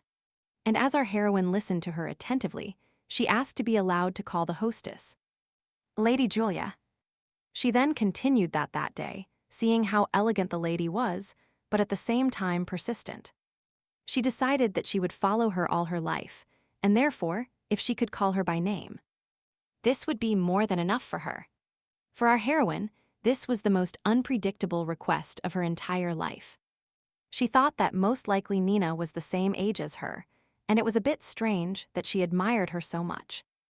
The young lady decided to grant this request and said aloud that the maid could call her whatever she wanted from now on. Now it was time to do other things, so she asked the maid to call Chris and Helen. When the assistants arrived, she showed them what they were looking for, and Helen was surprised that they were desperately looking for exactly this. The assistant disdainfully took this vegetable in her hand and somehow said with disgust that it was devil's dung. Chris got angry and warned his colleague to be careful with his words in front of the young mistress. And Helen replied that no matter how you call dung, it won't turn into anything else. And she added that this was the first time she had heard of such a name. And when she asked if it was possible to eat potatoes, our heroine replied that these fruits are tasty and, most importantly, good for health. Then Julia turned to Ivan and asked if he was ready to try it. He replied that he could, but as soon as he imagined it, he would feel so bad. The young lady did not expect such a reaction and thought that if her assistants thought so, what would happen to the others? She realized that she was facing the next problem and that she would have to determine the next steps. And to follow her thoughts, Helen asked how the lady was going to use this thing, that she couldn't even put it in her mouth. Julia was about to explain to them that if they didn't take advantage of the potato harvest, they would face another problem. But she stopped because she thought she couldn't tell the whole truth and got nervous about it. She tapped the table with her fingers and thought about how to explain everything to him without arousing suspicion. There was no way out, and she started with the fact that she received a signal last month and doesn't know the exact time. But a severe drought would soon come. This announcement surprised her loyal assistants, but she decided not to talk about the signs. She simply continued by saying that the sowing season was already over. And if the drought comes before the harvest, then famine cannot be avoided. Helen briefly looked at her colleague to see his reaction to this message. The young woman continued. She said that this vegetable should help them survive this period. Not finding support from Chris, the assistant wondered what people would accept if this product looked like one could die from a single bite. But our heroine was not going to argue with them, so she said abruptly that there was no time to wait. And she finished by saying that they should immediately start looking for tubers and distributing them everywhere. A few days later, when all the found fruits were collected, they began to be transported to populated areas. In one village, heralds gathered all the inhabitants in the central square to announce the will of her ladyship. One of the messengers stood on the box and began to read that, by order of the Archduke. They were distributing a new fruit. When he finished, he pointed to the packaged potatoes that were arranged in the center of the square. The neighbors began to approach and take them apart, as prescribed, 1 bag per house. The people were sincerely happy, because they were free fruits and they were even told how to plant them. Exclamations were still heard that the Archduke was a generous man, when some had already started opening the bags. And here the mood of the citizens changed. They couldn't understand why this was being given to them. A villager shouted that this was the devil's dung, and why they were being offered to cultivate it. And then eat it. Then general unrest began. At first people told each other in surprise that this was some kind of dung. A woman in the crowd shouted that even if her ladyship considered them cattle, they still wouldn't eat it. She threw the bag back at the feet of the Archduke's men. The rest of the villagers looked at her and followed her example. Bags flew from different directions. Some threw them without opening them, and others threw individual potatoes. Some fruits flew towards the target, towards the messengers. People shouted from different sides that the aristocrats themselves should eat this dung. The Archduke's servants had a hard time. They covered their heads with their hands, protecting themselves from the thrown objects. Our heroine was sitting in a carriage, not far from the square, and had a clear view of everything that was happening. Helen wanted to support the lady, so she said that the people understood nothing and that she would take care of them now. Our heroine stopped her assistant, saying that she expected such a negative reaction. Chris expressed his opinion. He said that if you force them, nothing good will come of it, and it is better to look for another way out. Julia asked the assistants not to worry, and that in the end, they would still fight over who would plant the potatoes first. Her words did not convince the assistants too much, who looked at each other confusedly. But they did not clarify what she meant. They returned to the mansion. On the way, our heroine came up with the next plan of action, and immediately put it into action. She didn't know how much time she had, but she knew she couldn't hesitate, so she called a faithful servant to help her. She needed to entrust him with a responsible task, which was not part of his responsibilities at all. Andrew entered the office and awaited her orders. She did not hesitate and immediately got down to business. She thanked him for coming so quickly, and then said that he was the only one she could trust with this. Our heroine smiled, because she understood that her proposal might discourage the young knight. Her request was to entrust him with agriculture. Andrew was truly surprised, but fulfilling any wish of the young mistress was his duty. When the work began, local residents soon appeared to observe what was happening. Several women brought their children with them, who also watched fascinatedly as the hose struck the ground. He gathered his best guards to help him complete his task. Young, strong men working in the field attracted the attention of the laughing village women. There was a feeling of youth and energy in the air that was transmitted to everyone around. Andrew, although inexperienced in agriculture, approached the matter responsibly. Not a single detail escaped his attention. He shouted in an orderly tone not to rest, but to plow the land and then plant potatoes. The girls talked about the guards. They found it funny that they were so strong and sturdy, but they plowed the land incorrectly. They asked the young knight why he was cultivating this devil's dung. But he himself was curious. He really didn't know what the young lady was doing, but she gave him clear instructions. She told him that she had gathered people and started working, and first advised him to build a fence. Then place several people for security, but in such a way that they do not block the view of the common people. This surprised the knight, and he said it would attract attention, and he thought this vegetable was very important to her. Julia did not want to reveal her whole plan to him. She only said that she needed to capture people's attention. Her idea worked, villagers young and old. They came every day to check what was happening in this field. He still didn't understand what Julia was trying to achieve, but he decided he would do his best. He did what he was told, so he told his subordinates that this fruit grows in infertile soils, and that this is a special plant that the lady personally ordered to cultivate, and that they are gifts for her excellency, so we must try. This approach paid off because the villagers began to repeat every word they heard, and they concluded that this was a valuable product. Julia explained to Andrew that he had to tell everything, not directly to the residents, but to the guards, but that the people had to hear everything, so that it looks like you are teaching your people how to plant potatoes and pronouncing every action. Our heroine told the young knight in detail all aspects of sowing this fruit so that he knew what to tell the people. Therefore, Andrew told the guards that fertilizer does not make this plant grow faster. He continued by saying that fertilizing would help increase the yield, and always spoke loudly enough for everyone to hear. One day, when the crops had already been planted and the drought had not yet arrived, suddenly heavy rain began to fall. A couple of farmers were walking from one village to another to earn money. The rain was pouring down, and they wanted to arrive as quickly as possible. Suddenly, one of the travelers noticed a fenced area he hadn't seen before.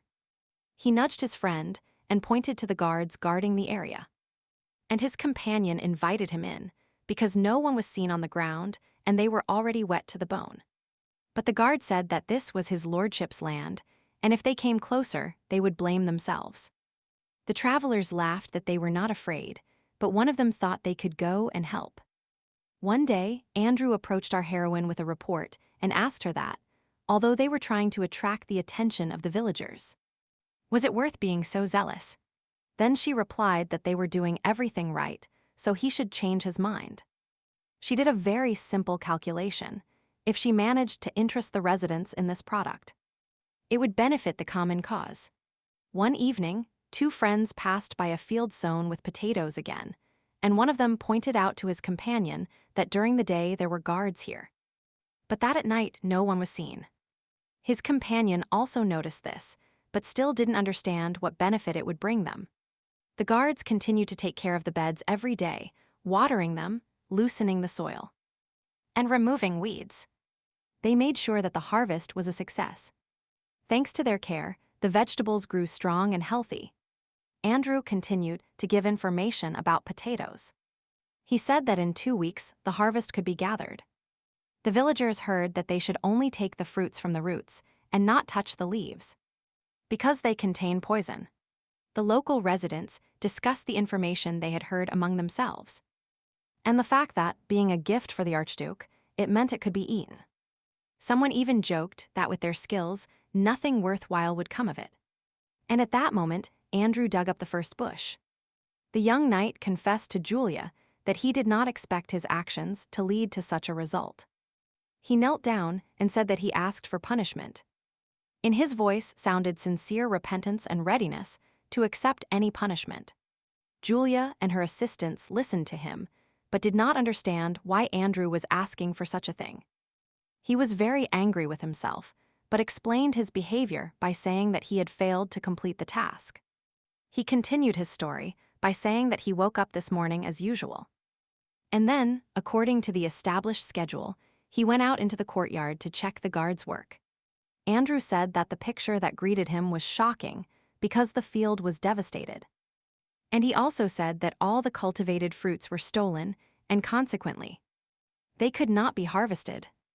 Our heroine listened to the young knight's confused story, but calmly continued to drink her tea. She smiled and then put the empty cup aside, but was in no hurry to reassure those present. However, her calm reaction surprised the responsible assistants, who looked at her without hiding their concern. Then our heroine decided that there was no point in continuing to leave him without an answer, and she said that they had completed the task. Thanks to their coordinated work, they were able to set things in motion, and she is grateful to them for it. This surprised both the assistants and Andrew even more, who could not understand why she was so happy. And the local residents, those who managed to dig up potatoes at night, decided to take a sample. And for that, they boiled the tubers. The woman placed the pan on the table in front of her family and said that she had only cooked a couple of pieces. The village woman added, a little hesitantly, that she didn't believe it was possible to eat that devil's dung. Her husband replied that it was possible, since even the aristocrats put this dish on the table. And their baby had already tried new foods. He was so eager to eat that he didn't wait for his parents to decide what to do with this product. Having swallowed the first piece, he shouted, which greatly frightened the elders, who began to ask what had happened. And Dad even added that if these potatoes taste unpleasant, spit them out. And don't suffer.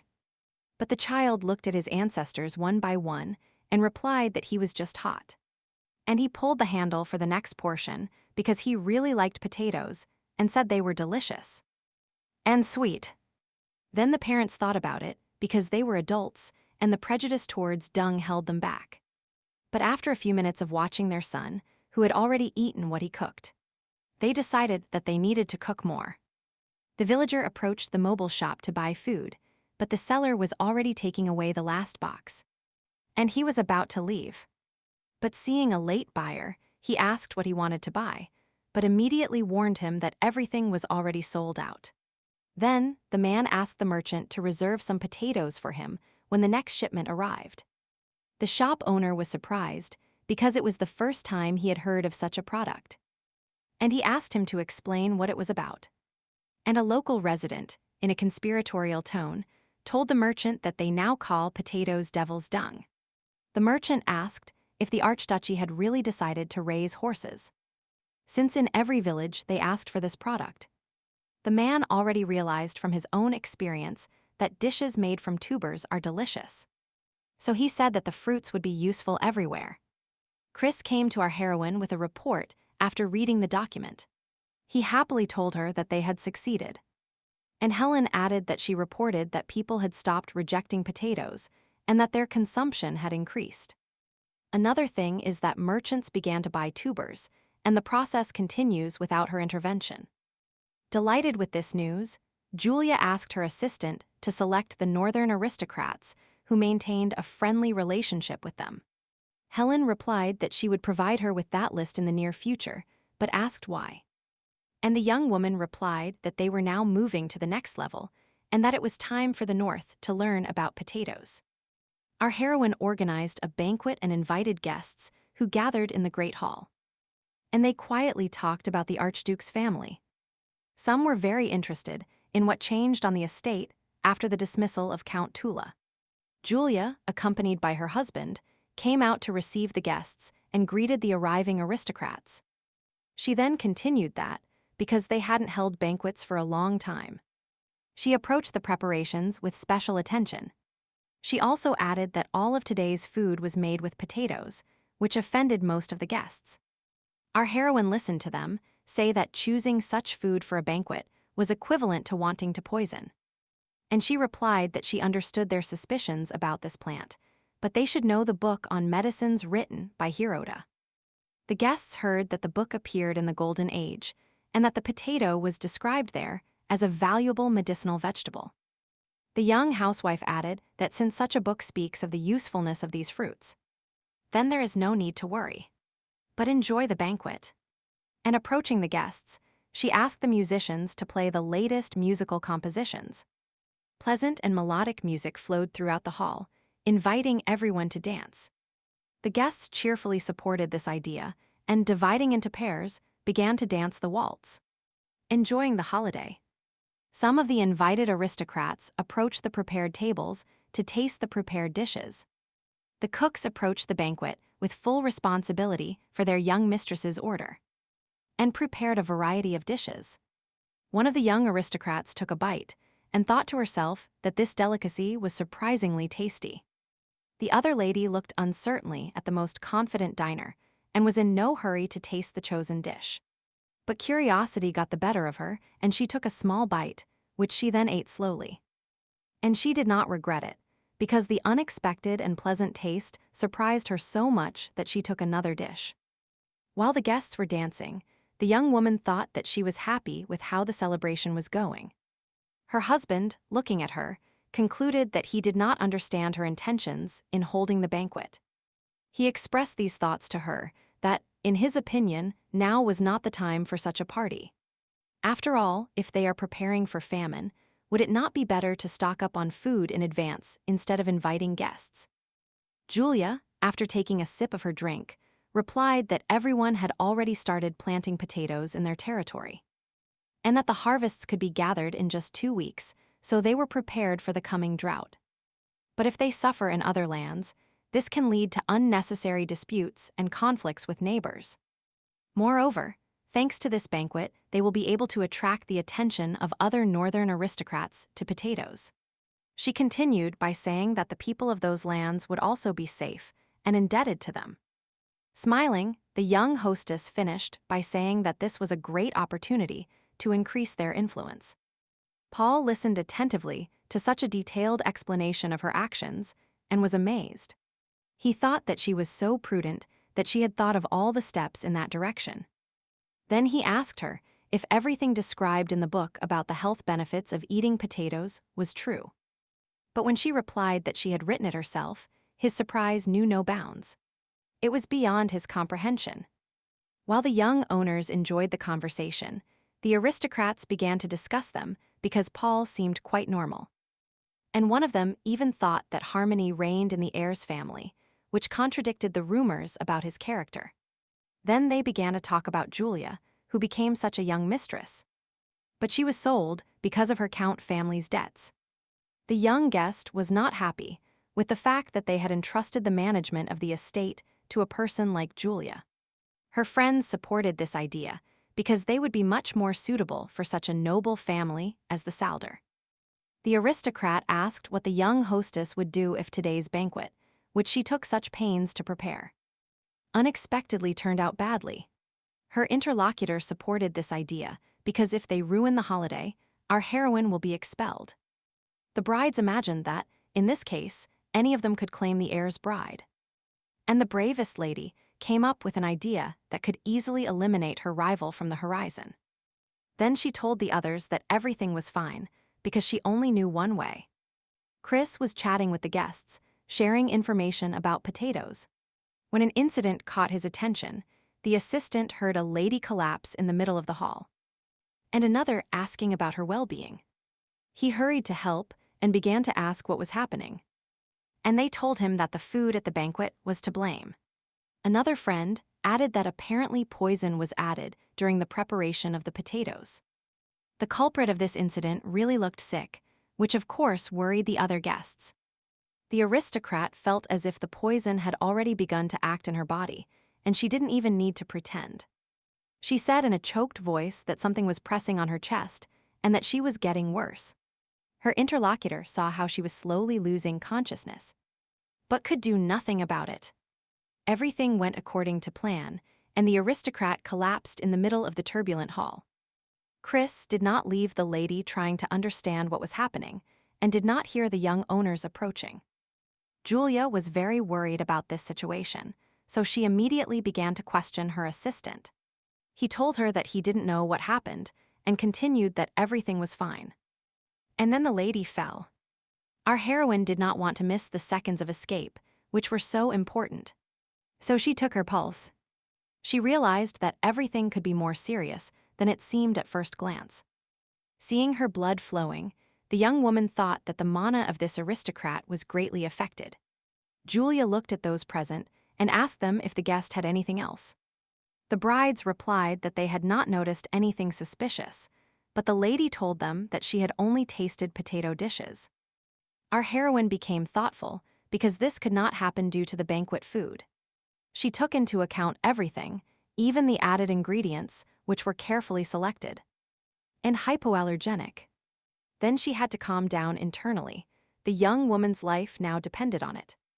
After freeing herself from attention, Julia focused her attention on the small bag lying next to the body. And taking a pill, she thought that she didn't know what kind of medicine it was and began to look more closely. But it was not the appearance that alerted the young housewife, but its smell, which reached her nose with the aroma of the farro fruit. Having assessed the situation, she asked Chris to bring her a red leather bag from the room that was in the chest. Extending her palm, she turned to her husband. She also needed his help but this disconcerted him. He couldn't even imagine how he could be useful in this situation. But she silently insisted on her own, and her hand still reached out to him. She needed his gift. There were many extra ears around, and she didn't have the opportunity to explain everything to him. But he still hesitated. Paul couldn't even imagine that Julia needed him, but he didn't dare to keep her waiting any longer. Touching his palm, our heroine mentally transmitted that Lady Bamesva had eaten a pill made from the pharaoh fruit. And she continued that this fruit alters the rhythm of mana, so a person with weak mana can lose vitality. She explained to him that only the flan flower could help the lady, and until then she needed to maintain her mana level so that it would not be depleted. Julia looked at him and continued by saying that she had been blessed with mana and that she had now recovered, so she could perform this task. After hearing her, he thought about it, because he didn't have such confidence in himself. But her sincere faith in him convinced him. Then he sat down next to the lady and took her hand to try to preserve the guest's vitality. But literally, a moment later he felt unwell. He was literally enveloped in darkness. Paul believed he didn't understand why this was happening, but the victim was draining all his strength. At that moment, shouts were heard behind our heroes, and a female voice repeated the name Clarice. The young hostess turned to determine who it could be, and then saw a middle-aged couple approaching. She didn't know them, but she guessed they were parents saying that, until recently everything was fine with Clarice. The father, angry, asked what Julia was doing and what was happening, because she wasn't even a doctor. Then Paul replied that there was no need to talk nonsense, because if there was a person here who understood medicine, he would have already come up. The father was angry at the young master's response, but continued by saying that no one else tried to help except Julia. Julia got up from her knees and spoke to Larissa's family. She asked them not to worry, but to give her a chance to help. She said they needed to step aside a little when Ivan ran into the hall with the necessary bag. Taking the bag from the assistant's hands, she thanked Paul for his help and added that now she could handle it herself. She didn't have time for further conversation, so she opened the case with the medicines and began to act. Our heroine knew exactly what she had to do now and exactly what composition to mix. And she began to mix certain proportions. Her movements were precise and confident. Once finished, the young housewife ran to the victim and slowly poured the medicine she had prepared into her mouth. Chris watched this scene attentively and then told Paul to pay attention to the external resemblance of the girls. The young owner was surprised, but the assistant pointed to other people present who also noticed this fact. The guests discussed the surprising resemblance between the hostess and the guest. Some even tried to guess why this was so. Giuliano summoned the spirits, but today his quick reaction to what was happening saved her life. In connection with this event, it was decided to end the holiday, so the guests began to leave slowly. The carriages headed one by one to the main entrance and picking up their passengers. They left. The Bamesv family also went to their estate. Clarice told her parents that everything was fine with her. Her father listened to her say that even the doctor said there would be no complications. And it was all thanks to the young woman. He remembered the conversation he had with Julia immediately after the banquet ended. He needed to apologize, and he did so, saying that they had made a serious mistake today. Then he continued by telling how his daughter ruined everything, but he didn't know exactly what or why. And he couldn't even guess. He said that the shortcomings of children are the fault of the parents, and then asked not to punish Clarice. He was surprised when he received another question. The young woman unexpectedly asked about how her daughter had been sleeping in recent days. She said that any girl present at the banquet knows well that attending them is not an easy task. The aristocrat thought that he couldn't believe that she wasn't asking him to take responsibility. But he asked her how he could atone. To which our heroine replied that her only request is to continue seeing her relatives as guests, as well as their devotion and support. Their eyes met, and the young woman added that loyalty to the Alder family would be enough. Bamesv did not hesitate and swore allegiance, saying that his family would always follow the Archduke. Then Julia took out a book, on which many generations of Alizos swore an oath. She handed it to the aristocrat to take the oath, and then he reiterated his devotion and support. A few days after the reception, our heroine awaited her assistants with a daily report. Chris began to talk about how all the aristocrats present at the banquet were told how to grow. He also said that he was explained in detail how and what can be cooked with potatoes. And then he asked if this would be enough. The young housewife, hearing the latest news, she replied that they had done everything in their power. She stood by the window and stared at the park below, but her thoughts were far away. In the remote territory of the vast lands of Alderic, a fast mountain river flowed, from which solitary fish sometimes jumped. Along this river ran a road connecting to the southern territories, along which a lonely van traveled. One of the travelers, looking around, told his friend that he now sees what this north is like. And he, drowsily, replied that there is now a food shortage everywhere. So it is unlikely that things are different in these places. While they were talking about what they could sell here at a higher price, they reached a small border village. Seeing the tavern, they stopped the cart, got out, and began to knock loudly on the door. Next to them, children ran through the street, enjoying their carefree childhood. The merchant drew attention to the fact that there were no corpses that had died of starvation, and that the local residents looked quite healthy. The owner was annoyed because he was distracted, so he wanted to immediately chase away the uninvited guests. But when he saw that they were from the south, he only asked why they had come. Then the merchants began to offer their goods and said that they could hardly get them, since there was a food shortage everywhere. But the local resident refused and added that it was double the usual price. He began to return to the premises when the merchants began to persuade him and explained that there was now a food shortage. The owner was a hospitable person, so he did not argue with them, but simply invited them to join his meal. The merchants were so surprised by what they saw that they were speechless at the table. All sorts of dishes were served.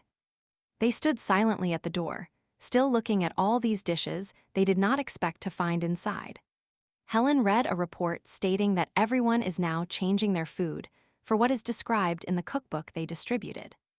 Chris added that 9 out of 10 residents eat potatoes, and they have become a staple dish in the Aldery region.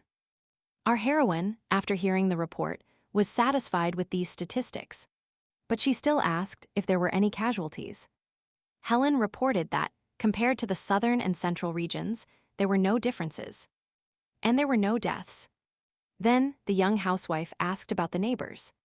She wondered if the gift she gave them at the banquet had any effect. The assistant smiled and replied that the guests' areas were in perfect order. Julia was glad that God had saved them, and also that the hungry people would not attack the inhabitants of their lands.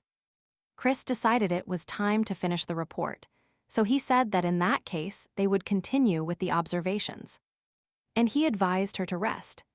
And Helen added that she noticed the hostess hadn't even slept well for the past few weeks. The young woman was indeed tired, so she agreed with them and said she would go rest then. It was still quite early in the evening when she returned to her room, but she was happy to know she had free time.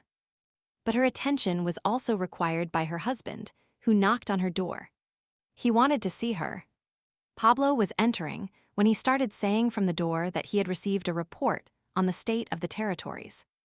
And he asked how they were. Our heroine had just washed up, so she asked her husband to wait a little while she dried herself.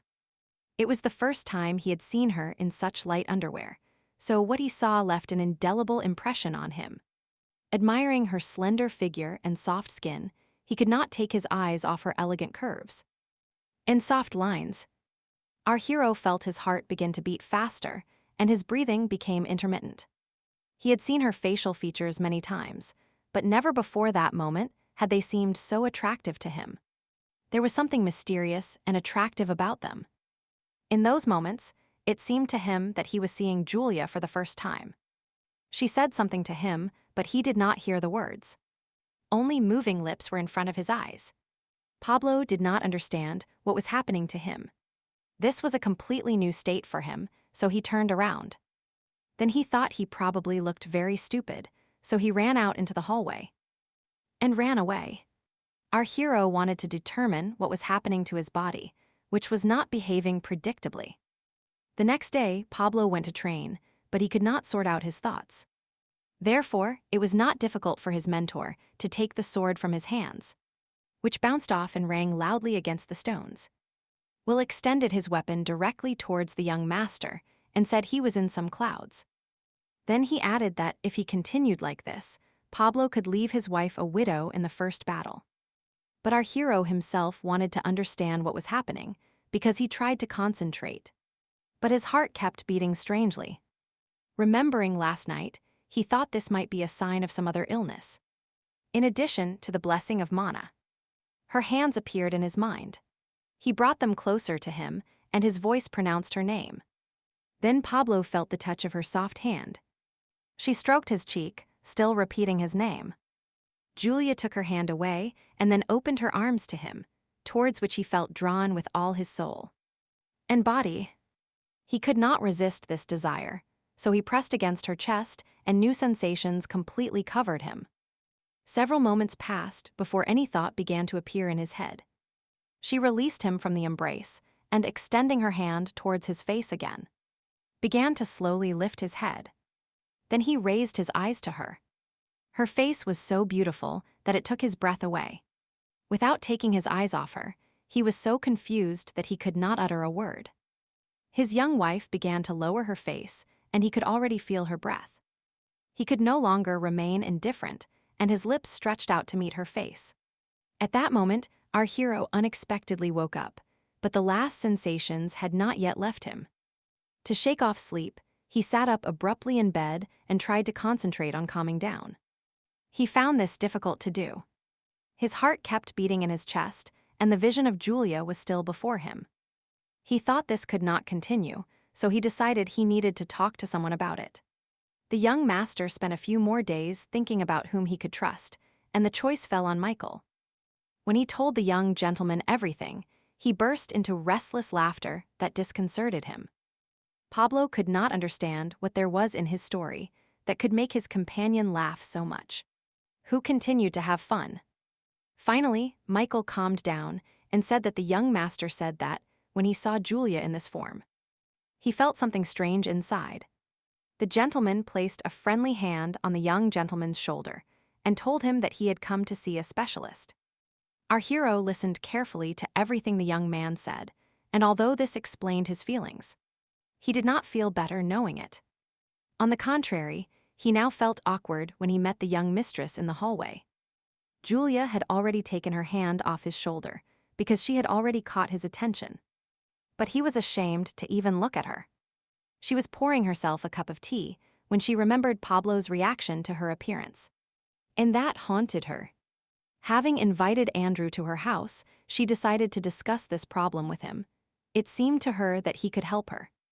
She told him about her experiences, but she could not even imagine that this was not a question he could answer. He could not explain to her why the young master had been acting somewhat distant lately. He had no choice but to try leading questions and asked if perhaps Pablo said he was upset. And the gentleman only replied that he did not know why the owner was not saying anything, so he also asked what he could do about it. Annoyed, the lady thought that her husband had probably reached adolescence. And it seemed it was about time. She even imagined him a little older than he is now, thinking that someday he would become an adult. This made her think that when he became a man, he would probably find a mistress. Andrew watched the young housewife sitting annoyed, lost in her sad thoughts. He distracted her with his comment that he also did not know what was happening to the young master. But he decided to give advice, so he said that Michael usually gives a gift in such difficult cases. Julia cheered up and thought it was a very good idea and worth listening to. The gentleman continued by saying that Michael says that after the gift the mood improves. And there is an opportunity to talk. She liked this idea more and more, so she asked for more details. While they were talking, the person responsible for the conversation simply decided to take a walk around the greenhouse and saw them. Pablo did not want to reveal his presence. On the contrary, he came up with the idea of eavesdropping on the conversation. Therefore, he hid behind the bushes, thus going unnoticed by his interlocutors. Our hero was sitting on the training ground. He was taking a short break when another gentleman approached.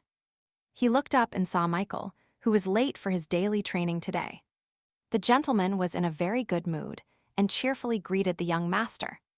And Pablo became depressed and then asked if Michael probably wanted to get his books back. And having received an affirmative answer, he said that he had burned them, which greatly annoyed his companion. But our hero was not concerned about his comrade's reaction. He wondered where Andrew had gone, which is why he asked the gentleman. On the contrary, Michael was not interested in where he was going. He was worried about losing such valuable books. But he still told the young master that perhaps Mrs. Julia had called him. And although this annoyed Pablo, he started talking about something else. He said he needed to ask Michael something. He went on to ask him for advice on what to do to make Julia start perceiving him differently. This was a somewhat unexpected question for the young gentleman, but he rose to the occasion and gave some practical advice. Our heroine, reclining on the sofa, was reading a book and was so absorbed in it that she did not hear her husband enter. He approached her silently from behind and gently placed his hand on her shoulder, which attracted her attention. When she looked away from the book, he asked her what she was reading that was so interesting. The young housewife replied that it was quite useful reading, because it was about the definition of the law written by Peskov. As she thought about his sudden change of mood, she remembered Michael's words about listening carefully. After all, if he realizes that Pablo cares about her, then everything will be over as much as possible in their situation. Then Michael said that we must be natural and discreet, so our hero suggested reading a book together. Although this change was a surprise to her, she still did not want to ruin this moment. So she asked him if he felt comfortable. Remembering all the advice they gave him, our hero replied that it was always convenient for him if it was convenient for her. In fact, he sat down, not entirely comfortably on the armrest of the sofa, but he hoped his efforts would be justified. The young gentleman really wanted to help the young master, so he tried to explain his technique to him as much as possible. Therefore, he also said that another important thing is time. That is why it is necessary for them to spend as much time together as possible. He also talked about contact, but there is no need to rush and attack immediately. And our hero followed his advice. Pablo invited his wife to comb her hair, and, as she agreed, he carefully took her brush and began. He had never done this before, but he himself was pleased with it. He was only worried about hurting her. When he asked her about this, he received the answer that everything was fine and, on the contrary, she liked that he tried so hard. However, our heroine was perplexed inside, because lately he had been avoiding her. And tonight, he hadn't left her all night. She wondered what reasons could cause such sudden mood swings. Several days passed, everything remained as usual on the estate. Life seemed calm. And measured, the young master walked along the castle walls and thought that he had done everything as Michael said. But there was no progress. He thought he would have to ask her when they would meet when he heard familiar voices nearby. It was Andrew telling someone that there were workshops then on the street and that he would prepare the cart. After walking a couple more steps, he found himself in the alley where he was in the company of his wife. They also saw Pablo and fell silent, which our hero did not like at all, who began to suspect that something was wrong. To smooth over this moment, Julia addressed Andrew and asked him to prepare everything they had agreed upon. The young gentleman quickly realized that it was time to leave, so he bowed first to her, and then to him. He walked past the young master, trying not to show a feeling of confusion. Pablo remained silent, and the young hostess turned to him and asked if he was going to train. And then continued that if she was going, then she also had errands to run and they could walk a little together. And Julia went, expecting him to follow her, but he was in no hurry.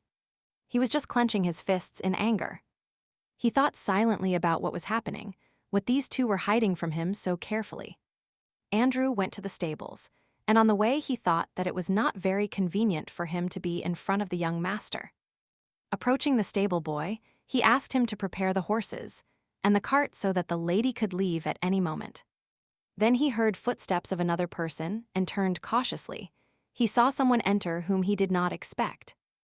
It was the young master, who apparently did not go to train, but followed him and asked him to leave. When Pablo asked, he had no choice but to answer yes, that the lady was leaving. This was the answer our hero expected to hear, and he also thought that he had understood everything correctly from their conversation. Therefore, he asked the gentleman where Julia was going, since even Andrew knew. Not him. Realizing that he probably would not receive an honest answer, the young owner decided to take a different path. He approached the gentleman and placed his hand on his shoulder to make contact, and then told him that there was no need to answer. He also added that Julia might have her own things to do. He could only guess Andrew's thoughts. The calculation was correct, because he thought they should hurry if they wanted to reach Workshop Street before sunset. And then about the need to be careful, because the young lady asked to keep her mouth shut. No one except Julia knew about Pablo's gift, so it was not difficult for him to find out all the information without arousing suspicion. Removing his hand, he went home, saying goodbye to the gentleman. Pablo also added that he understood and that he would leave. The last sentence disconcerted the faithful servant. He knew for sure that he hadn't said anything, but it seemed like he had told everything. Further on, our hero saw a wonderful pond that adorned the well-kept park surrounding the estate. He ran towards it at full speed, hoping that a quick run would correct the disgusting mood he had in his soul. It didn't help. He still had a couple in his mind who looked so good together. Jealousy ravaged his soul, and he could not get rid of the obsessive thoughts. On the way, I came across a stone, which turned out to be something about which he could vent all his feelings. Our hero kicked it so hard that it flew downhill at high speed until it reached the water. He followed it down and approached the pond, into which it flew, causing water splashes everywhere. Pablo thought it was pathetic and walked along the pier to sit and think about his sad fate. He couldn't stand thinking about it, but on the other hand, he understood that Andrew was simply a devoted servant. During training, our hero was completely disoriented. His thoughts wandered, and he could not concentrate. The mentor looked at him and was extremely dissatisfied with his pupil's condition, and even shouted. This did not help. Then Will asked what was bothering him, since the young master was brandishing his sword in vain. Pablo said that he met a man whom he could not defeat and did not know what to do in such a situation. Such speeches were not to the mentor's liking, because the training ground is not the place for such thoughts. And our hero continued by saying that this man is brave, mature, with an excellent physique, that he is loyal and cares about others. Seeing no reaction from Will, he continued by saying that he could not compare himself to that gentleman. But the mentor got tired of listening to the young man's nonsense and gave him a loud slap that stopped the diatribe. The young master did not expect this. He was just scratching the back of his neck when Will asked him what was wrong. Then he continued by saying that Pablo was really upset only because he could not measure up to someone. He looked at the young owner and added in a friendly manner that it might be better than others if he followed his own path. Our hero had never looked at this problem from this point of view. He looked at Will with interest. Will also said that he could not believe it. But the young master was still so green that it angered him greatly. So, sitting on the pier, our hero remembered the conversation that took place on the training ground a couple of hours ago. For Pablo, the mentor's words no longer mattered, because the situation revolved around his wife. He tried to concentrate on what the teacher was saying, but his thoughts returned again. And again to Julia.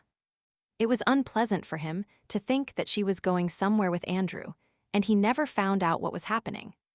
This annoyed him, so he thought that there was a way to prevent the young lady from meeting the gentleman. Julia had already prepared to go to Master's Kick Street and was heading, accompanied by a maid, towards the carriage that was waiting for her. They had almost arrived, but they heard quick footsteps behind them and then heard their names. The old housekeeper was rushing to inform her lady that the young master was not feeling well again. This news worried our heroine, because the symptoms of the illness had not returned for many weeks. The young heir lay in his bed. He found the only option was to leave Julia at home. He abandoned the planned trip and was in a hurry to visit his husband, who had unexpectedly fallen ill. And finally, upon reaching his room, he approached the bed and asked him what had happened. Then our hero replied that he was on the pier and, stumbling over a stick, fell into the water. Worried by his words, she asked if he really walked wet from the pier. After examining him, she thought that the water was still very cold, and there was also a strong wind. That it could be worse. Julia said she needed to go change clothes and then return quickly to him. She asked him to wait, but he did not want to let her go, so he took her hand and stopped her. Looking at her with sad eyes, the young husband told her to stay with him and not leave. Looking at him, she thought he looked unwell and that it was better to bring down his fever first. And also that lately, he had been behaving strangely. Pablo listened to her thoughts, and even those that came later about the fact that he still needed to warn her not to come.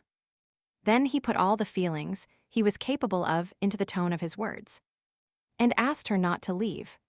Our heroine could not resist such a desperate request. She sat down next to him and stayed. The day was long, and she fell asleep while watching over his restless sleep.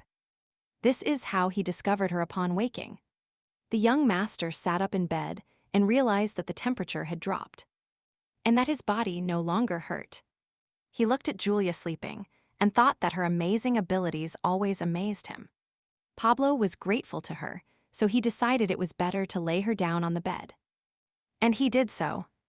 After laying down the young hostess, he tried not to wake her and, therefore, carefully covered her with a blanket. Moving away from the bed, he thought that he had managed to keep her at home and that, after all, she had not left with Andrew. The young gentleman approached the window very cheerfully, and then a thought darkened him. He began to think that he had done wrong because he was jealous of the maid and was deceiving Julia. Evaluating the current situation, he thought that there was no need to insist on it, or better yet, simply forget it. Pablo returned to bed and, looking at her, thought that he did not want anyone near her. He wanted to be the only one for her, and that is why he justified his action today. He could not take his eyes off her calm face. She was sleeping, and that fascinated him. Without understanding why, Pablo approached the bed and, leaning towards her, froze for a couple of moments. Her lips called him irresistibly. He brought his face closer and closer to her. Morning came, and the sun, looking through the window, illuminated the room, and the sun's rays played on the walls.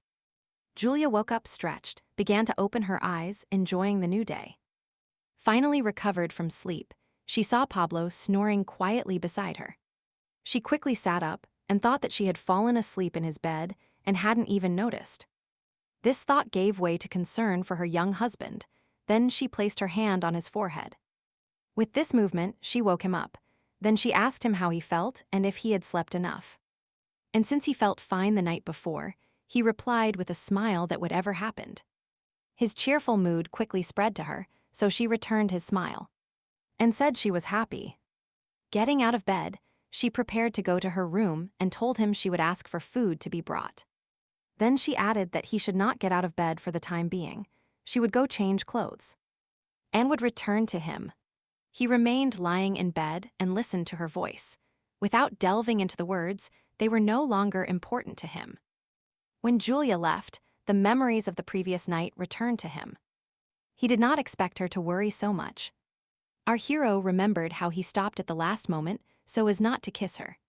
His sudden movement did not disturb her sleep, and Julia continued to see her dreams, invisible to him.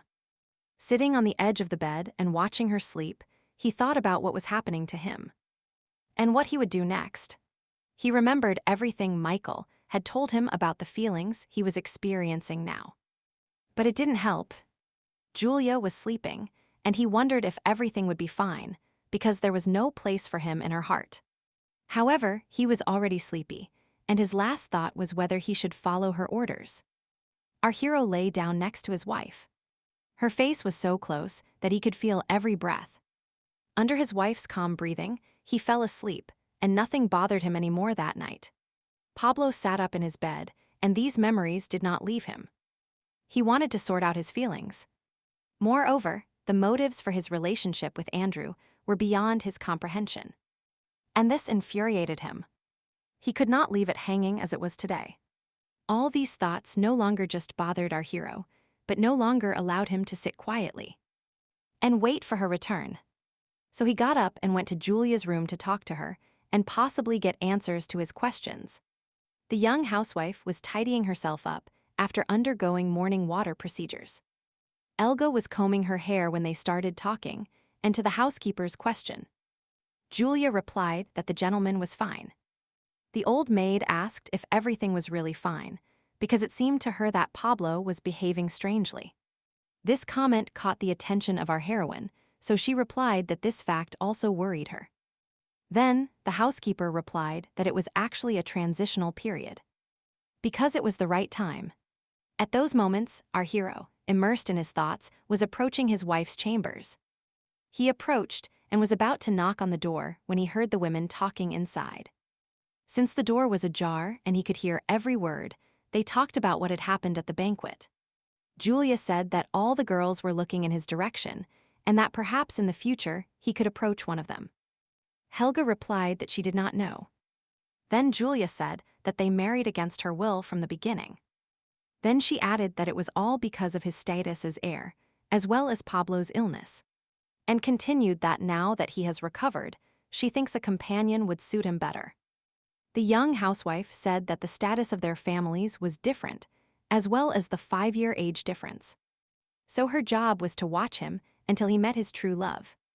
Pablo listened completely bewildered at the door how happy she would be when he found his happiness. This conversation annoyed him, and he decided not to go talk to his wife, but went a train instead. He was angry, so he struck with his sword all the blanks placed on the site. Her words were still in his ears. He did not want to believe that she could really think like that. He arrived at the place early enough that there was no one there yet. And no one stopped him. Pablo poured his anger onto the inventory, and before his eyes, there was only an image of her, talking about her companions. For the past few days, he has been acting according to Michael's advice. But it turns out that she is not thinking about a future with him. Continuing the fight with feelings, he continued to wield the sword, although her words still did not let him go. This dialogue constantly ran through his head as he exhausted himself physically. Finally, the young gentleman was tired both physically and mentally, so he lay down in the middle of the platform. But if everything were that simple, after a couple of seconds, his voice returned to him with reasoning. Looking at his hand against the clear sky, he thought that he did not understand why she said that. An image formed in his thoughts. It turned out that since he was healthy, she would leave him in the near future. Shaking his fist at the sky, he promised himself that he would do everything possible to prevent this from happening. And Julia remained by his side. Pablo has decided to do everything possible to win over his wife and will look for a way to achieve it. It was already a wonderful evening when he invited her to the terrace, but she was surprised because just yesterday he was not well. Our hero calmed her down and told her that everything had passed and that there was no point in worrying anymore. She said that she returned to her chambers, but he was no longer there, and now he invites her here at this time. Pablo smiled and replied that now they would have to go to events often, which is why he would like to learn to dance. It was a strange proposal, so she thought that most likely Helga was right, and that he was going through puberty. But the evening was charming, and she enjoyed spending a little time in his company. So she agreed. He told her that at the last banquet he was constantly confused, but she noticed that this was not true. So she replied that, on the contrary, he was doing well, and if this continues, then he has nothing to worry about. The full moon illuminated the terrace and their faces, and he did not want to stop dancing. So he asked her to continue. He told her that he still had a lot to learn, and she thought that this would be the 6th consecutive dance. But a little fatigue did not prevent her from noticing that the heir was quite tall. And besides, he had matured. Our heroine thought that she had missed some moments, and now a real gentleman was by her side. They continued to dance, and he looked at her with all his eyes. Then she even became a little embarrassed. But after a moment, this even amused her, and she moved away a little and looked him straight in the eyes. The young couple continued their circles with the full moon as a backdrop, not even realizing each other's plans. Somewhere on the outskirts of the Archduchy, they were being watched with the help of a magical artifact. The witch looked into the ball and said that even an insect has a pair, and this one seems very well suited to each other. She turned to her interlocutor and added that he probably felt very bad after all his lands were taken away. It was the exiled Count Tula, who replied that the lands had always belonged to him, and that it was time to return them. George also watched our heroes through the magic ball and then added that he wanted to see them fall to hell.